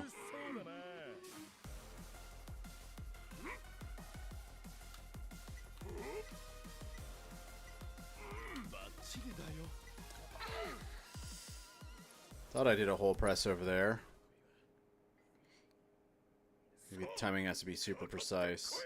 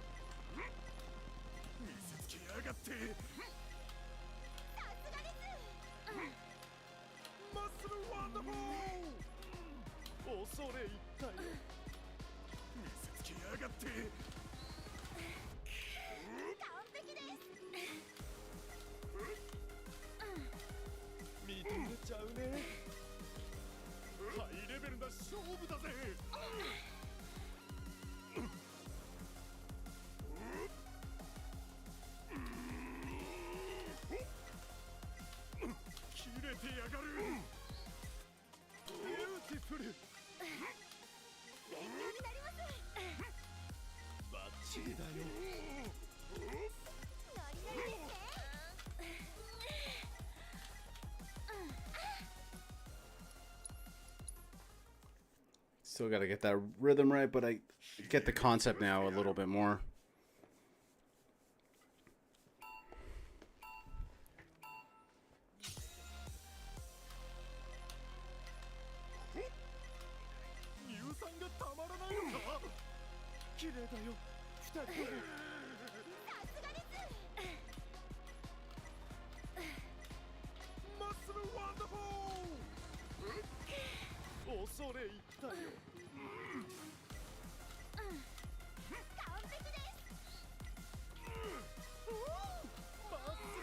Oh, come on.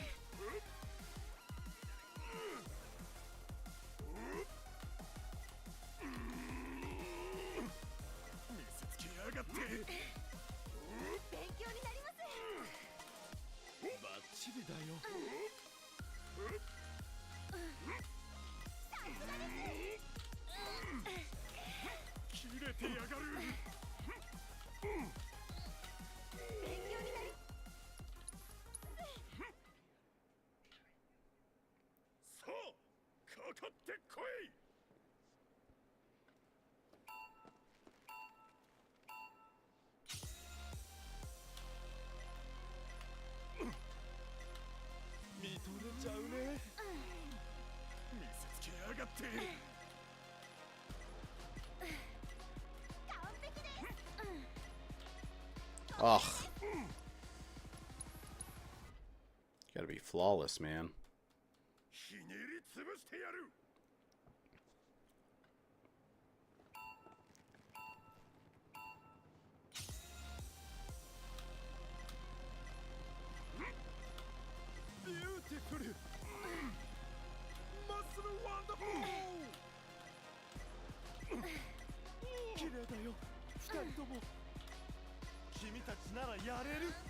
Ah.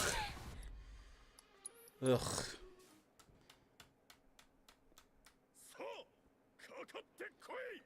That order is screwing me up, the backwards order. But it's good for your brain. This is why I play video games, to rewire my brain.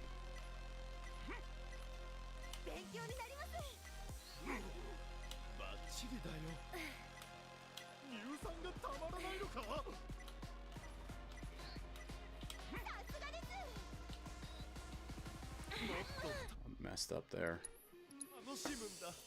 Wish the controller gave you some sort of like resistance.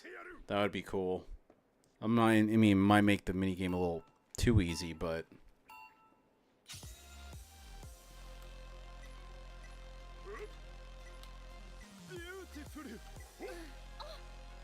too impatient.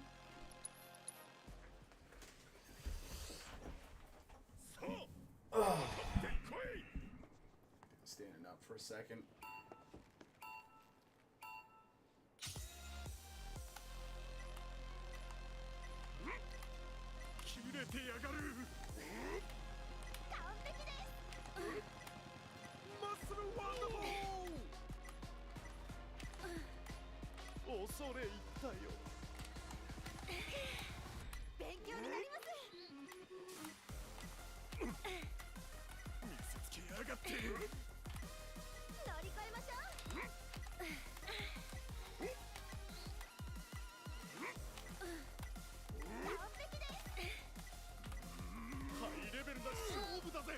Oh, come on!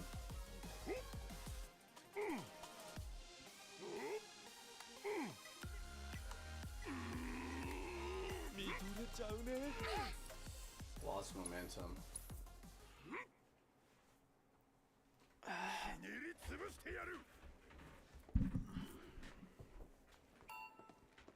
He's only rank 1, huh?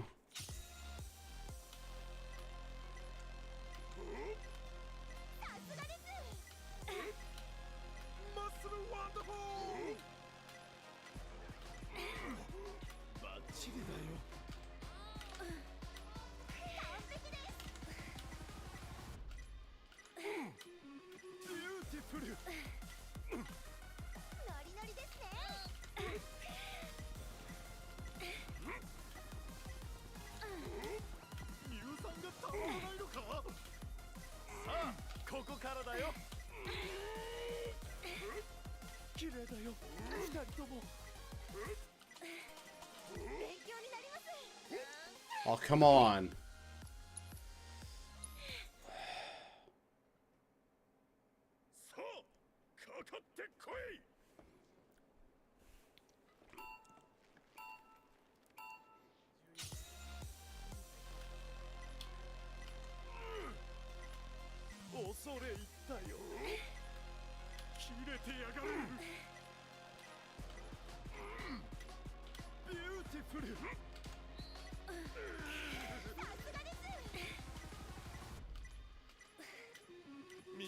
ちゃうね。マッスルワンダフル。完璧です。バッチリだよ。乗り換えましょう。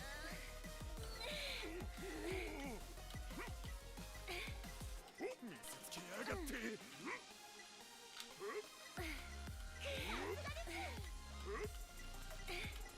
綺麗だよ、二人とも。おやおや。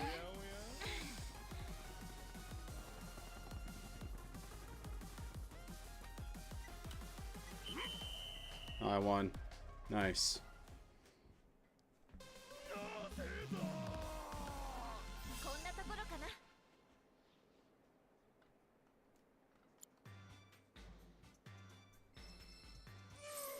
That's only rank 1, Yancey.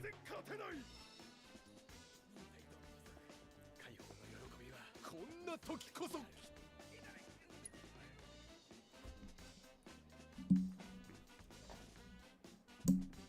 ビートを刻んでいくぜ。We got 2 more to go.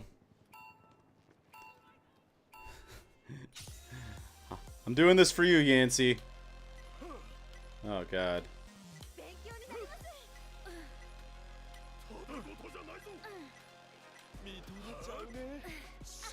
Oh.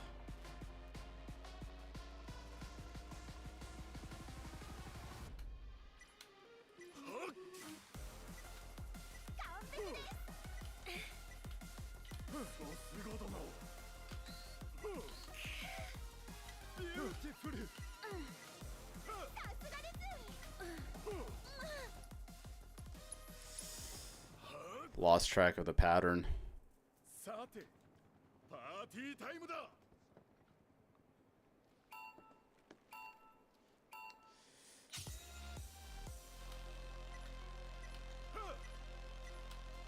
バッチリだよ。まだいけるのか。恐れ入ったよ。勉強になります。 What? Why would it do that?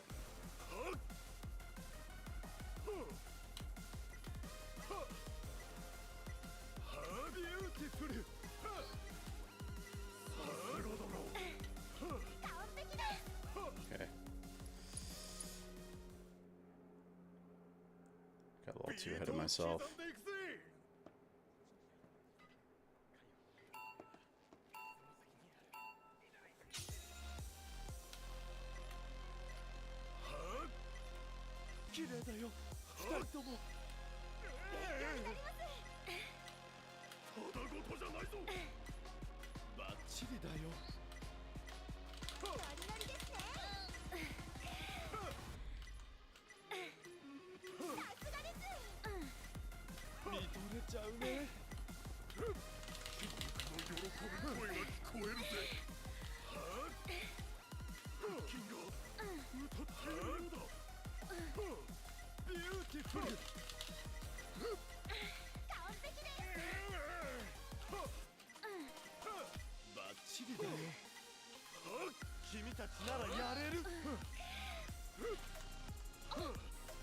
Oh man, he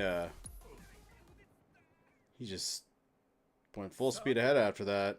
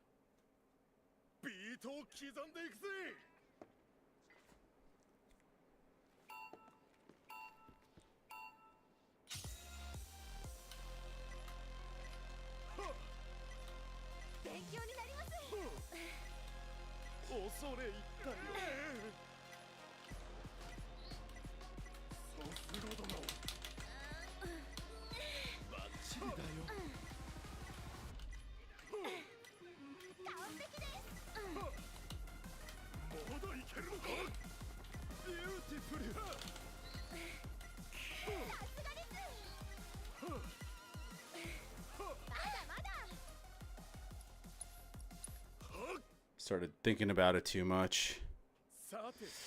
Rather than letting myself get into the groove.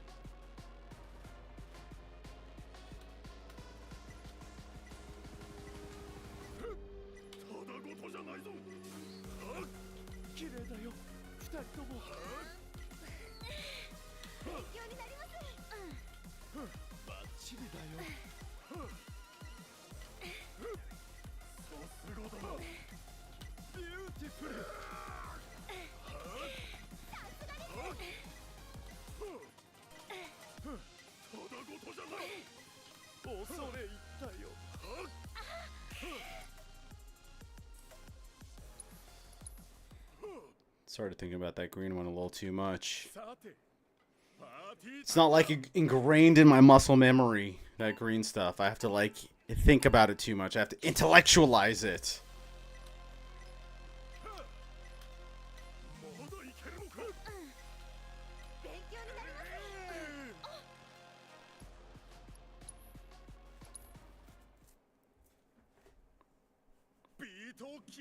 Look at her.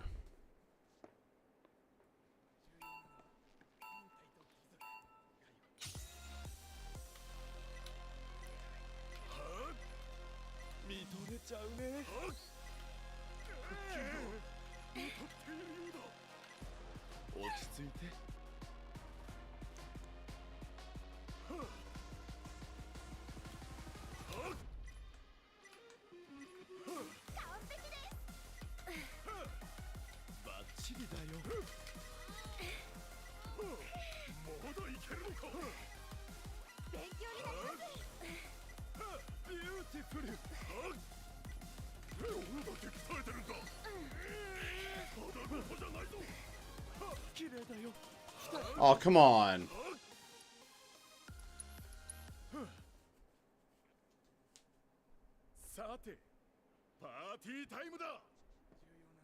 Party time da. Really? Did all of them except for this one.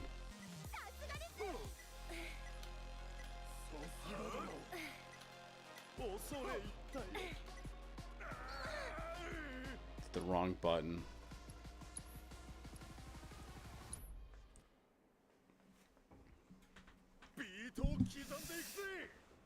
Yeah, I just need to get into the groove. He's right.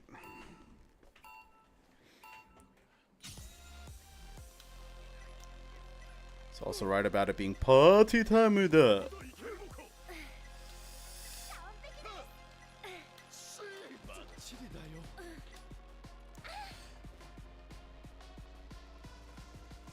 Gotta get the button order right.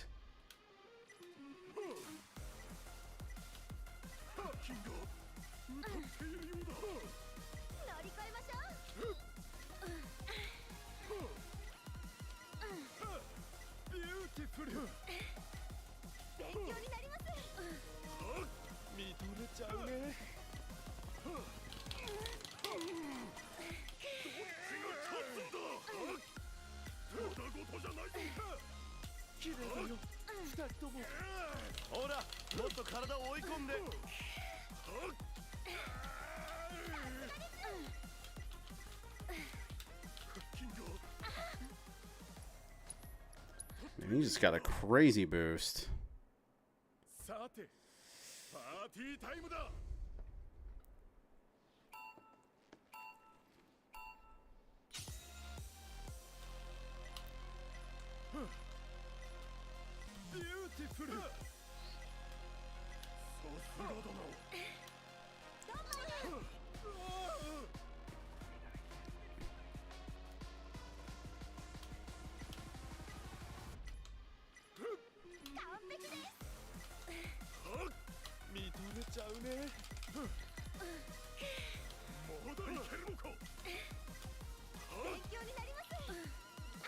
Dude. I lost the button order. I think that's the toughest part for me in this. Just letting myself get into hypnosis while being cognizant of needing to get faster. Just it's learning the music.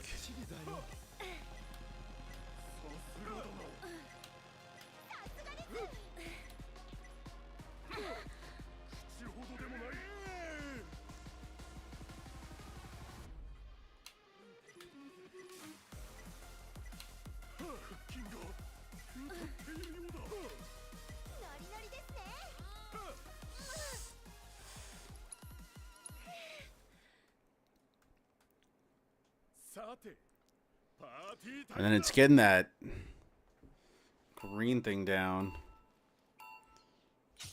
Locking it into muscle memory.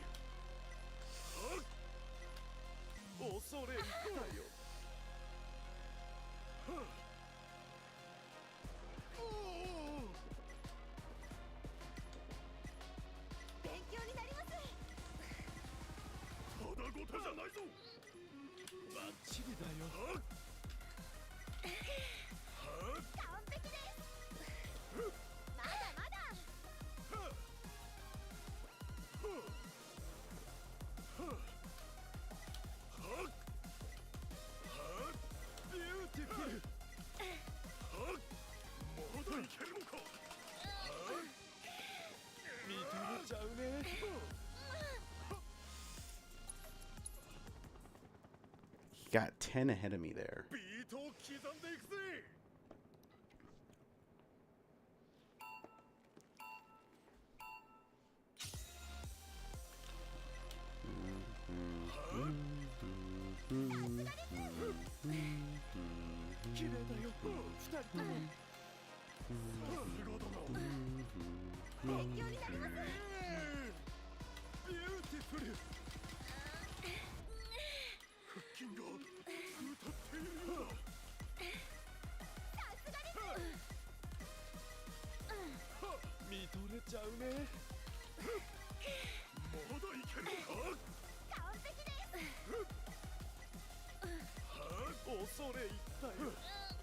Oh, come on.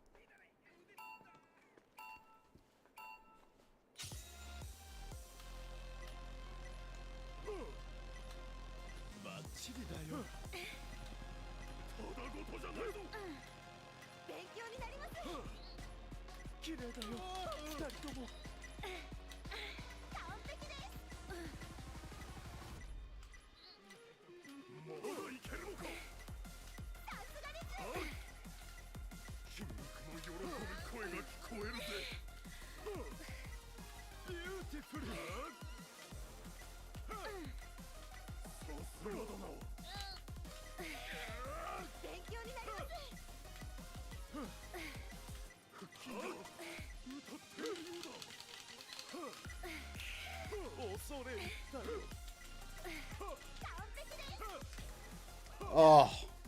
Oh.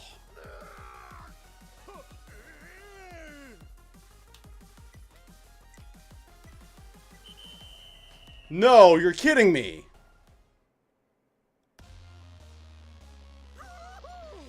That was so close. Yeah, we're getting the hang of it though.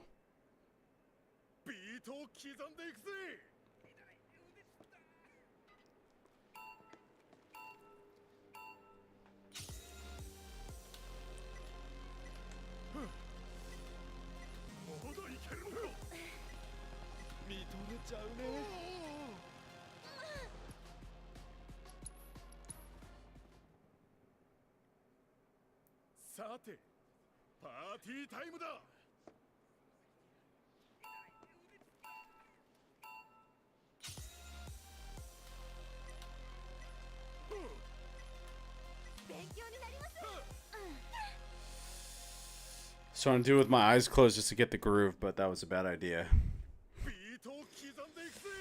Just get the groove in the beginning.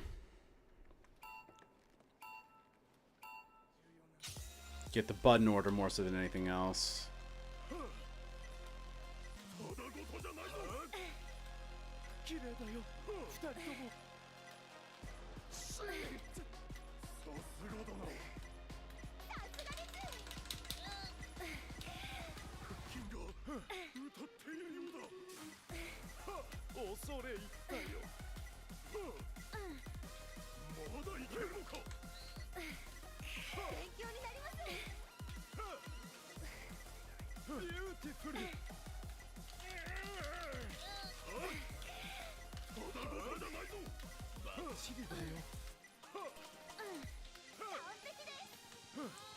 Oh, come on.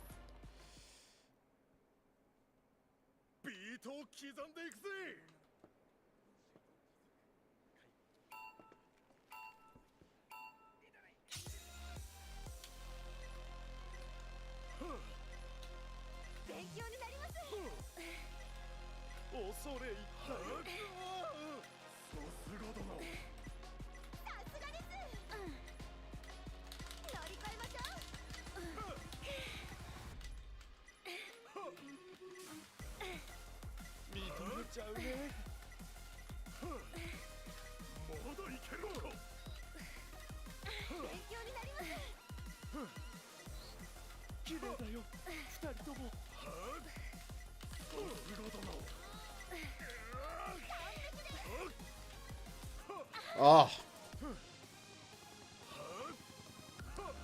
Lost track of the buttons.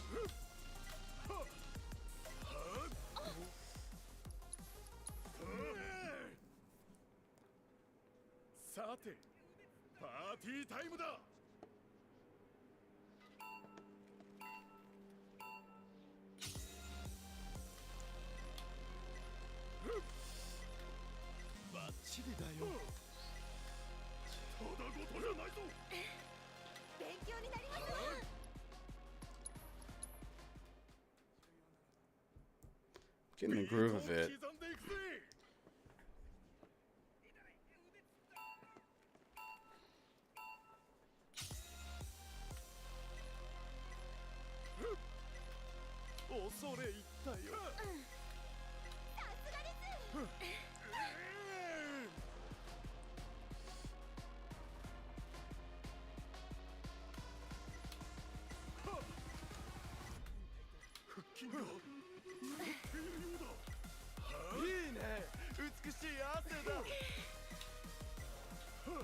What the hell? I hit the button. On time. Oh, whatever.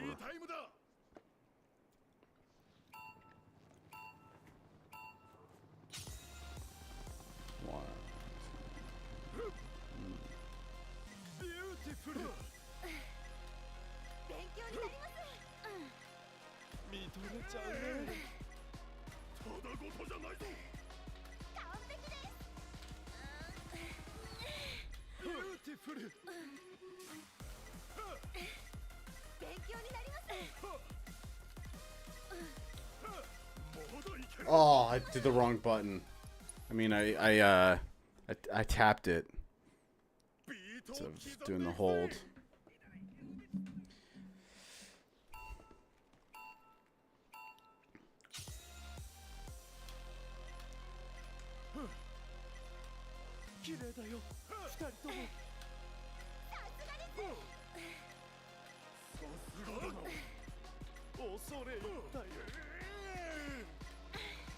Ah! Got too ahead of myself.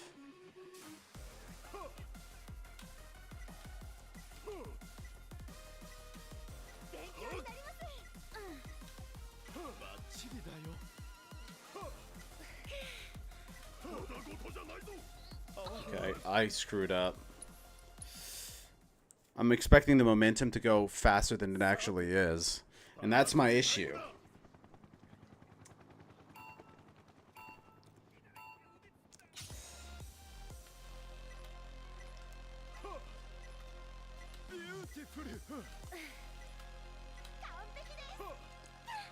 Wasn't counting.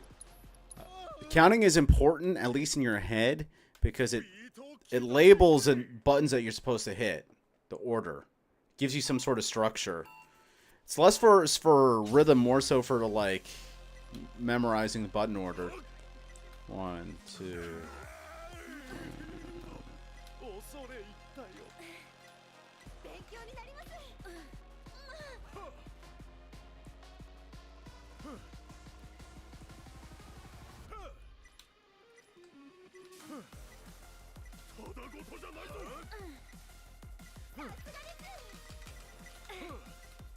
綺麗だよ、二人とも。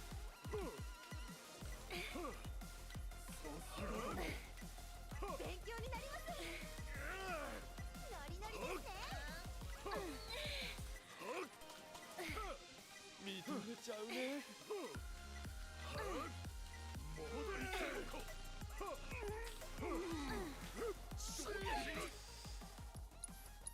Lost that one anyways. さて、パーティータイムだ。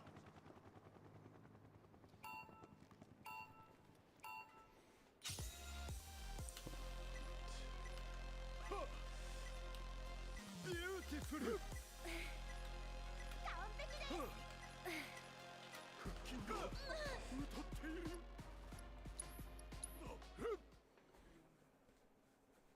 ビートを刻んでいくぜ。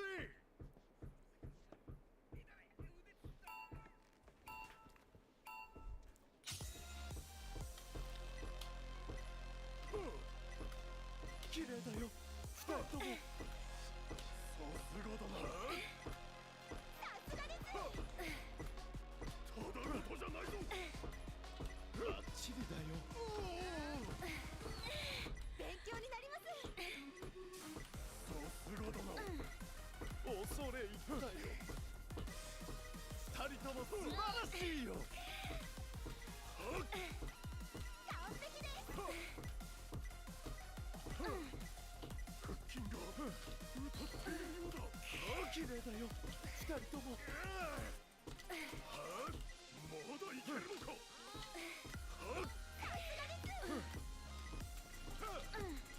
バッチリだよ。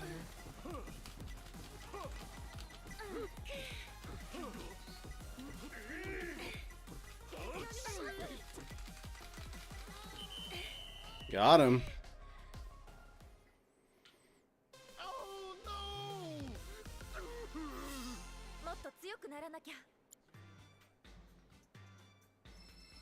Excellent. 恐れ入ったよ。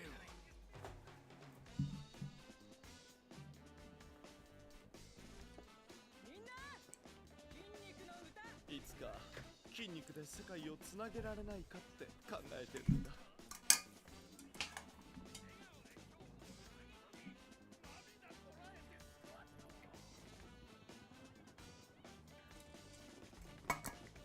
Is this the same melody as Aladdin's I Can Show You the World? I can show you the world.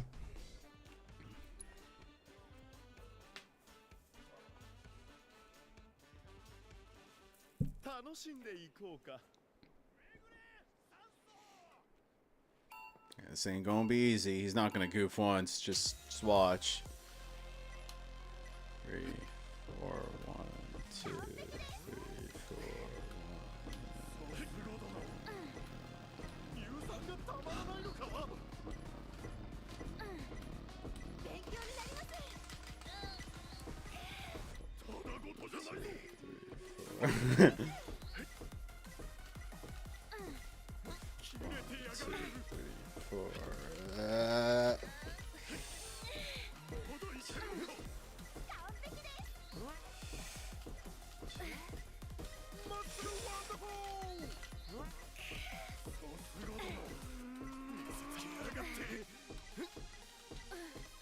勉強になります。No!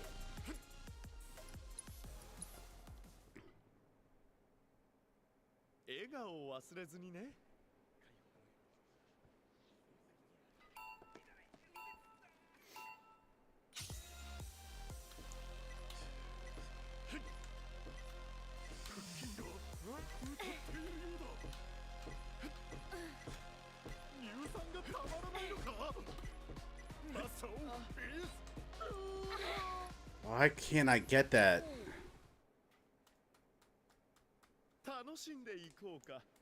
You guys are so mean. It's so funny, he doesn't even have a bulge. He's post-op.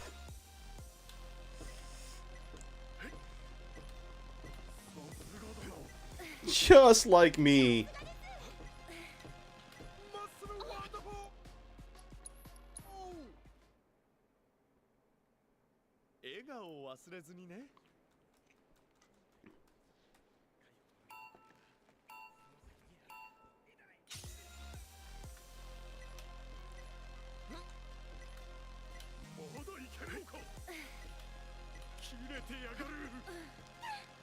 Oh my god.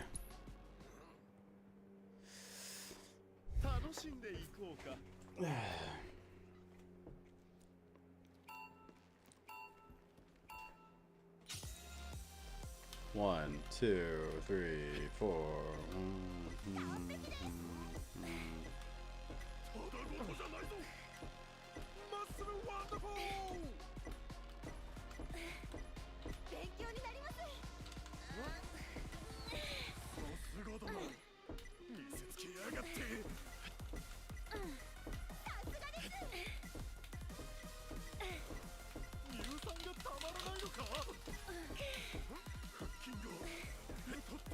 My finger slipped.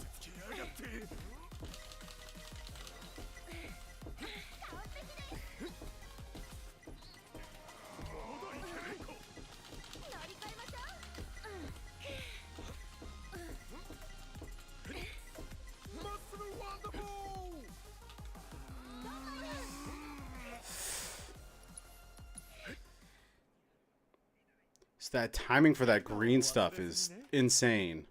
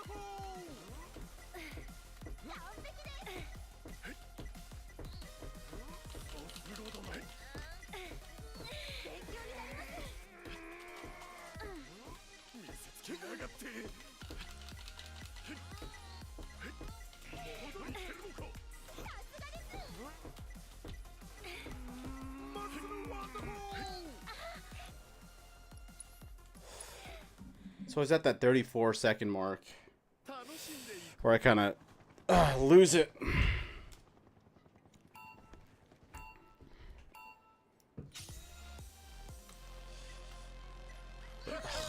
That was me.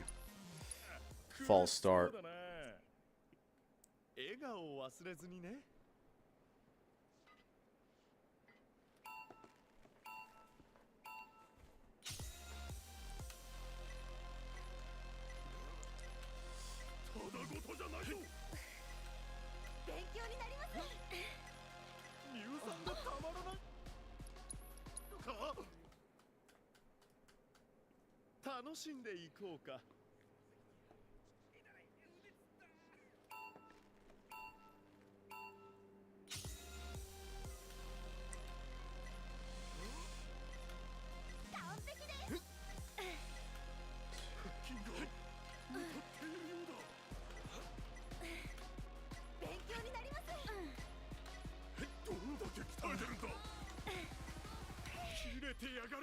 Wait, what?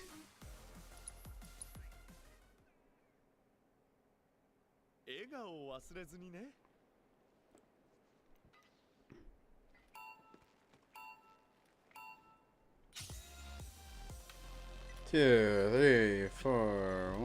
1, 2, 3, 4. 1, 2, 3, 4. まだいけるのか。乳酸がたまらないのか。ハイレベルな勝負だぜ。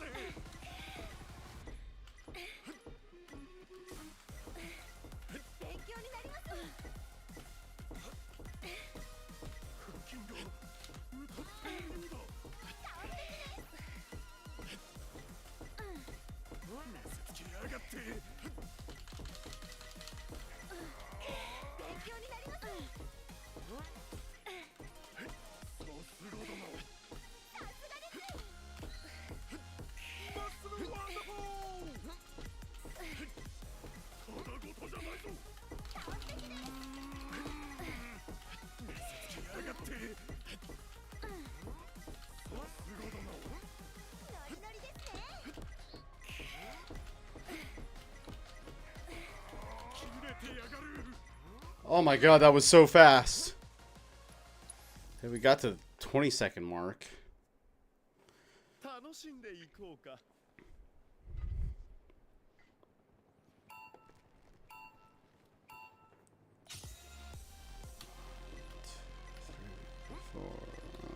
2, 3, 4. まだいけるのか。乳酸がたまらないのか。I'm turning off my mic so you don't have to hear me go 1, 2, 3, 4. 1, 2, 3, 4.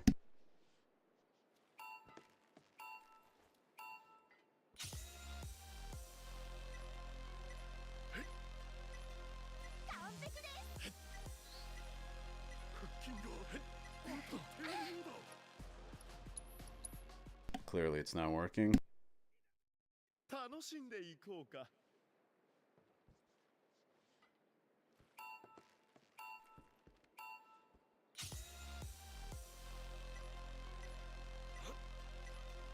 切れてやがる。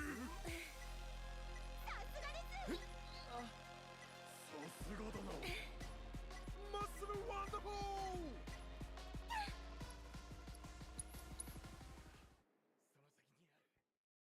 笑顔を忘れずにね。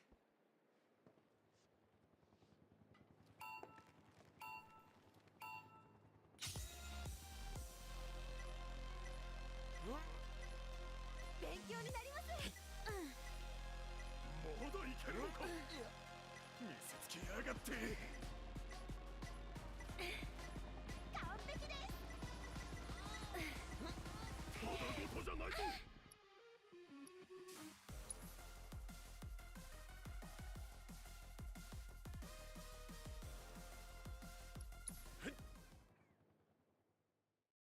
楽しんでいこうか。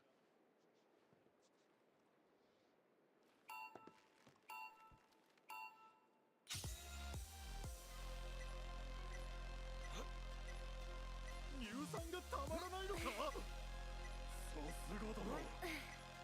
勉強になります。まだいけるのか。マッスルワンダフォー。さすがです。腹筋が歌っているようだ。勉強になります。切れてやがる。完璧です。まだいけるのか。見せつけやがって。さすがです。マッスルワンダフォー。さすがだな。筋肉の喜ぶ声が聞こえるぜ。乳酸がたまらないのか。勉強になります。マッスルワンダフォー。ただごとじゃないぞ。マッスルハーモニー。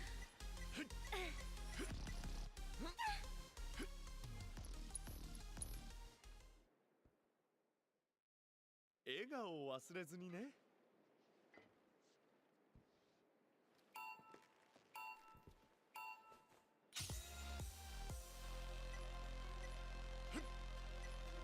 完璧です。見せつけやがって。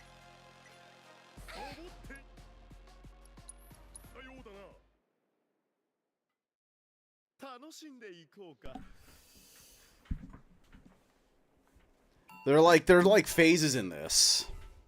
When it gets to phase 3, it gets like really fast.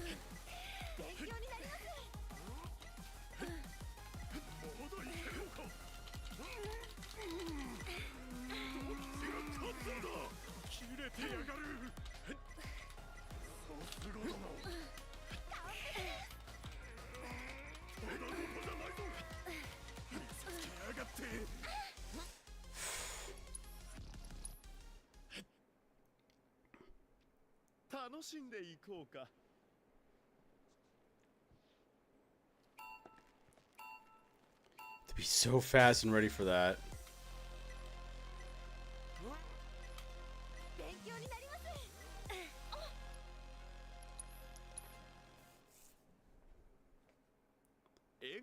When your heart is beating and you start off from the beginning, it makes things so, it's harder to acclimate.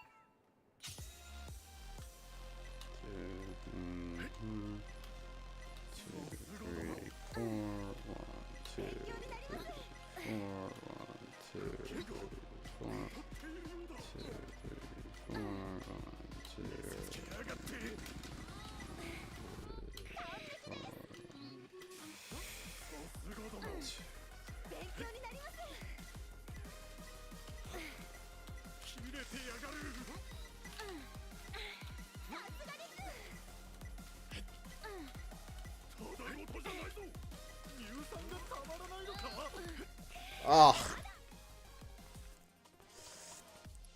Had an itch and was just ruining my focus.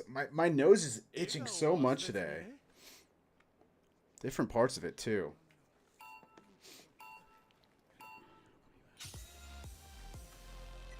Maybe it's saying that I want to play Liza P.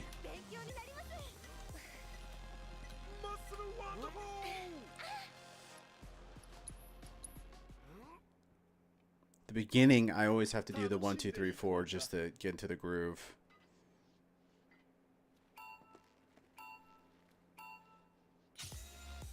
One, 2, 3, 4. 1, 2, 3, 4. 1, 2, 3, 4.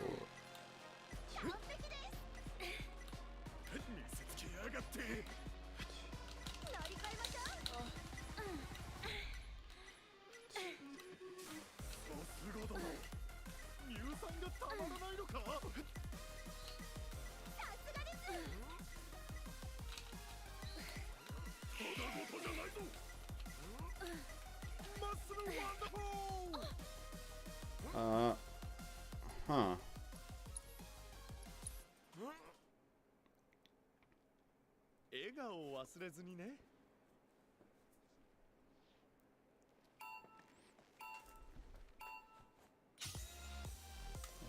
Two, 3, 4. 1, 2, 3, 4. 2, 3, 4. 1, 2, 3, 4. 1, 2. マサオ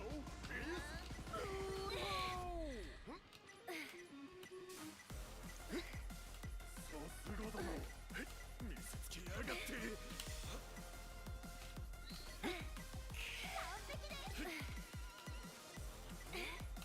まだいけるのか。マッスルワンダフォー。ただごとじゃないぞ。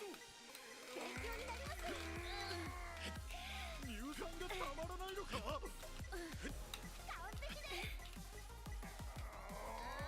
Oh, come on. I feel like I got that. It's that 35 mark.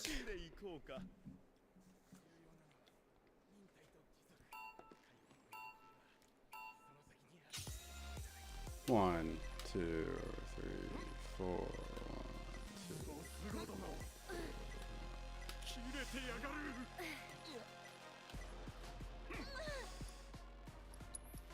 2。ほどでもない。笑顔を忘れずにね。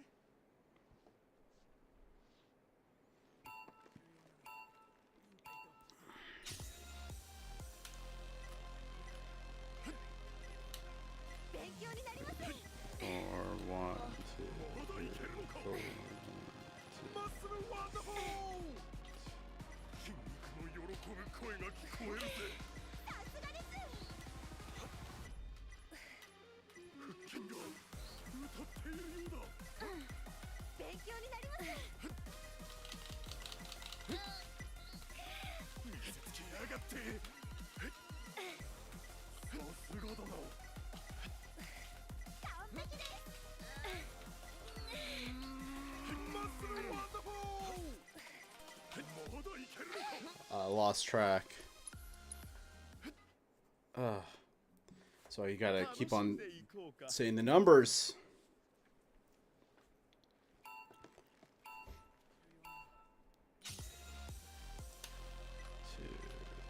4, 1, 2, 3, 4.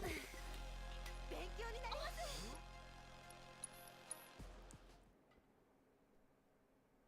笑顔を忘れずにね。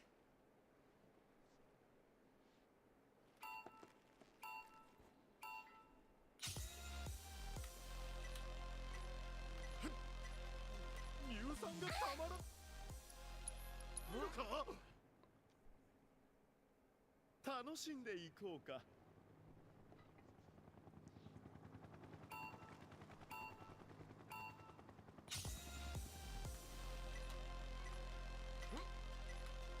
ただごとじゃないぞ。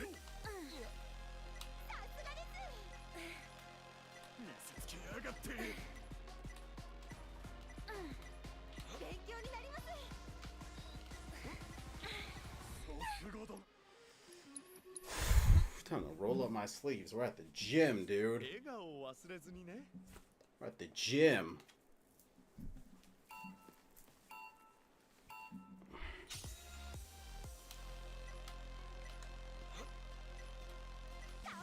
Three, 4. Ugh. I feel like you have to hold the controller in like a very specific way. 楽しんでいこうか。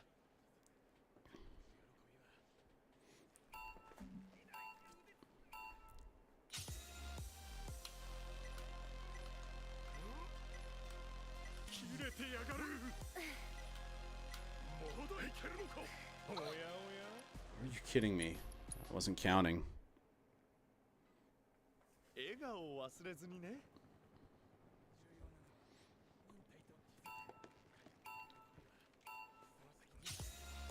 1, 2, 3, 4. 1, 2, 3, 4. 1, 2, 3, 4. マッスルワンダフォー。ノリノリですね。さすがです。ただごとじゃないぞ。勉強になります。切れてやがる。さすがだな。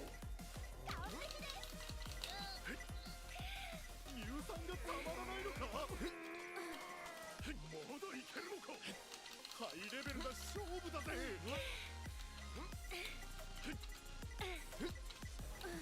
見せつけやがって。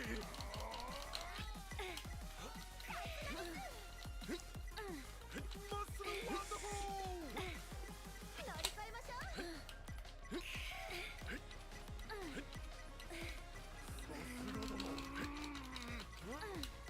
勉強になります。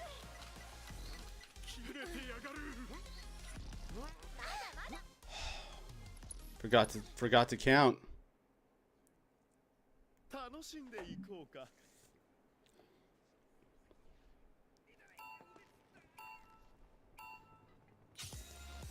1, 2, 3, 4. 1, 2, 3, 4.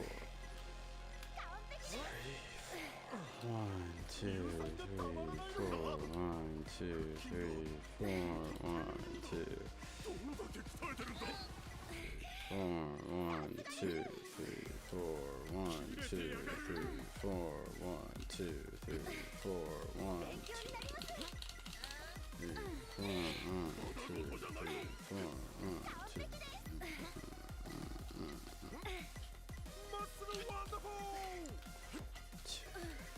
勉強になります。さすがだな。見せつけやがって。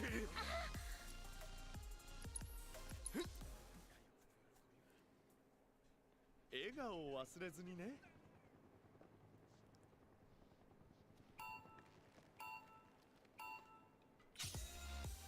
1, 2, 3, 4.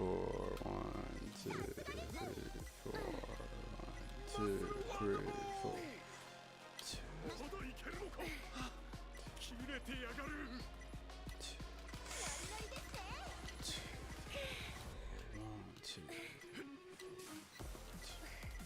勉強になります。 1, 2, 乳酸がたまらないのか。ただごとじゃないぞ。切れてやがる。 完璧です。さ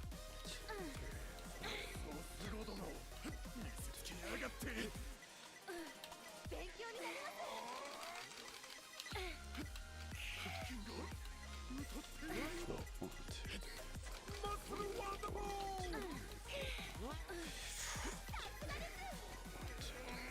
見せつけやがって。まだいけるのか。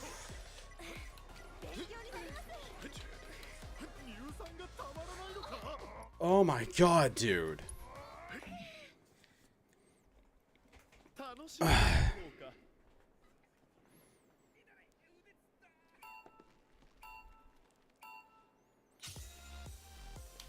1, 2, 3, 4.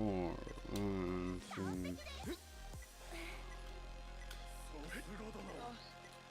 勉強になります。切れてやがる。 1, 2, 3, 4. 1, 2, 3, 4. 1, 2, 3, 4. 勉強になります。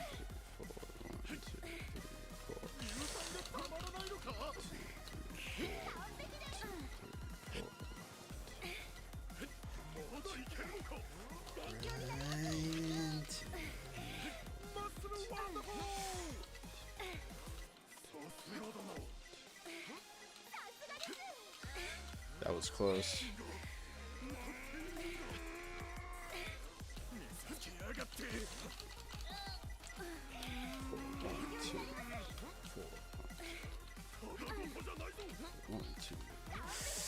That was... Oh, that's like borderline impossible to hit that. 笑顔を忘れずにね。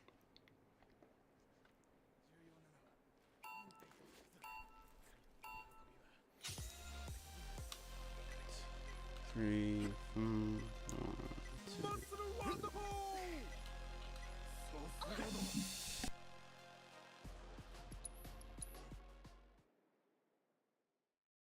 だ。楽しんでいこうか。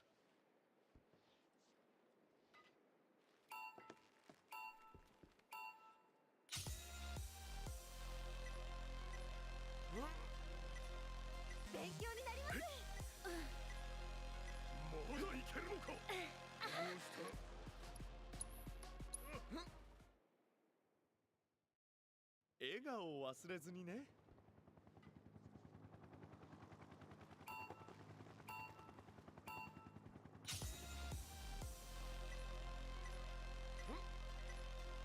乳酸がたまらないのか。さすがだな。さすがです。ただごとじゃないぞ。切れてやがる。勉強になります。腹筋が歌っているようだ。完璧です。見せつけやがって。まだいけるのか。勉強になります。さすがだな。乳酸がたまらないのか。ただごとじゃないぞ。さすがです。マッスルワンダフォー。腹筋が歌っているようだ。勉強になります。見せつけやがって。さすがだな。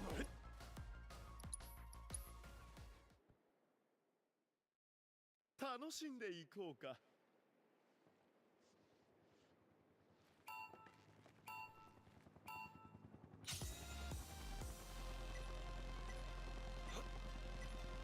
完璧です。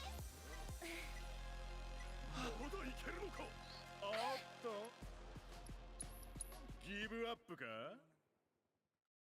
笑顔を忘れずにね。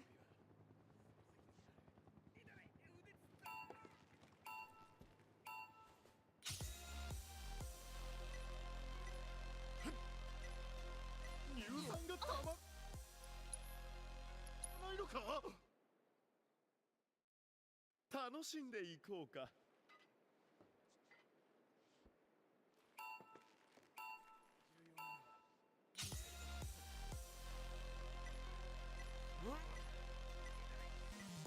すがだな。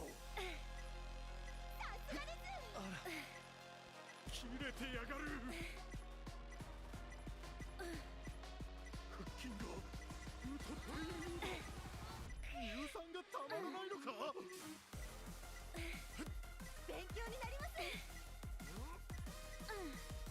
マッスルワンダフォー。ただごとじゃないぞ。見せつけやがって。完璧です。さすがだな。マッスルワンダフォー。さすがです。まだいけるのか。勉強になります。切れてやがる。腹筋が歌っているようだ。完璧です。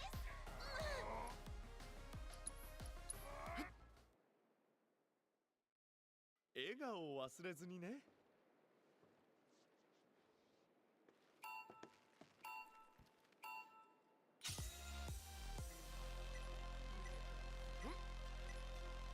さすがだな。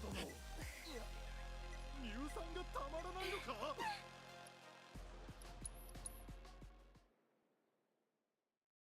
楽しんでいこうか。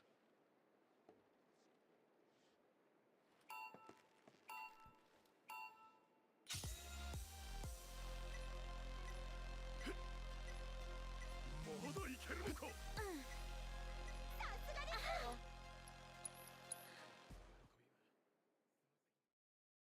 You have to take whatever lead you can with him. So, messing up is not an option.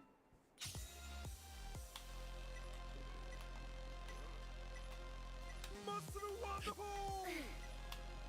ただごとじゃないぞ。勉強になります。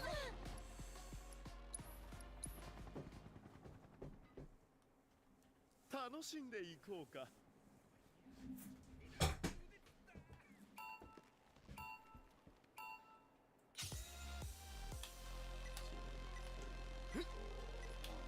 切れてやがる。完璧です。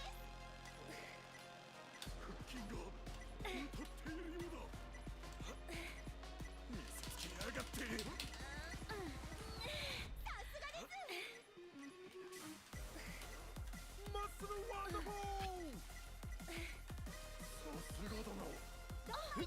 Are you kidding me? My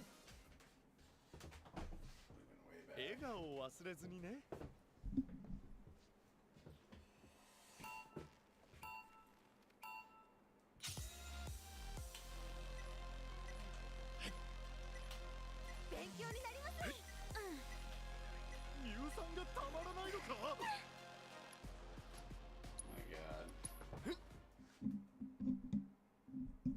楽しんでいこうか。ま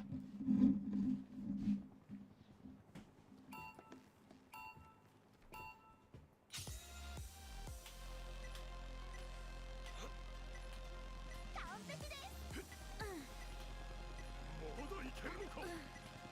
切れてやがる。勉強になります。さすがだな。乳酸がたまらないのか。Lost count of where I was. Lost track of where I was. Where the buttons were.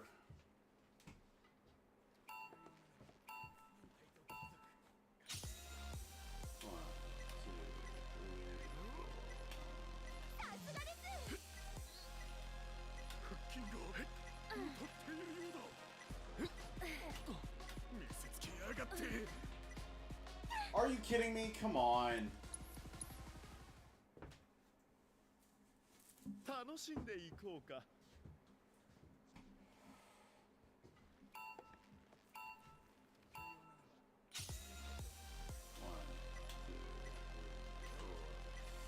勉強になります。た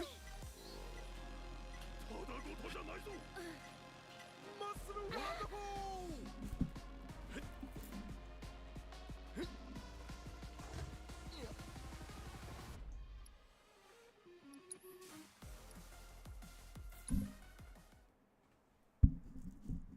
笑顔を忘れずにね。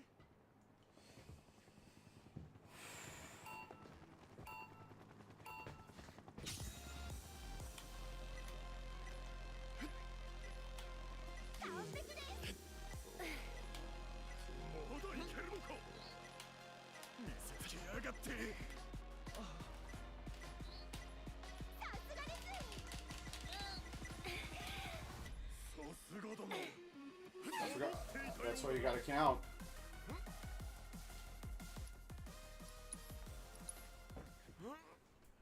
What's this on the floor? 楽しんでいこうか。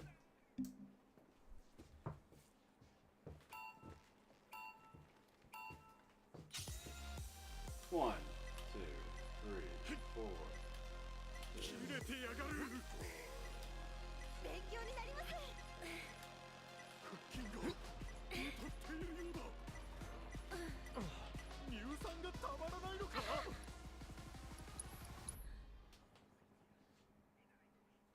笑顔を忘れずにね。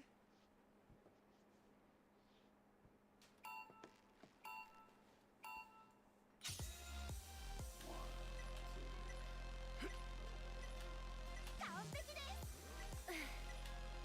マッスルワンダフォー。まだいけるのか。さすがです。見せつけやがって。 Got too excited there. 楽しんでいこうか。 I'm having trouble just getting to the beginning, past the beginning part.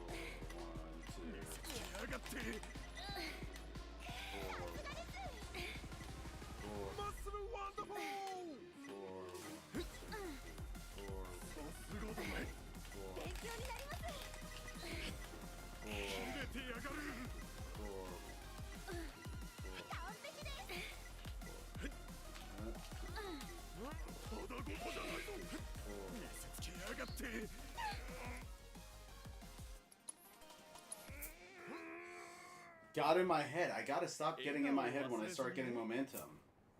That's a life lesson. That is a life lesson. When you're doing good, don't get in your own head. This is what I'm integrating. I couldn't find any results. That's for results.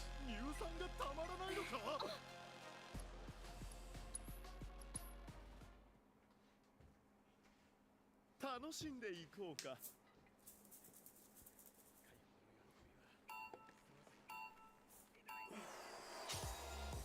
One, two, three, four.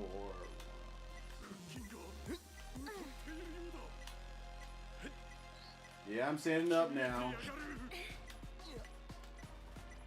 One, two. Sitting down's not good for your back. 笑顔を忘れずにね。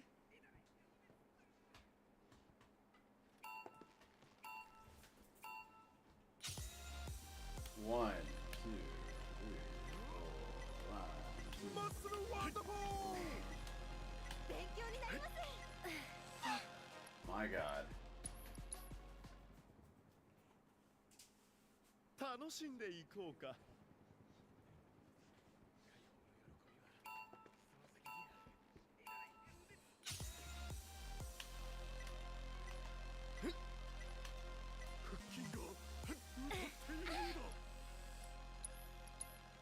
I'm gonna take off my shirt, man. It's getting serious here. 笑顔を忘れずにね。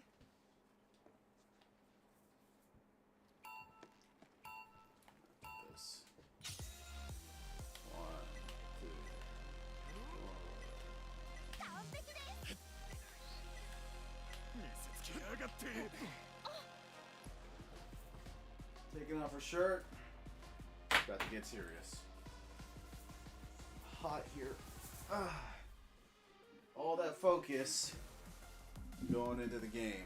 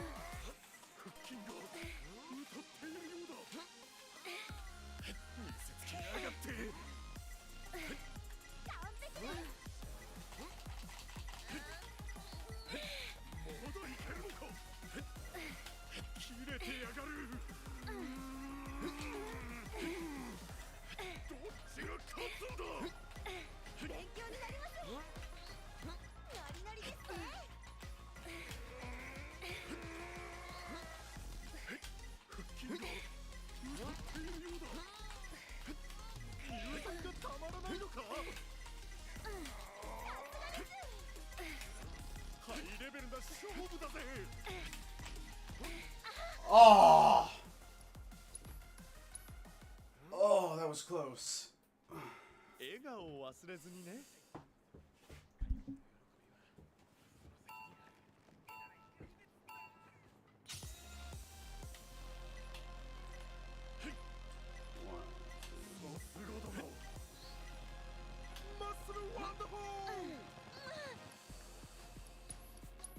Just getting back into that groove after going so fast is like the hardest part.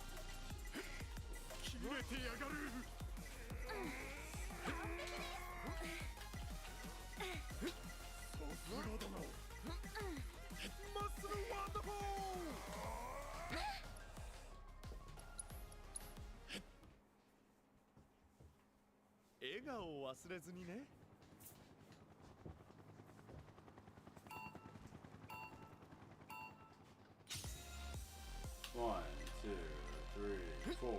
1, 2, 3, 4.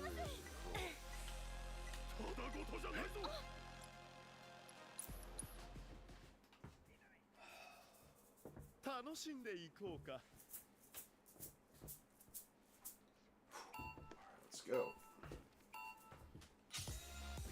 1, 2, 3.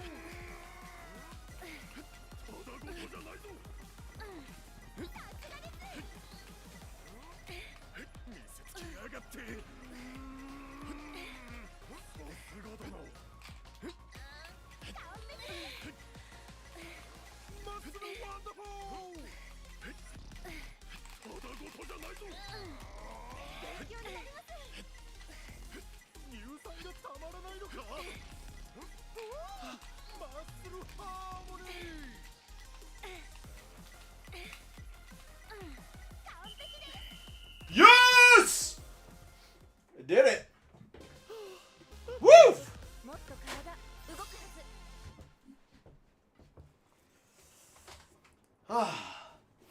There we go. We never have to do that again. How you like that, Ross?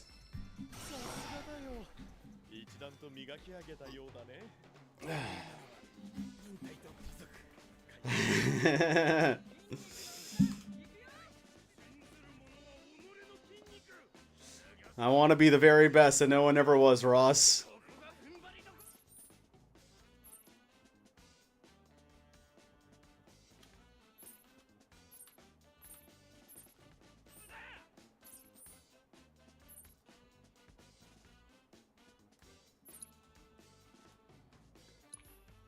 You were there, Ross. You were there.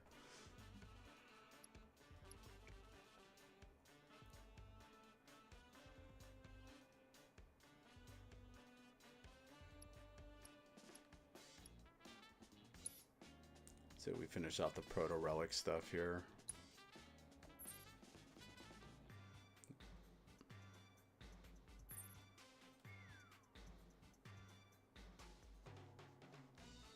Wait, no, it was, we did the proto-relic stuff there.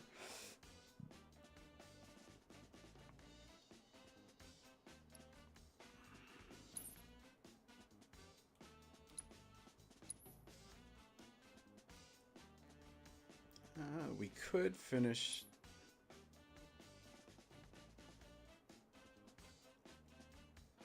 Let's finish this. Let's do that.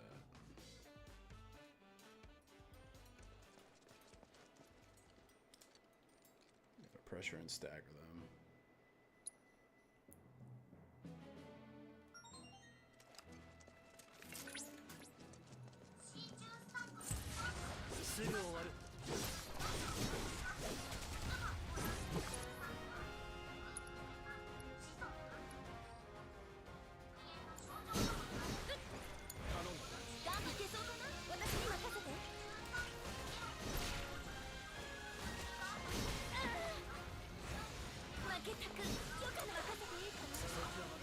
We don't have to worry about time.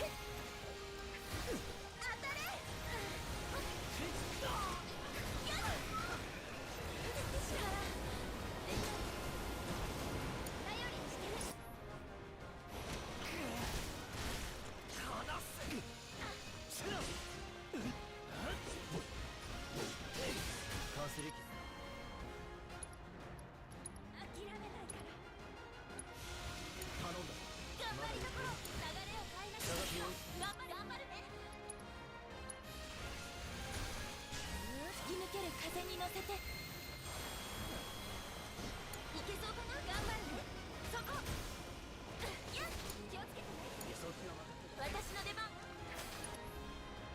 交代。さあ行くよ。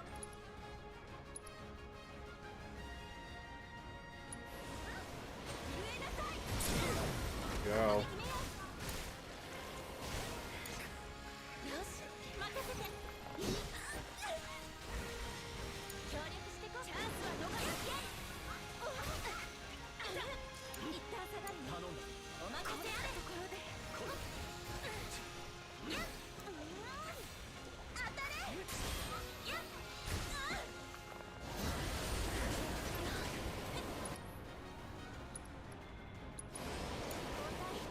私からやだ。当てる。しまった。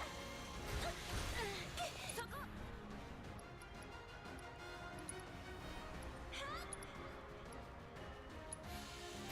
スよ。逃さない。うまく使って。やあ。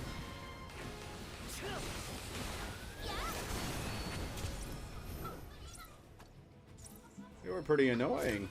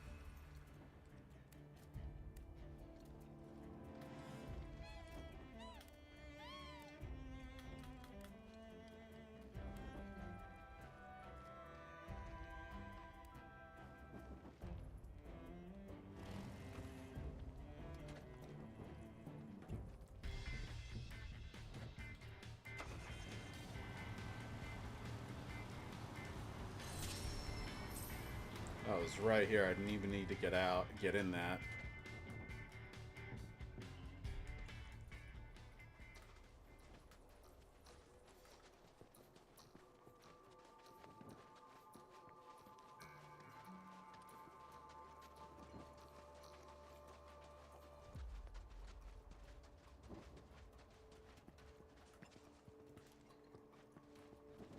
So weird how it doesn't let you run in this area.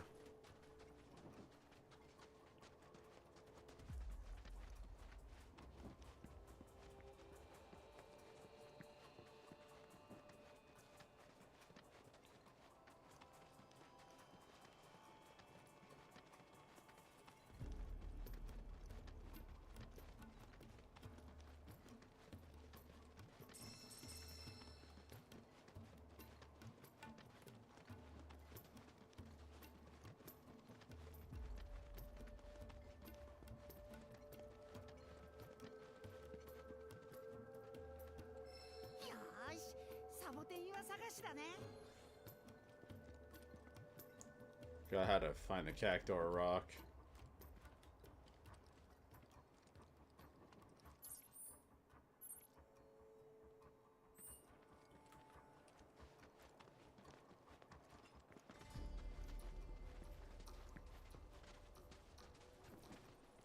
Just gonna look it up. This is such garbage.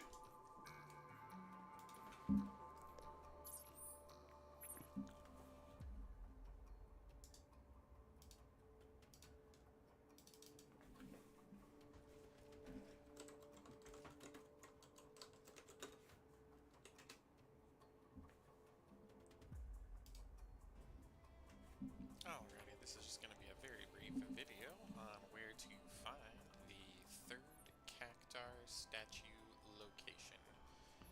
After Chapter 12 is completed, you could head over to Phenomenon Intel which there's no gimmicks to get over here, you just kind of loop around this way. So basically you're just going to head directly west and then move around here. You'll see that statue. Through the hole it glows green, and then you kind of loop around over here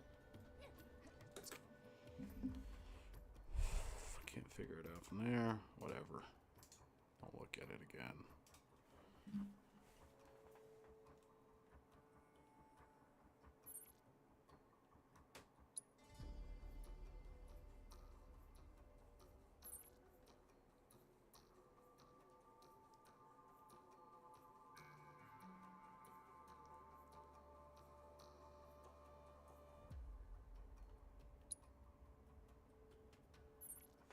It's over there. It's over here.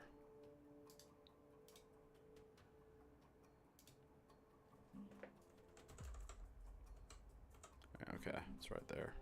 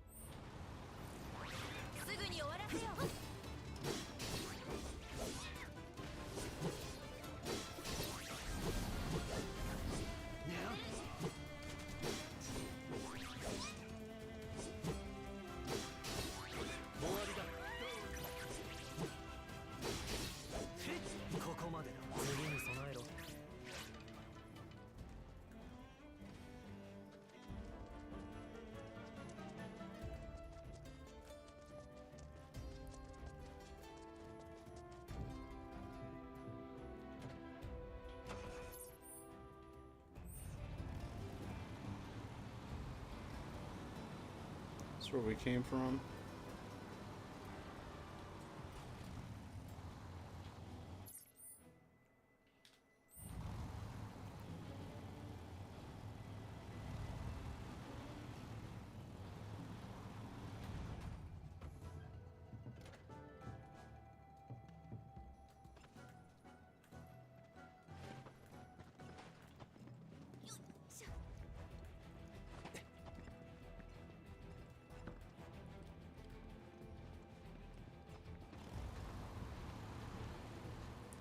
Wait, what?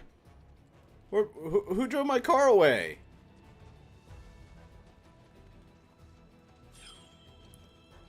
Oh, okay.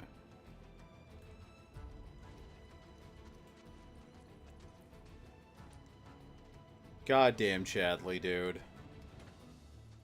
That loser.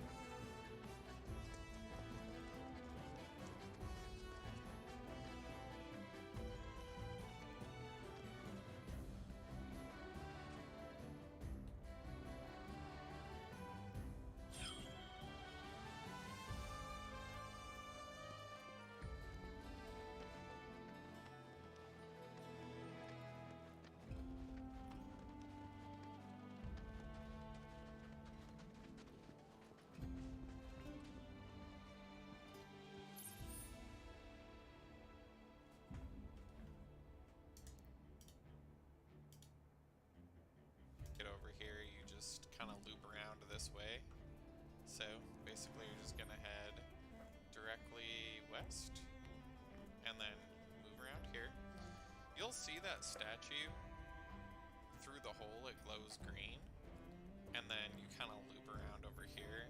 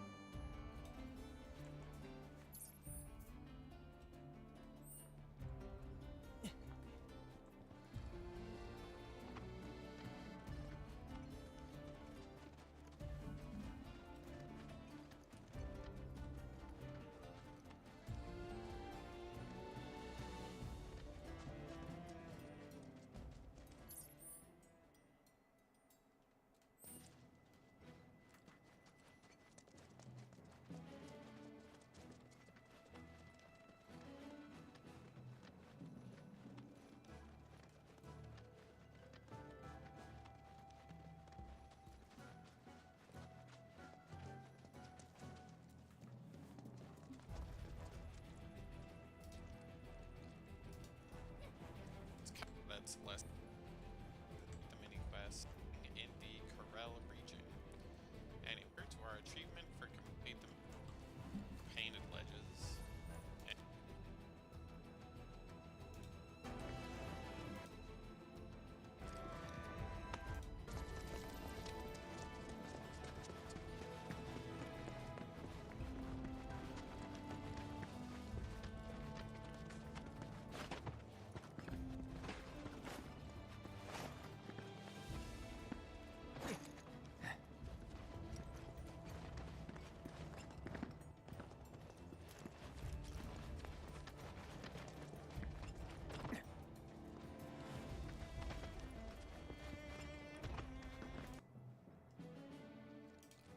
Doing it wrong.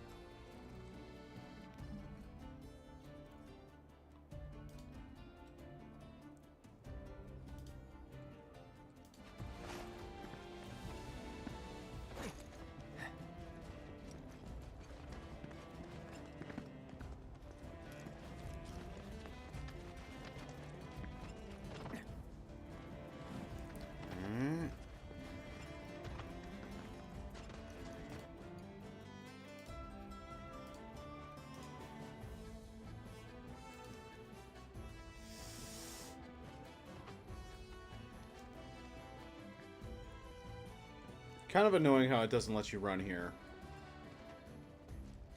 I don't understand the function of that, but whatever.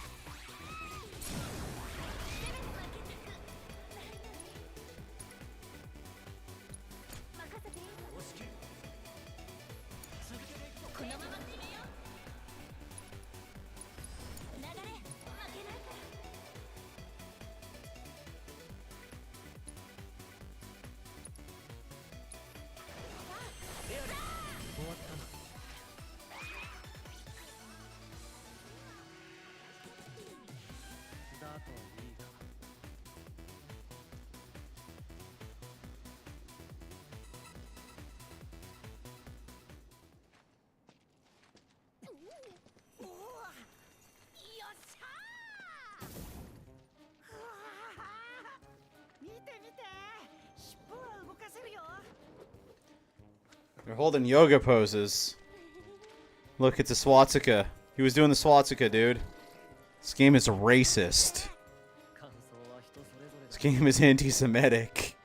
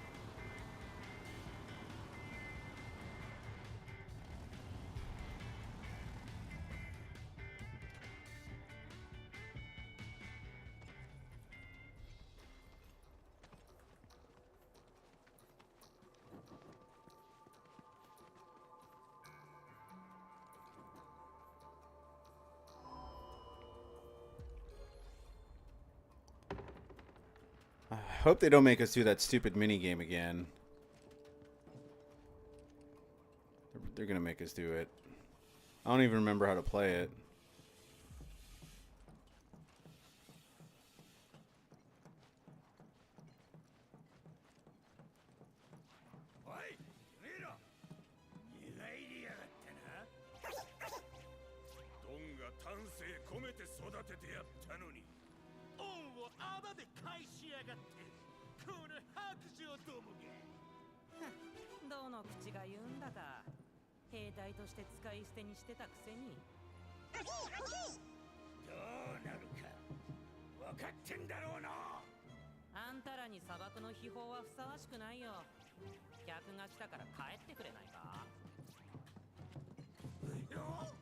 Hey, aren't those guys in Yakuza like a dragon?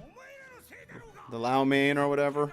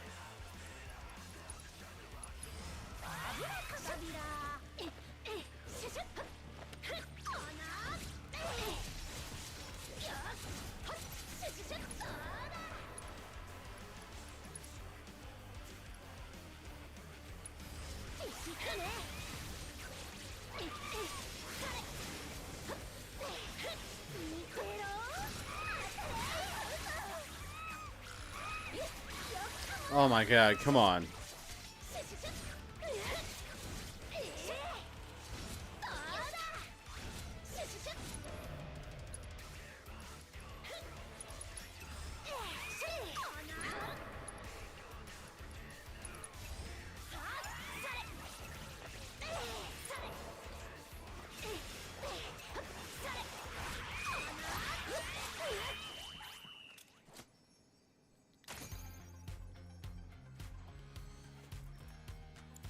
Gotta get 3,000. Oh, God, these mini games.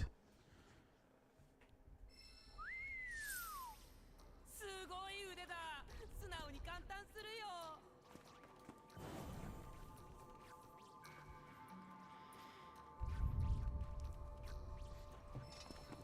確かかけらは4つだったな。その通り。次の4号魔航路で最後さ。秘宝の正当な持ち主があんたなのか最終試練で確かめさせてもらうよ。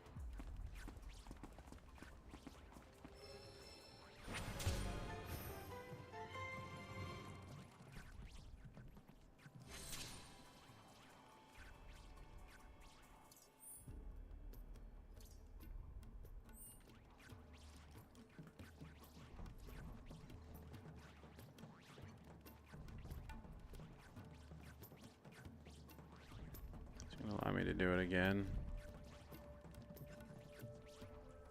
We have to go for 4,000. 4,000.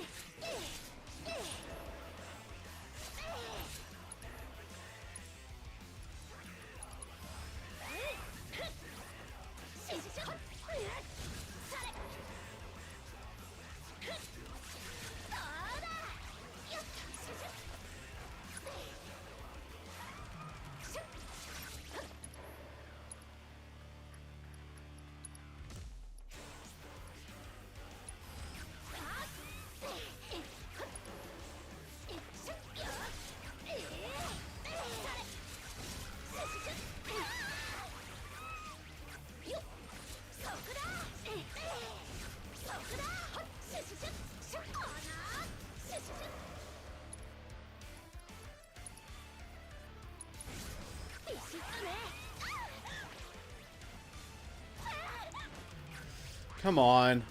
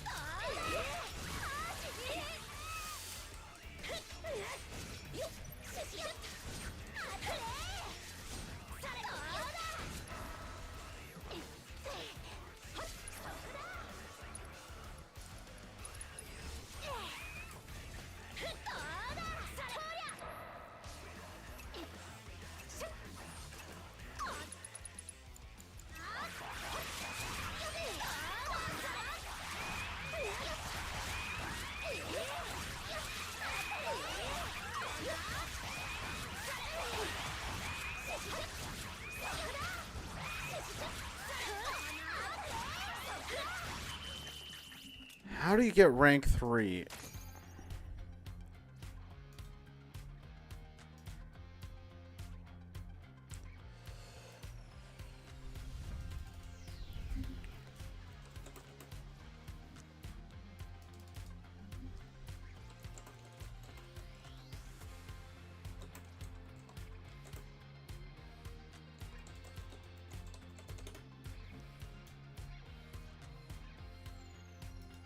Hello Avalanche, I'm going to show you how to get rank 3 on Cactar Crush with Brad to me. I'm going to quickly show you my loadout. So I'm going to go to combat settings real quick. We're going to go to Yuffie. I got her with the Art of War and the Windstorm. Windstorm is very important. I think you get that from this weapon right here, the Twin Viper. Am I right about that? Yeah, that's where you get the Windstorm. Very useful. I'm also going to use the Twin Viper. Anyone else? And to the academy, then each one as fast as possible. So the first thing, I'm just going to try and take these guys out quick. Now, I don't do any holding, by the way, when I do my basic attacks. Okay, so we want to throw the thing in there. We want to go ahead and get the fire going.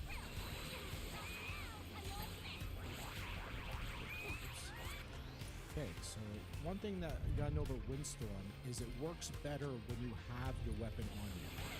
Just like so. So we're just gonna beat these guys up. War attack.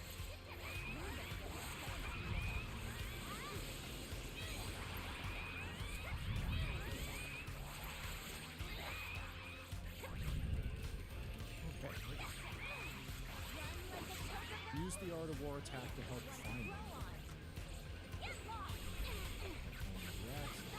Sometimes it's better to use this attack just to get your kind of thing up anyway, your ATB gauge.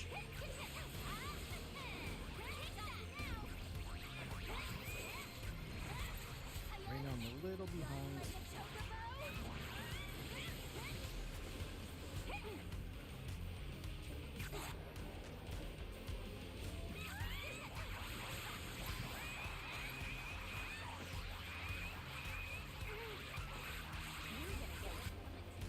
Let's go ahead and use our Windstorm here, get a bunch of them.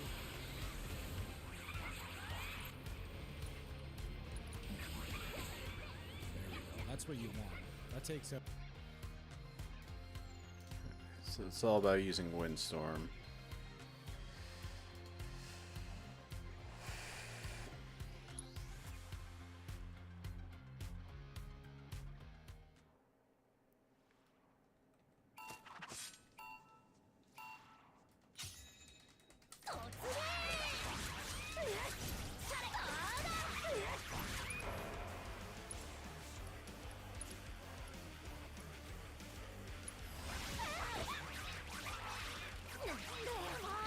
Wait, what?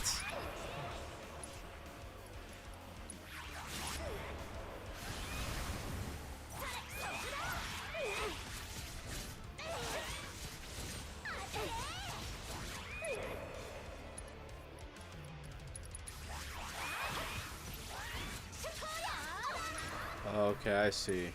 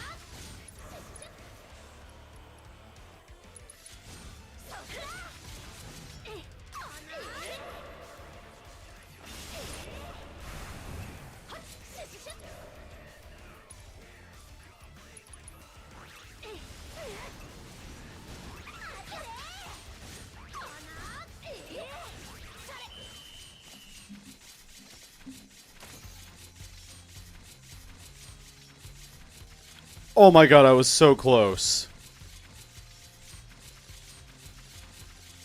Huh. Gotta see what he wants us to do when that big one comes in. That's how you do it. 3 milliseconds left. I'm not sure how I got 40 less points, but whatever. That's how you do it. Okay, that's how you beat. Here you have your. And this video helps you, show you how to get. Leave a silly comment for the out. You know, when I use my windstorm that time. Always make sure you. Left. Weapon. Storm. Okay. And war again.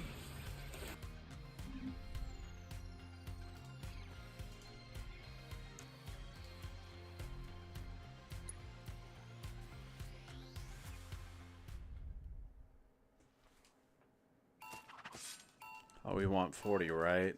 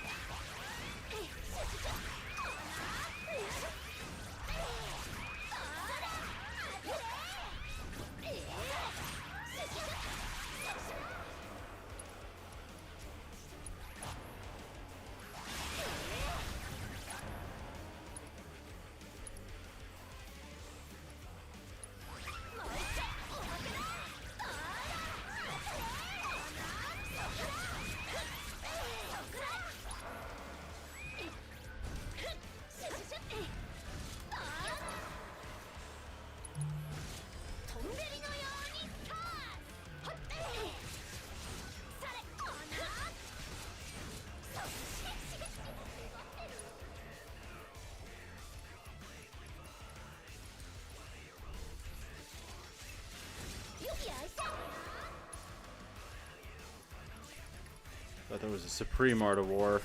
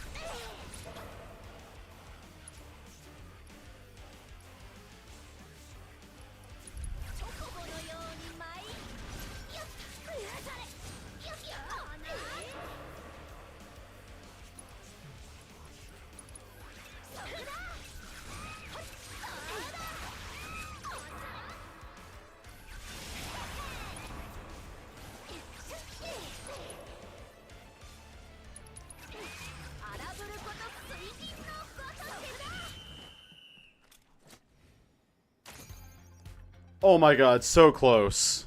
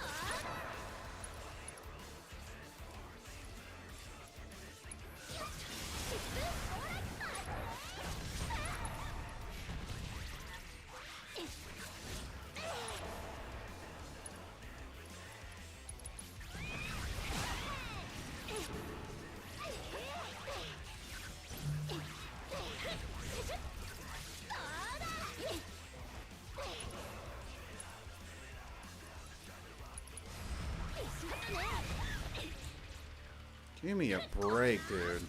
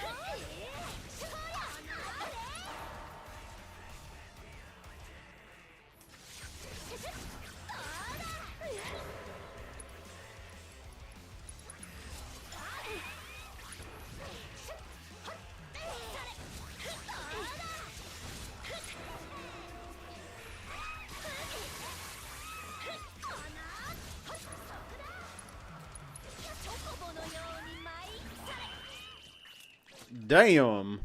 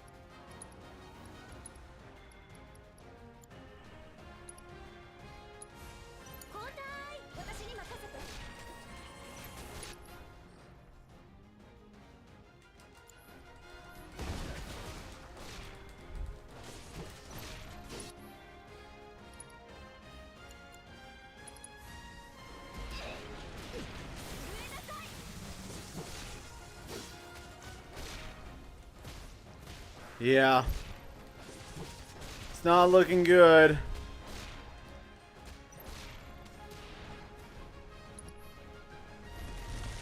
Oh.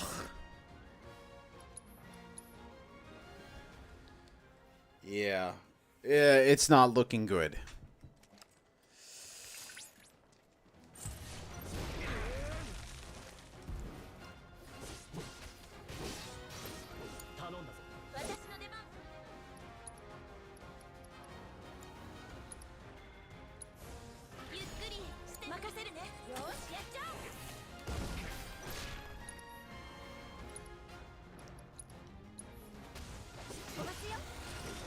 Does he? That's not good. That is not good. Why is he getting a freaking neocon, dude?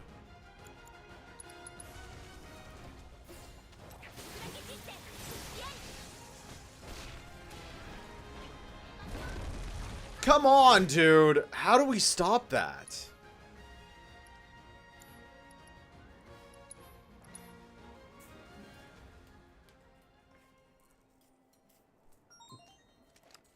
If it's Israel that gets us into World War III, I'm gonna be so pissed.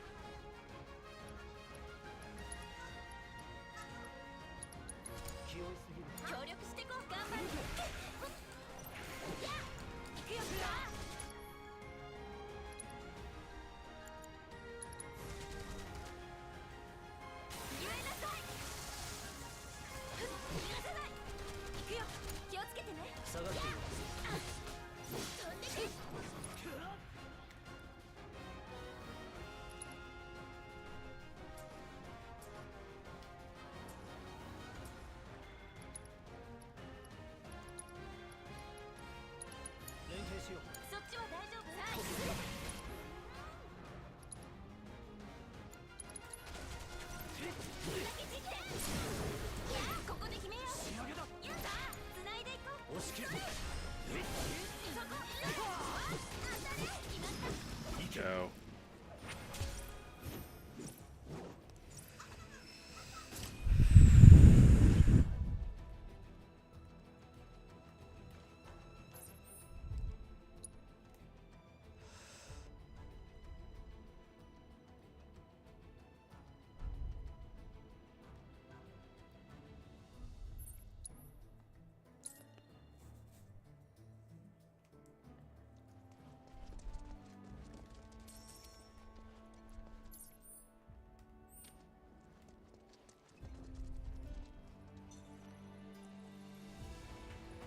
I gotta stand up again.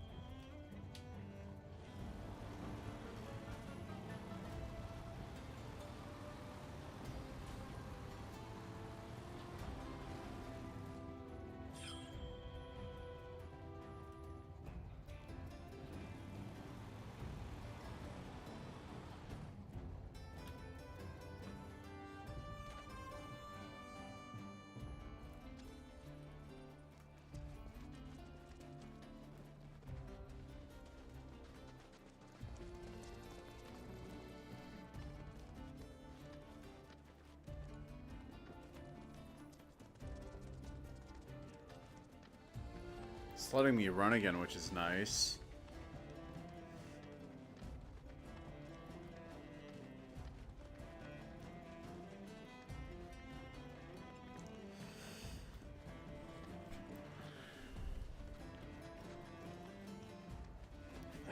Stand up.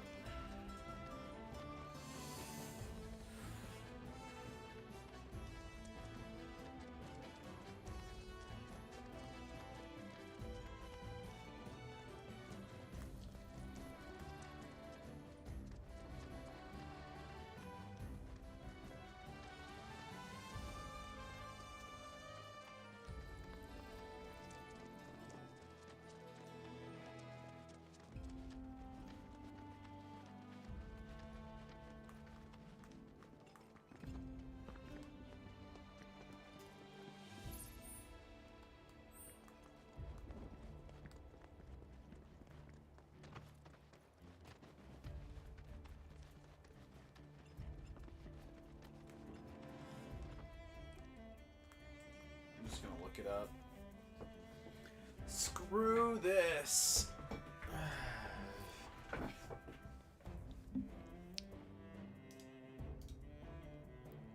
What's it called again? Modular reactor 4.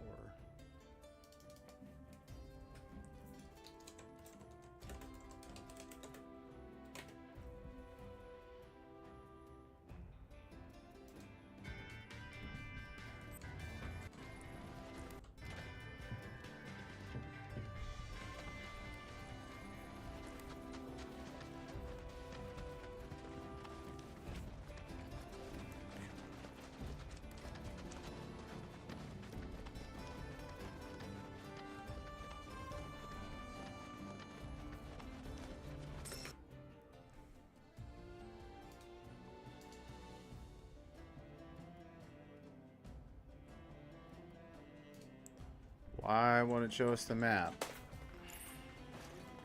Okay.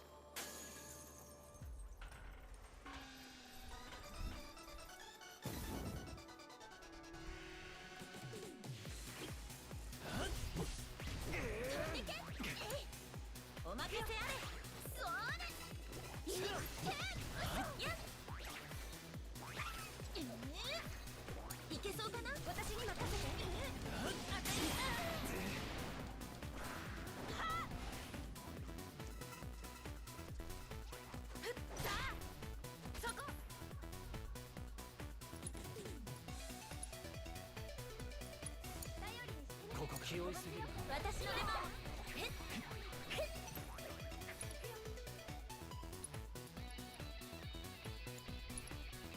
そこから狙え。よし、やっちゃおう。ゆっくり気をつけてしてね。頼んだぞ。お任せあれ。とりゃ当たれ。飛んでけ。やだ。ほっへっ。そっちは大丈夫。私に任せて。さあ、蹴散らす。やあ。やい。頼りにしてる。俺が出る。決めてる。そこ。どけ。邪魔だ。仕上げだ。落ち着いていけ。私の出番。いってやっやっ当たれ。ほっせーの。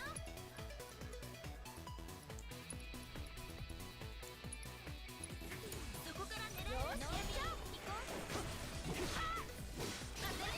さあそりゃ出番だよ。引き受け。私の本気見せてあげる。暴れる。当てる。ここで仕掛ける。丸い。仕留めた。怖い。さて最後の被害者は誰かな。おいらは準備万端だよ。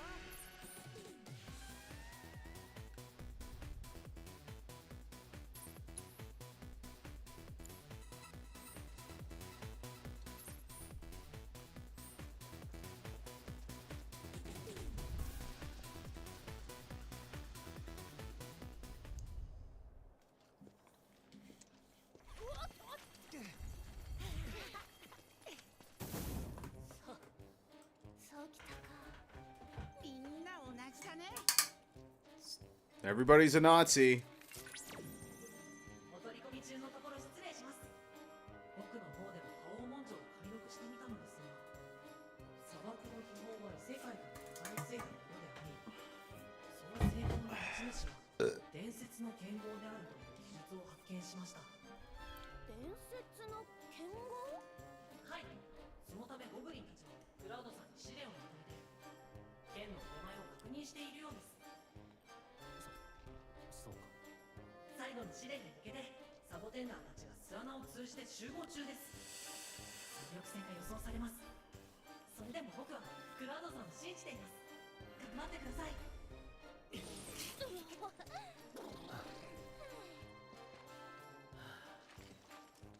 し、行こう。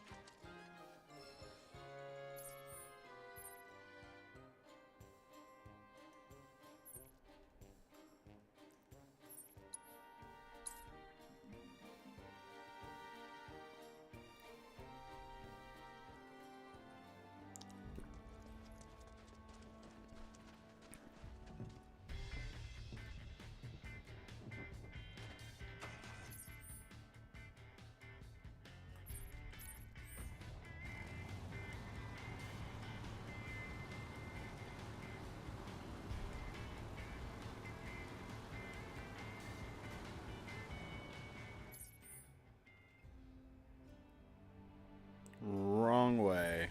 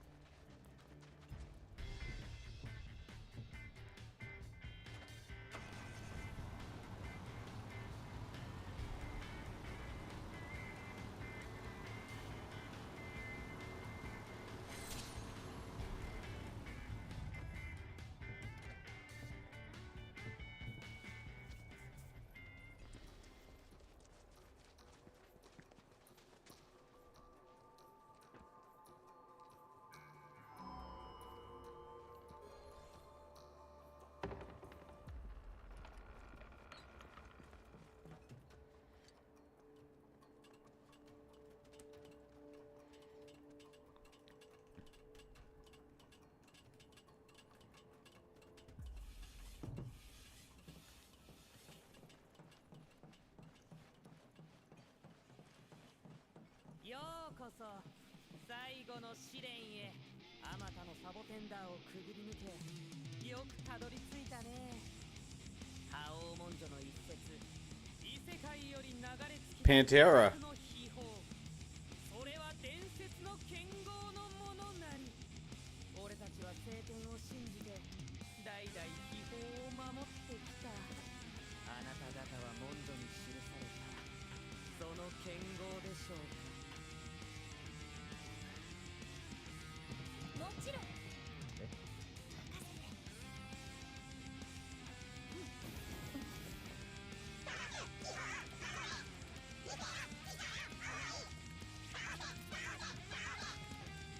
彼らは最強の守り手たちだ堅牢な彼らを打ち破ることができれば秘宝の正当な持ち主と認めようそれでは最後の試練始め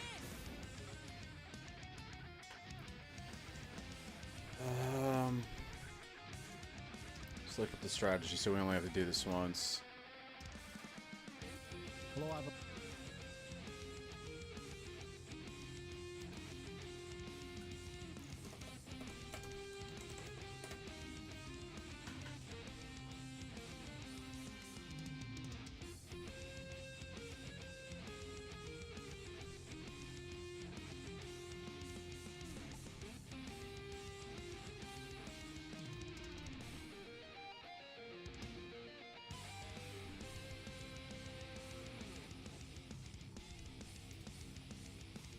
Oh, it's with Aerith. Hello, Avalanche. I'm not thinking too much about it. Actually, I'm going to go into her materia and equipment. I think there's a boost for wind moves. I'm going to use a lot of wind moves. Wind damage up. Yeah, what is that? Percent? Over and over again. Okay.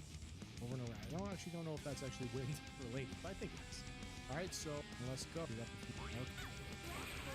use the ward. And I want to use Sorcerer's Storm really early.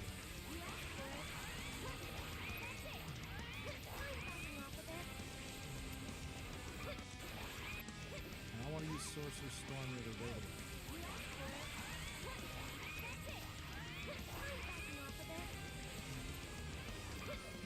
Maybe this will do the trick.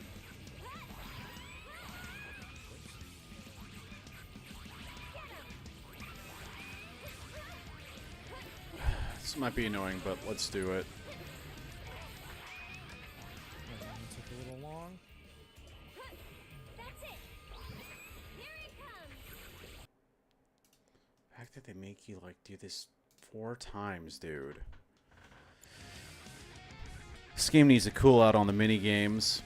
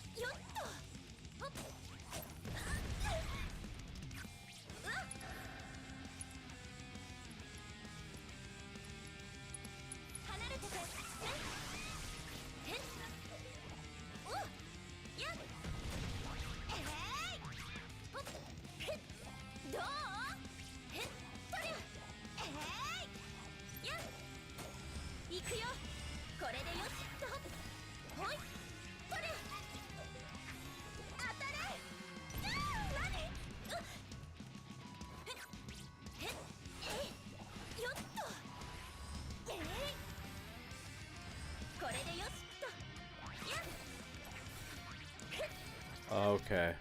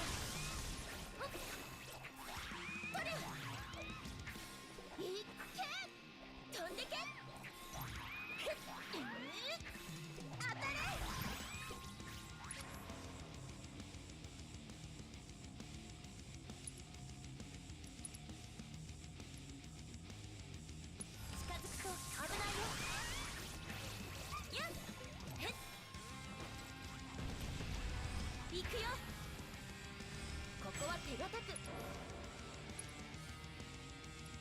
離れててねおっほっやっほっやっこれでよしっとやっとりゃ怒ったからほっえいいっやっ離れてて飛んでけやだ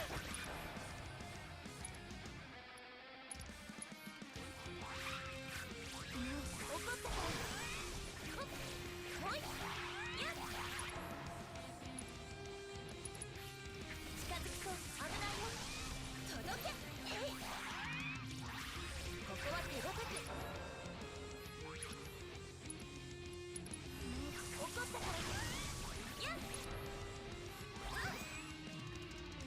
はあ飛んでけごめんあやっへっそれ当たれ離れててねほっいってわ届けおうわよろけてるほっ近づくと危ないよ飛んでけほっ行くよ備えて届けはあほっほいえいやっなんかごめん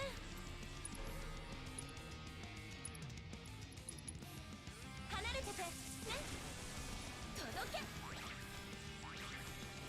っやっおうほっやっGotta see what he does with that thing.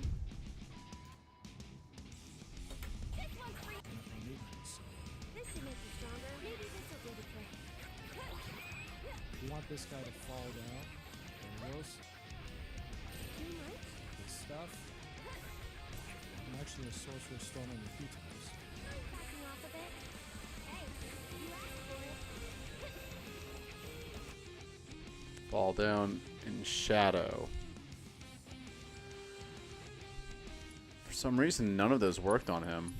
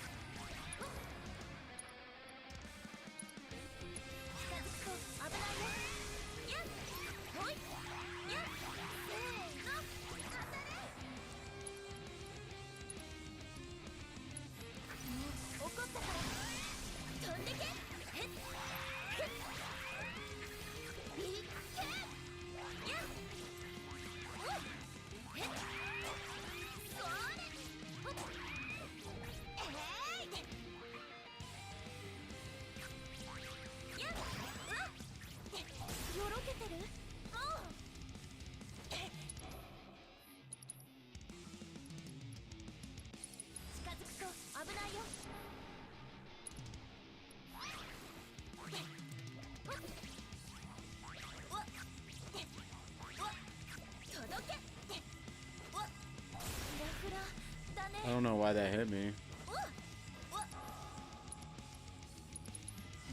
怒ったからやっ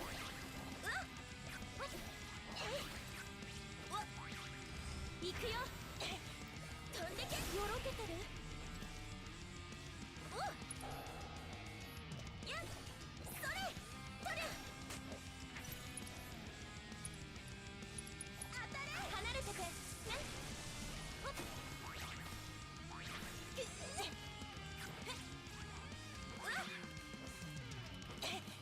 ほっ飛んでけ大丈夫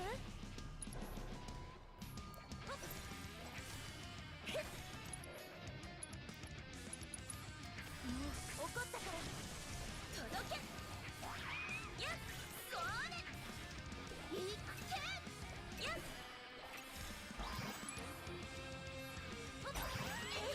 どう離れててねやっよっと怒ったから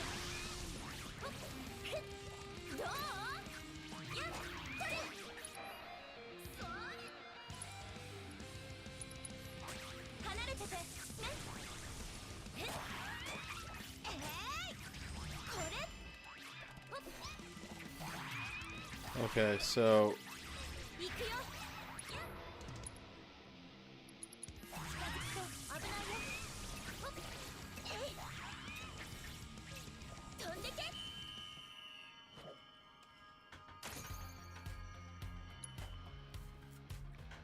Alright, I have a little better idea.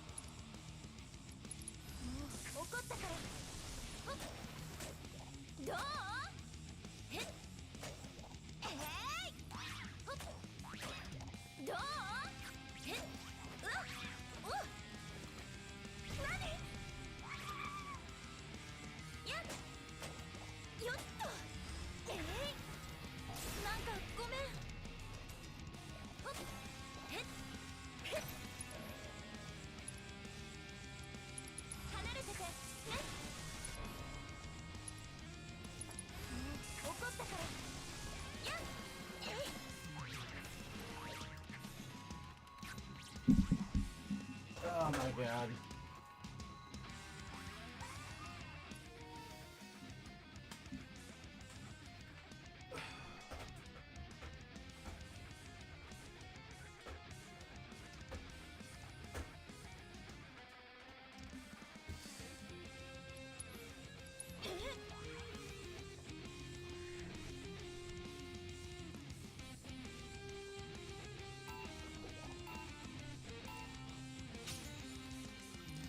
これでよしとやっ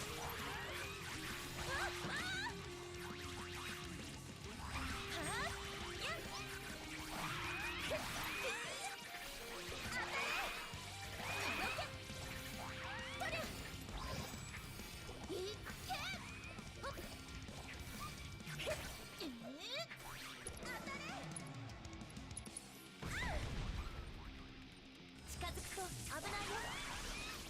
ほっ飛んでけ。わっ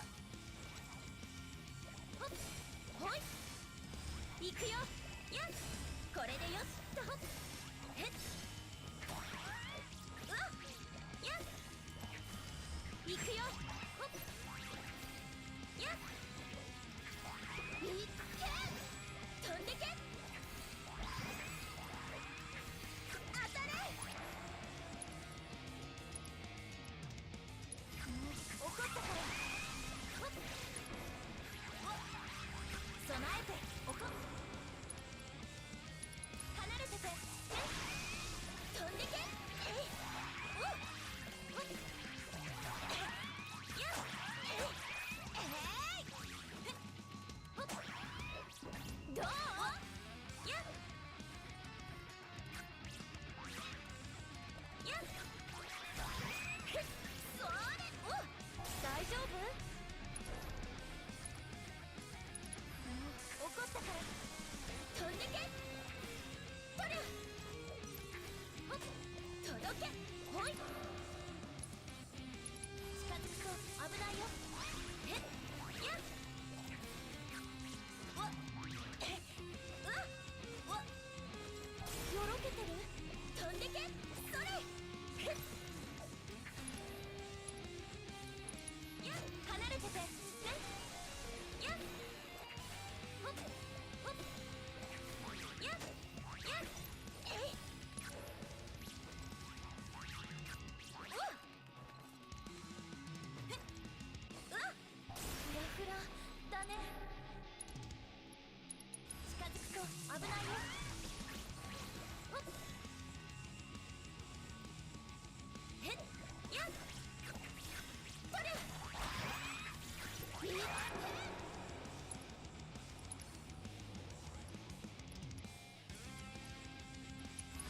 怒ったからほっほい当たれ。やっへっせーのおっやっよっと近づくと危ないよ。わっほっへっどうここは手堅くおっ飛んでけそれやっやだ怒ったから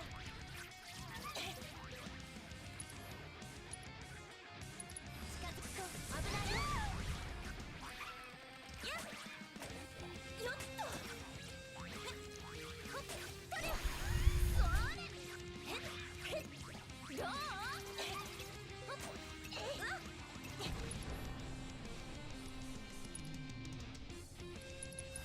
怒ったからへっほっほい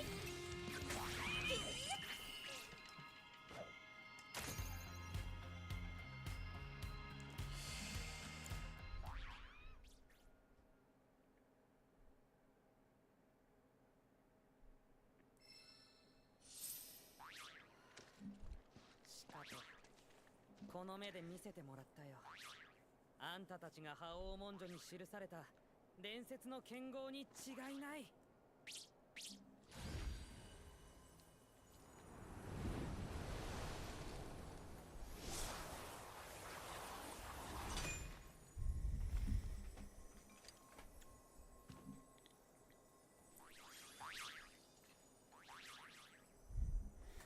それで実は最後に頼みがあるんだけど。そこまでだ。おっと動くなよ。文書だか剣豪だか知らねえが秘宝にふさわしいのは我らがドン・コルネオ様に決まってんだろうが。の秘宝おとなしく渡してもらおうか。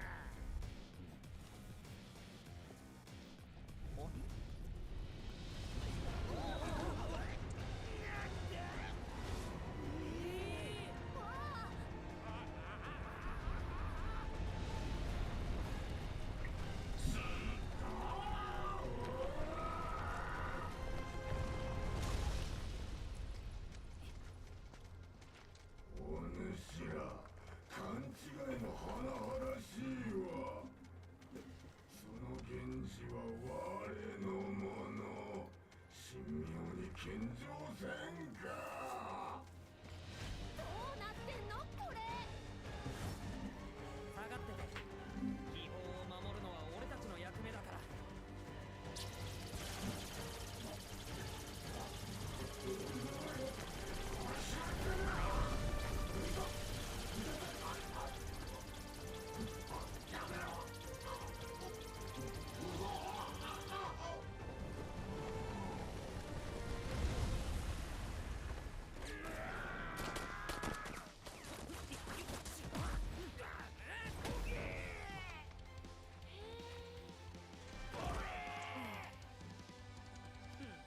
まだやる？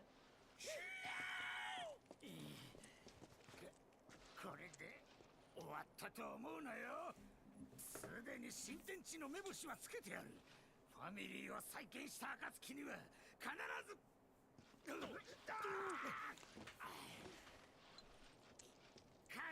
お前らをすりつぶしてやるからな。お前ってやがれ。それでさっき言いかけた最後の頼みなんだけど、俺と戦ってくれないか。伝説の剣豪の力ってやつを味わってみたくなってね。いいだろう。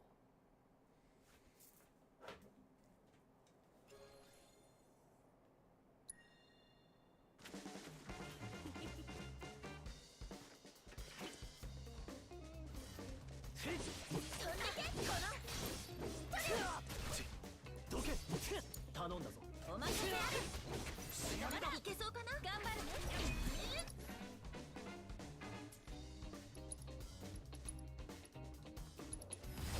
調子に乗っ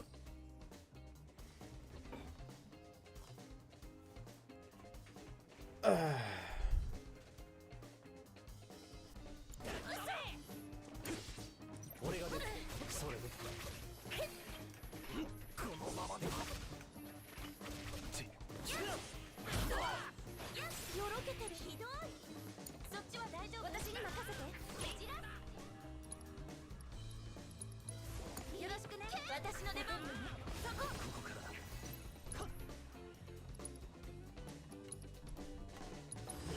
そこから狙える。やっちゃう。やってやる。当てる。それ。まだ沈め。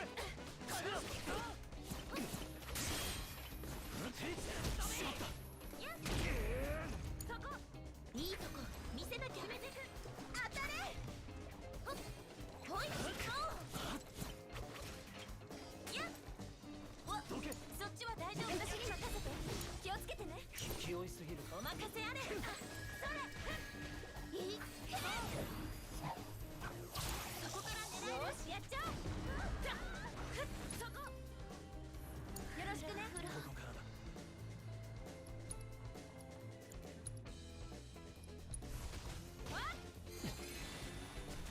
落ち着いていけ。頑張るね。それ。とりゃ。当たれ。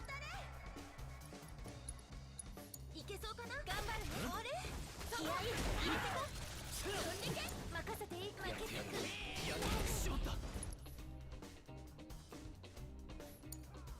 いいとこ見せなきゃ。うっと当てる。このほい。やっ It's full health again, huh?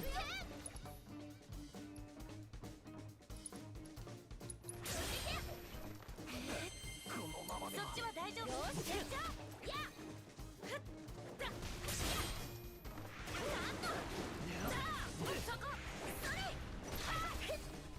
頼りにしてる。下がって。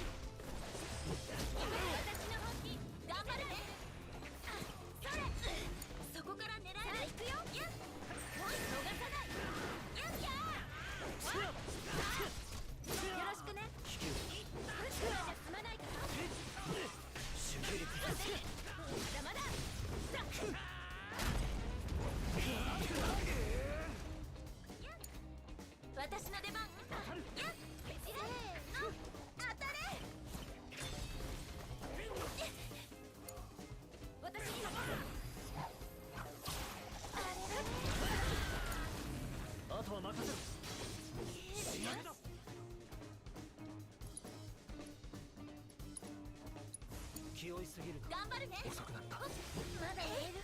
とりゃまだまだいっけ。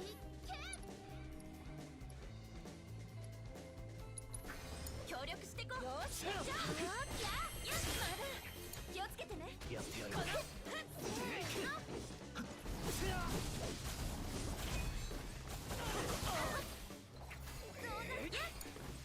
いいとこ見せなきゃ。やっえっうわ任せるね。のに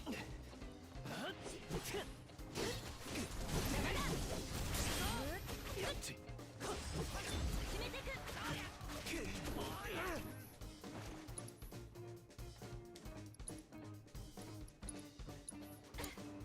頑張るね。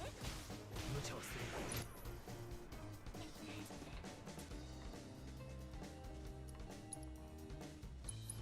よろしくね。運んで私の思い。一気に叩き込む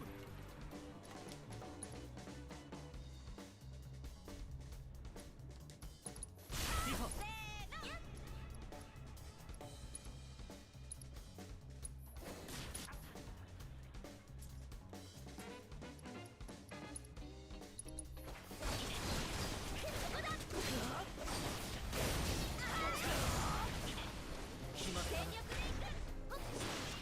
There we go. さすがは試練を乗り越えし伝説の剣豪ってとこか。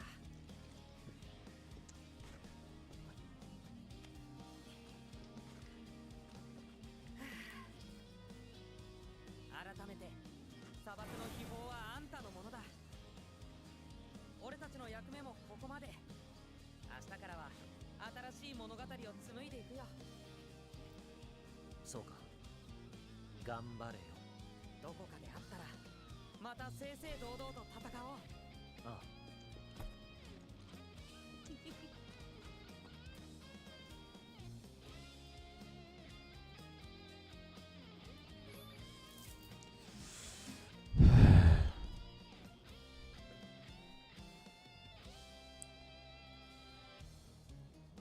Dude.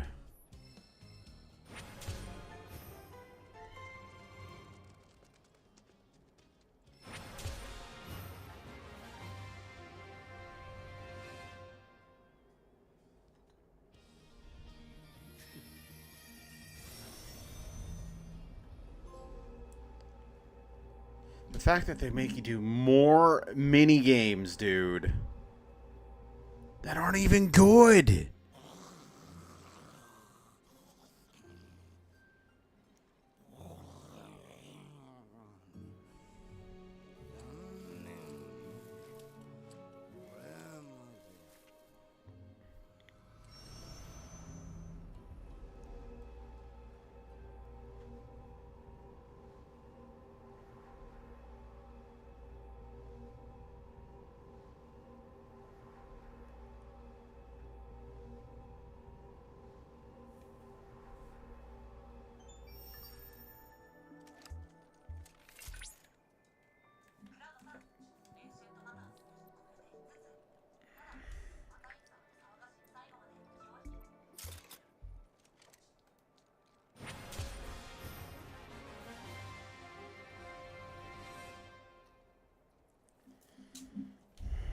I'm gonna go to Johnny's thing real quick. See if they make you do all of that too.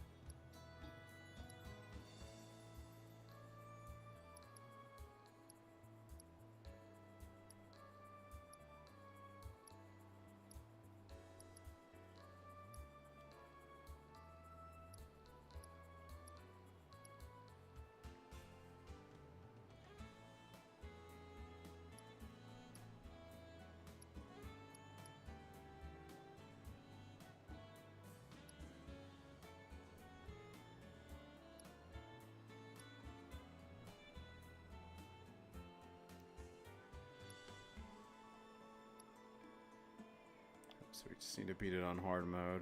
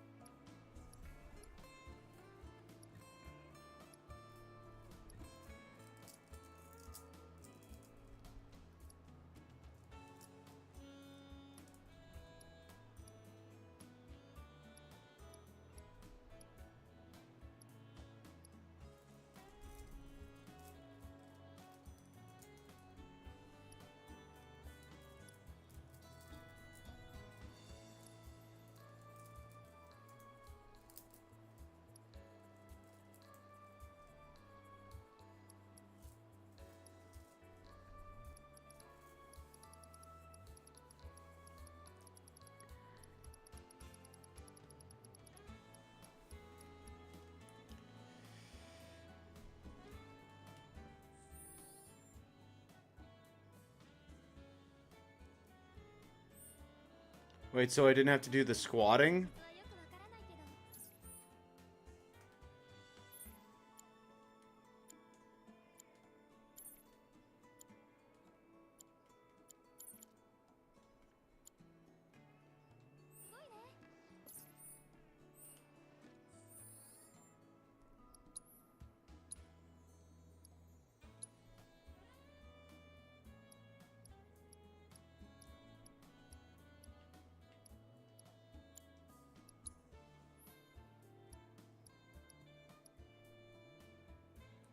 Phew. Let's put that on for now.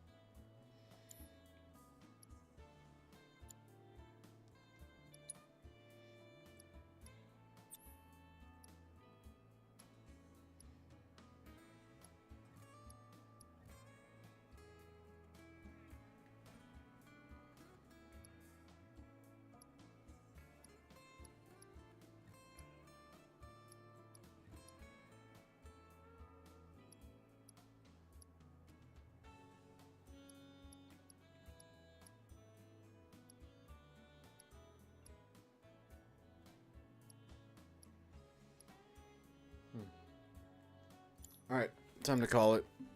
Bye bye.